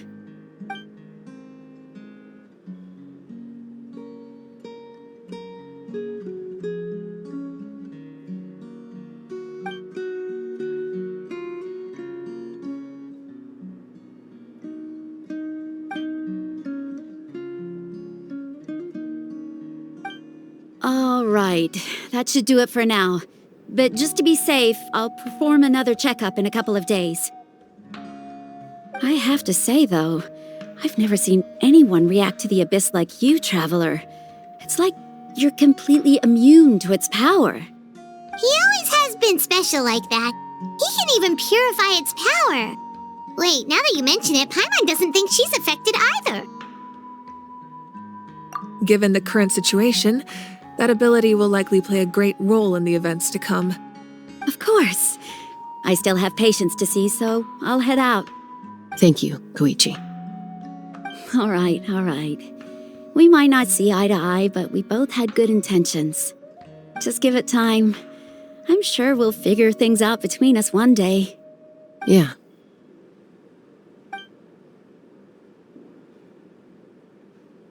All right. There's so much to discuss, I don't even know where to begin. You've seen it for yourselves now. The devastation in the Night Kingdom. I'll get straight to the point. Natlan is on the verge of destruction. It's very possible our nation has less than a year before total devastation. Huh? No. That can't be true, can it? That's right. But I've only ever disclosed that fact to the handful of people working with me to save this nation. Our looming destruction is not a recent development, but the inevitable conclusion of the disaster the Abyss initiated 500 years ago. Mualani told us a little bit about that. 500 years ago, all the nations of Teyvat were invaded by the Abyss.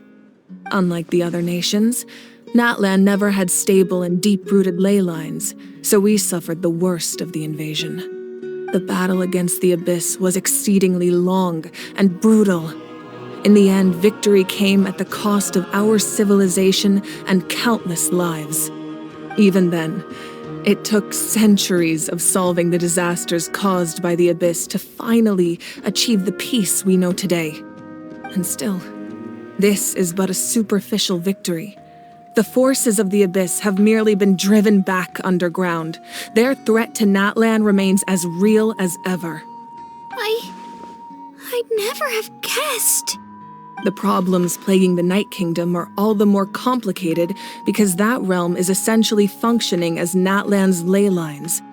Immediately after the war, our calculations estimated that we would have a maximum of 500 years before the Night Kingdom was completely lost to the Abyss. But at that time, we were a nation of the destitute. Our people no longer believed in victory, nor did they hold hope for the future. Our civilization was dying, our faith crumbling, and the line of power passed down from the Wyab nearly severed. If we didn't bring the nation back together, it would be foolish to even dream of defeating the Abyss in the future.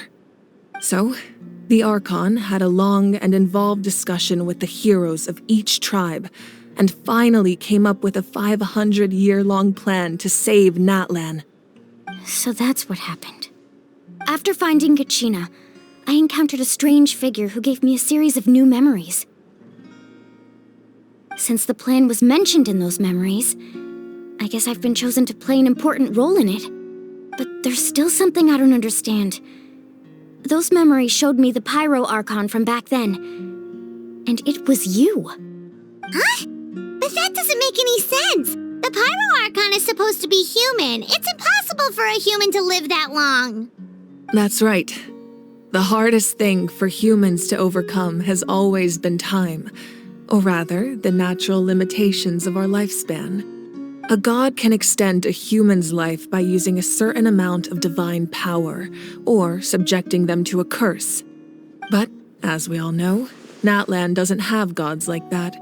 We can only rely on our own methods. A human life is like a flame destined to be extinguished. 500 years ago, I placed my life within the sacred flame. Only by dying before my time could I have the chance to wake up again. So, in other words, this is your second life? Yes. We only managed to defeat the Abyss all those years ago because the tribes came together as one. If the Natlan of the future was to have a fighting chance, the Pyro Archons that came after the war had to rebuild the decimated tribes. The goal was to reunite the people and restore the strength of each tribe's Wyab. Once a tribe was back to its full strength, the tribe's Wyab would select a hero, indicating the tribe was once again ready for war. The Chosen would then stand by my side in defense of our nation, just like great heroes of old 500 years ago. So that means I'm one of the Chosen? That's right. You bear the ancient name Umoja, the same one held by the hero from your tribe 500 years ago. It means unity. After your adventure in the Night Kingdom, I trust you've come to fully understand the meaning of that name. So in other words, you always knew who the Wyab were going to pick from each tribe? Yes. According to the plan, each tribe was supposed to have been fully restored by the time I awoke. But something went wrong along the way. The 6 heroes successfully inherited the ancient names from 500 years ago, but the intel regarding the plan wasn't passed on to them. Once again, it comes down to the deterioration of the Night Kingdom. Communication between the Sacred Flame and the Wyab has been blocked. Just like how the Ode of Resurrection failed to bring Kachina back. Exactly. It's just another tactic the Abyss is using against us. The Abyss may not possess intelligence, but its methods certainly aren't easy to counter. If we want to unblock that information from being passed on, my presence alone isn't enough. The ancient name-bearer must establish a greater connection to their name. So, I've tried my best to help them from the sidelines. Currently, Shilonin of the Children of Echoes, Kinich of the Scions of the Canopy, and Iansan of the Collective of Plenty have all been acknowledged by their names. During your adventure, you too earned the acknowledgement of your Wyab, Mualani. In the process, you gained the memories stored within your name. But we have less than a year! Yes, but we have no choice. We cannot start the plan until all the heroes have been gathered. That's also why I haven't been able to take action despite the urgency of the situation. But if you knew this whole time, why didn't you just tell me about my role in all this? Wouldn't that make everything go a lot faster? Perhaps, but the opposite could also be true. Knowing your destiny too early could mean failing to realize your full potential. Just like your determination to save Kachina, I hope your commitment to this endeavor comes from your own strength of will, rather than a sense of obligation. So I suppose you're not going to tell us who the final 2 heroes are then? That's right. Their time is yet to come. Putting pressure on them beforehand will only hinder their development. I can only trust in the judgment of the Wyab. I have never believed I could solve this crisis alone. In fact, it was precisely because I chose to trust and rely on others that we managed to get this far. Natlan's salvation lies not in its Archon or any singular individual, but in us all. You're quite perceptive, aren't you?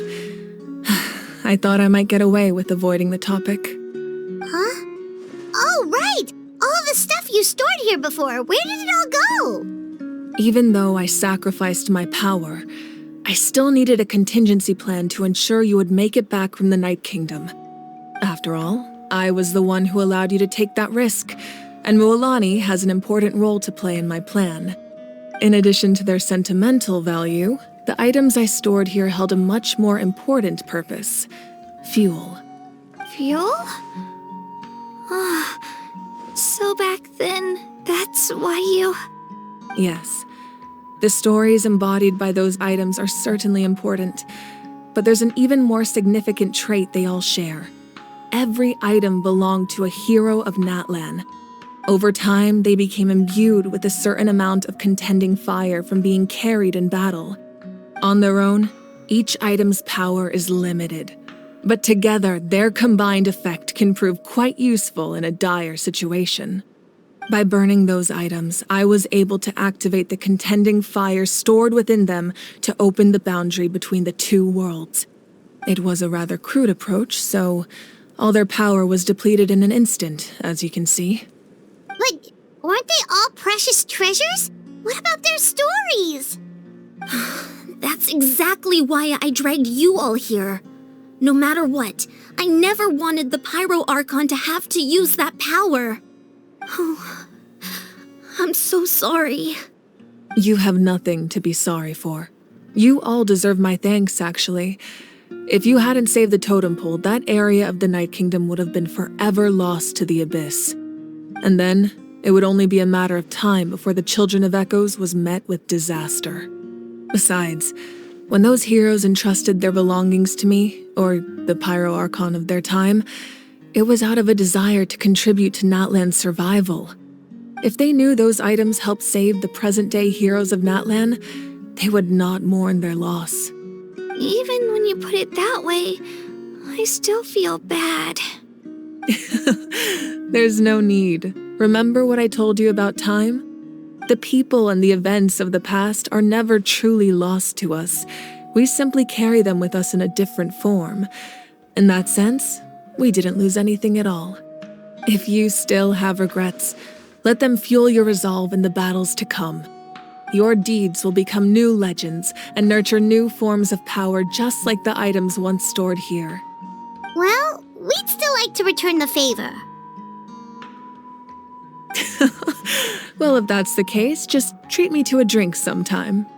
Now that Kachina has returned, we can finally hold the victory feast and celebrate your team's triumph in the Night Warden Wars. And we could all use the rest, that's for sure. Plus, you'll be able to silence everyone who doubted you once and for all, Kachina. Still, now that I know the danger we're facing, having a victory feast doesn't feel right. Try not to let it get to you.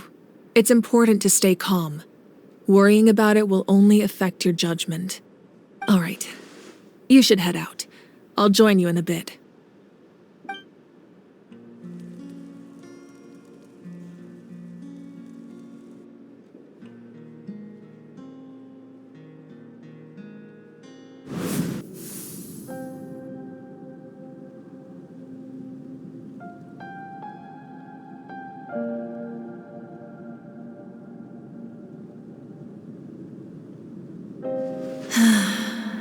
When I was young, I used to sit by the hot springs and listen to the stories of warriors from all over Natlan.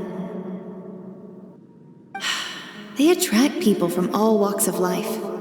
Friends come easy here, no matter what tribe you're from. The people of the springs have never claimed the hot springs as their own private property. They are there to bring all hot spring buddies together. It's been really nice, seeing the children of my tribe get older.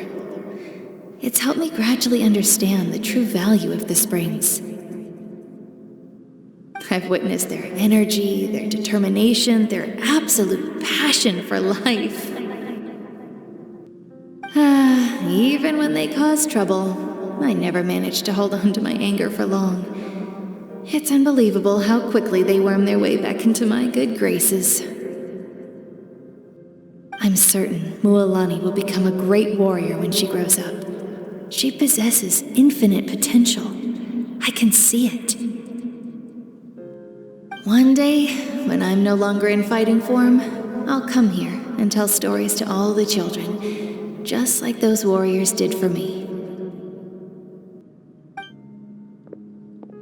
So, you better get busy, Pyro Archon, or I'll end up running out of stories.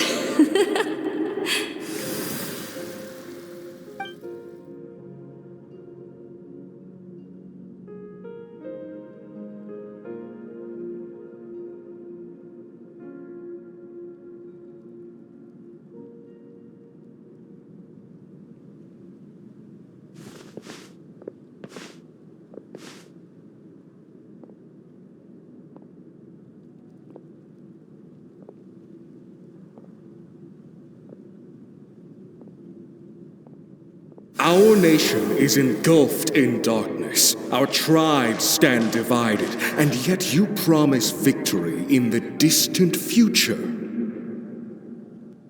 The Abyss is a cunning enemy, one that I've faced in battle many times. Were that not the case, I would never understand exercising this degree of caution. My rage will never know absolution. Then my power will no longer aid you in victory. But you came to me because you knew you could convince me with just a single sentence. I understand your choice.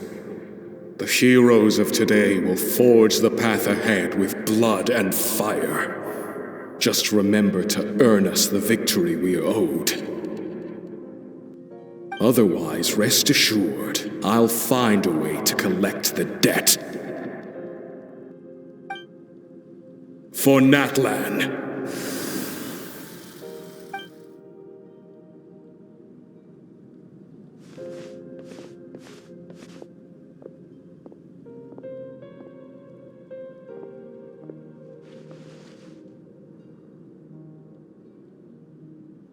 So, you're gonna head 500 years in the future to serve as the Pyro Archon again?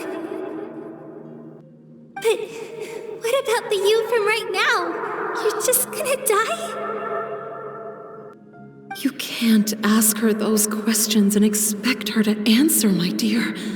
The decision is hers to make, and she deserves our support. We will do everything we can to rebuild the tribes. Don't you worry. Even across time, we will all do our part to fight for Natlan's future.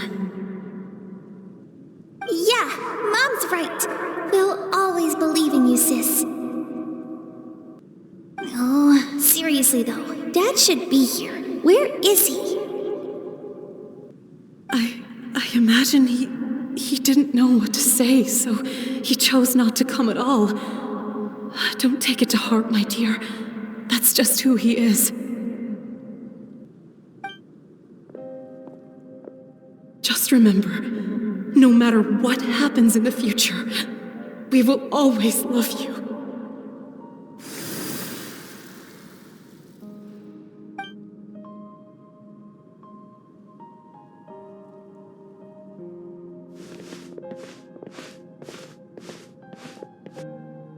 I'll come find you one day. I know I can't live that long, but I'll think of something. There has to be a way for us to meet again one day. If there's an answer out there somewhere, I'm gonna find it. So, don't forget about me.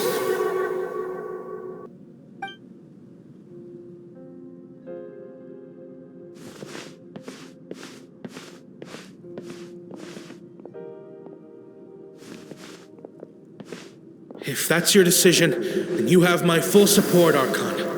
May our children live to see such a lovely son. For Natlan! No one fights alone.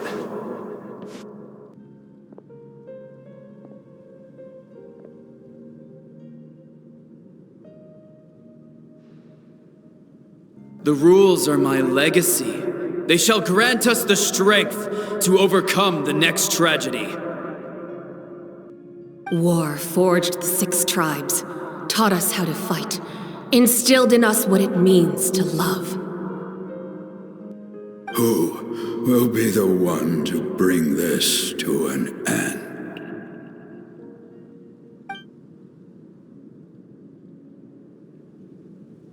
We are the inheritors of memory and legend.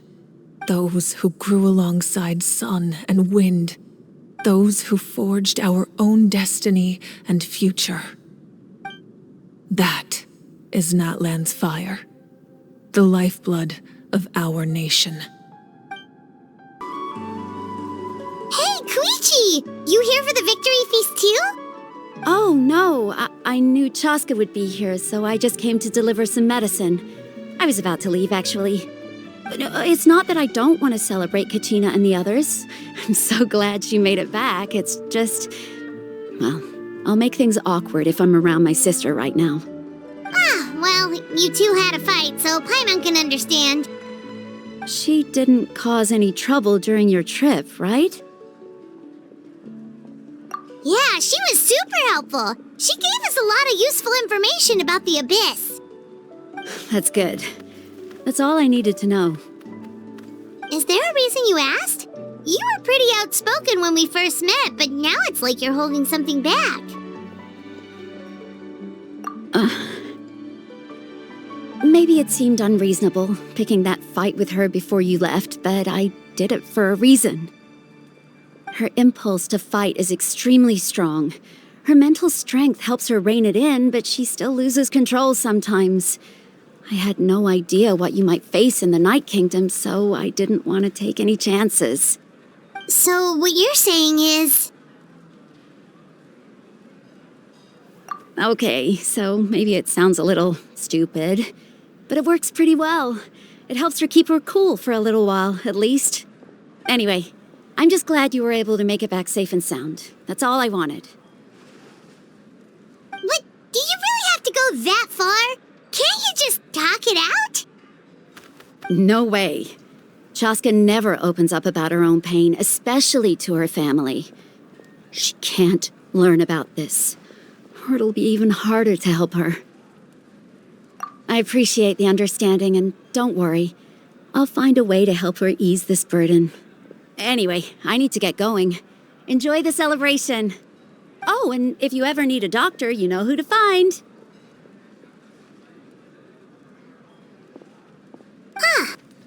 Who would have thought there was a deeper reason behind their arguing? In the end, it's all the Abyss's fault. Paimon's had enough of them.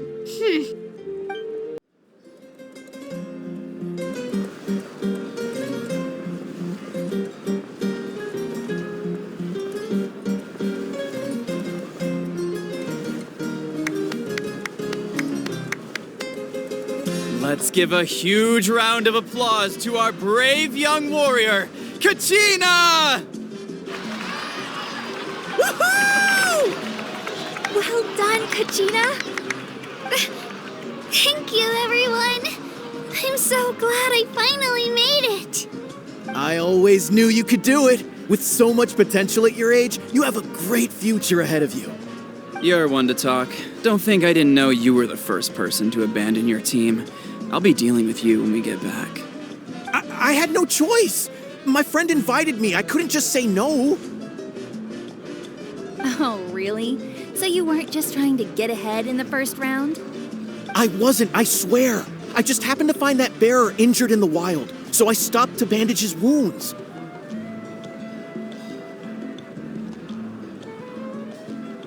When he insisted on repaying the favor, what was I supposed to do? I'm just one person. I figured Kachina would have no trouble replacing me.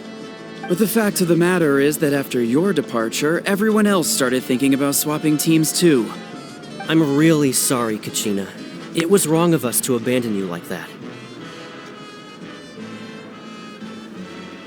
It's amazing that you still made it all the way through to the Night Warden Wars. That's the highest honor. So, what about you guys? Did you make it far?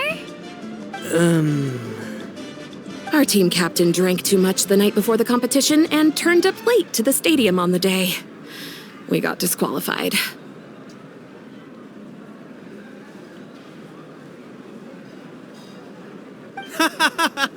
Serves you all right.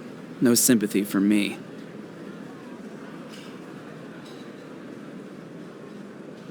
All right. There's no need to be like that, Uncle Pakal.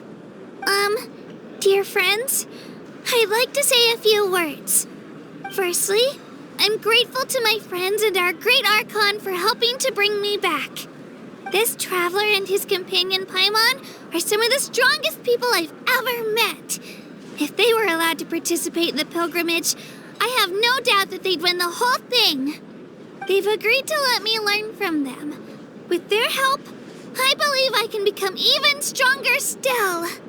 And let's not forget my good friends, Moalani, Chaska, Kanich, and Ayan-san. They all helped the Traveler and Paimon figure out a way to bring me back from the Night Kingdom. They too deserve to be called our heroes, so please give another round of applause for them. Thank you so much. Well said! I'll drink to that. How does it feel being a hero, Kachina? To be honest, it's a bit overwhelming. It all just feels so surreal. Well, you better get used to it. Next up, undefeated champion!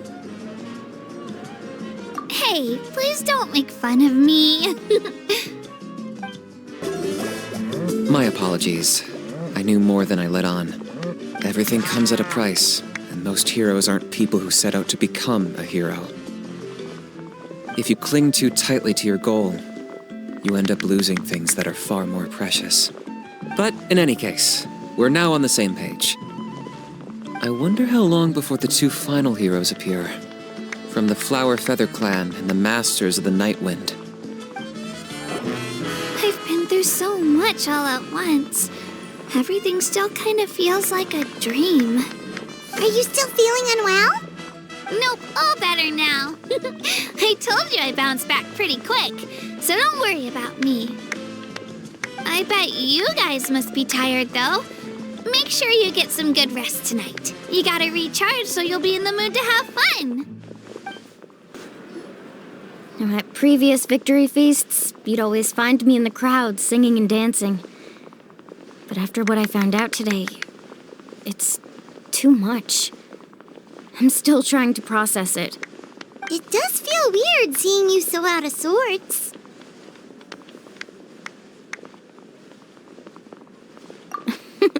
Is this another pearl of wisdom based on your adventuring experience? Well, Paimon agrees with the Traveler. Everyone's come together to celebrate Kachina's achievements. That's gotta be a first. You're right. Kachina looks really happy. And now I'm being the moody one. Enough doom and gloom. Time to shake it off. All right, Kachina, let's party! I'm a little embarrassed. Don't be. Come on, you're the star of the show today. It cost us a lot, but we got Kachina back safely, and that's what matters. There'll be even tougher challenges coming our way in the days ahead, though. We'll have to train harder, make sure we're in peak condition. That includes you, Paimon. I can do a special one-off session to show you the ropes. Interested? No thanks. It's rare to meet travelers as strong and brave as yourselves. I raise my glass to you. Anyway, my sister's already gone back to our tribe. She has patients to treat. Oh, we actually ran into her on the way here and, just thinks she really cares about you. Yeah, I'm planning on visiting home myself in a few days, to tell her and the rest of the family that they need to be extra careful. I just hope they take it seriously. The Abyss has likely sensed your arrival in Natlan by now, so exercise caution on your adventures as well. Ah, you're here. Have some fruit juice. I got it specially for you two. How did you know? That's Paimon's favorite! You look like you've still got questions. Ask away. Because they had their own lives to live.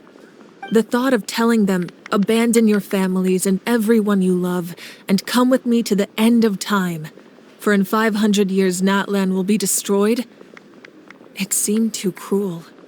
You could just as easily point out that everything in this world would come to an end eventually. But life is short, and beyond a point, it just doesn't seem real. Imagine if I said, let's leave right now, and go save the sun because it'll flame out in a few million years. It would sound quite ridiculous. I couldn't make them shoulder that burden with me. Besides, every generation will have its heroes, this one included. The plan could still work without them. Or, of course, without me. But since I was the one who came up with the plan, I felt duty-bound to see it through to the end. Paimon's suddenly remembering that portrait in your room. Was that your family from back then? Yes, it was. So when you ask me who my sister grew up to be, the truth is that very little information survives. From what I've been able to piece together, I can conclude with a reasonable degree of confidence that she ended up as an architect and artist. She played an instrumental role in rebuilding the scions of the Canopy tribe, designing and building many houses. But of course, none of her buildings are around anymore. Still, it was an impressive achievement, and I'm very proud of her. You feel loss keenly. It seems to stir up feelings of regret in you. But this is something I have long since come to terms with. This is a war, and there can be no war without loss. I am already far more fortunate than those who lost their lives to the Abyss. The people of Natlan look to me as their Archon, and the weight of their expectations is mine to bear. I must see our fate through to the very end, no matter what I may find there. Yeah, doesn't that mean the way everything ends has already been written, including your plan? I suppose, but so what? Don't forget, time takes many forms. The past, present, and future coexist, and all are equally important. Even if the future ends in destruction, there's still no reason to give up on the here and now. And it's precisely because we humans cannot know our fate that we will never give up on our struggle. This is a pivotal moment. We are still 2 heroes short. Well, 3 to be precise. There's one further hero who I'm hoping to get on my side, whatever it takes. Your resistance to the corrupting power of the Abyss is truly remarkable. It would easily make you an all-important figure in the upcoming battle. If you agree to join us, you will not only gain my full support in your journey, but I will also forge a brand new ancient name for you. Ancient names can be forged? They can. Several strict conditions must be met, but if they couldn't be forged at all, then the number of them in circulation would have long dwindled to 0. Possessing an ancient name would mean that your adventures in Natlan are recorded in full. Your stories would be remembered by our people for all the years to come. The Ode of Resurrection may have temporarily lost its power, but still, take this as my personal guarantee that I shall never let you fall. Just like in the Night Kingdom, I will be there for you. That is a promise I will fulfill at all costs. This nation always honors its heroes. Yeah, we can't just ignore the situation here. Wonderful. Then I'll reach out to Shilonen right away. She's the one who will forge the name. We've never forged an ancient name for an Outlander before, but I trust she'll find a way.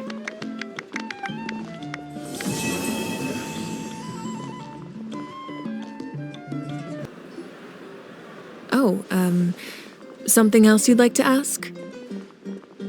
Well, our intel suggests he hasn't made any new movements yet, although Kenichi's investigation helped us confirm that he's being aided by someone from the Masters of the Nightwind. I'm getting closer to narrowing down who that may be, but it's still unclear whether this person aided the captain out of willingness or coercion. If you learn anything about this during your adventures, please let me know. Oh, something else you'd like to ask? The Abyss is the most formidable enemy in all of Teyvat. In the beginning, it took failure and tragedy to even begin to learn how to fight back. All of the methods you've seen in other nations were developed based on experience and insight passed down over generations. We know them to work, but few of us actually understand why. It's the same for the method we use here in Natlan. Ever since ancient times, elemental energy has been one of our most reliable weapons against the Abyss. As for the principles behind it, I'm afraid you might have to seek answers from someone older than the position of Pyro Archon itself. Oh, something else you'd like to ask? That also comes down to the long-standing effects of the Abyss. Our people's survival is inextricably tied to the Wyab, but their power has its limits. They cannot offer our people the same degree of protection outside our borders. In fact, people who do decide to leave often suffer from memory loss and emotional issues. Everyone in Natlan understands this. That's why our people never leave without a good cause. Even if someone is left with no choice, the chief of their tribe must seek approval with the Wyab to grant them leave. And the Wyab have always been very strict about granting that approval, since extending protection beyond our borders means consuming power reserved for our fight against the Abyss. Still, there's no need to worry. The Wyab extend their protection to all within Natlan, including visitors from afar. Oh, something else you'd like to ask? My lord, we've received word that the Pyro Archon has lost much of her power. Although your injury complicates things, this is most certainly the opportune time to seize the Gnosis. Victory and defeat are rules, not outcomes. I have never taken advantage of an opponent in a time of weakness, and I don't intend to start now. As for you, I must confess, I did not expect that little trick of yours to save the day. No matter how dense the fog, as long as the sun remains, we cannot turn day into night. She could have dispelled it. She simply chose not to. You don't have much time, and you're injured on top of that. What do you plan to do next? I'm beginning to see just how useful you may turn out to be. You heard something from here, didn't you?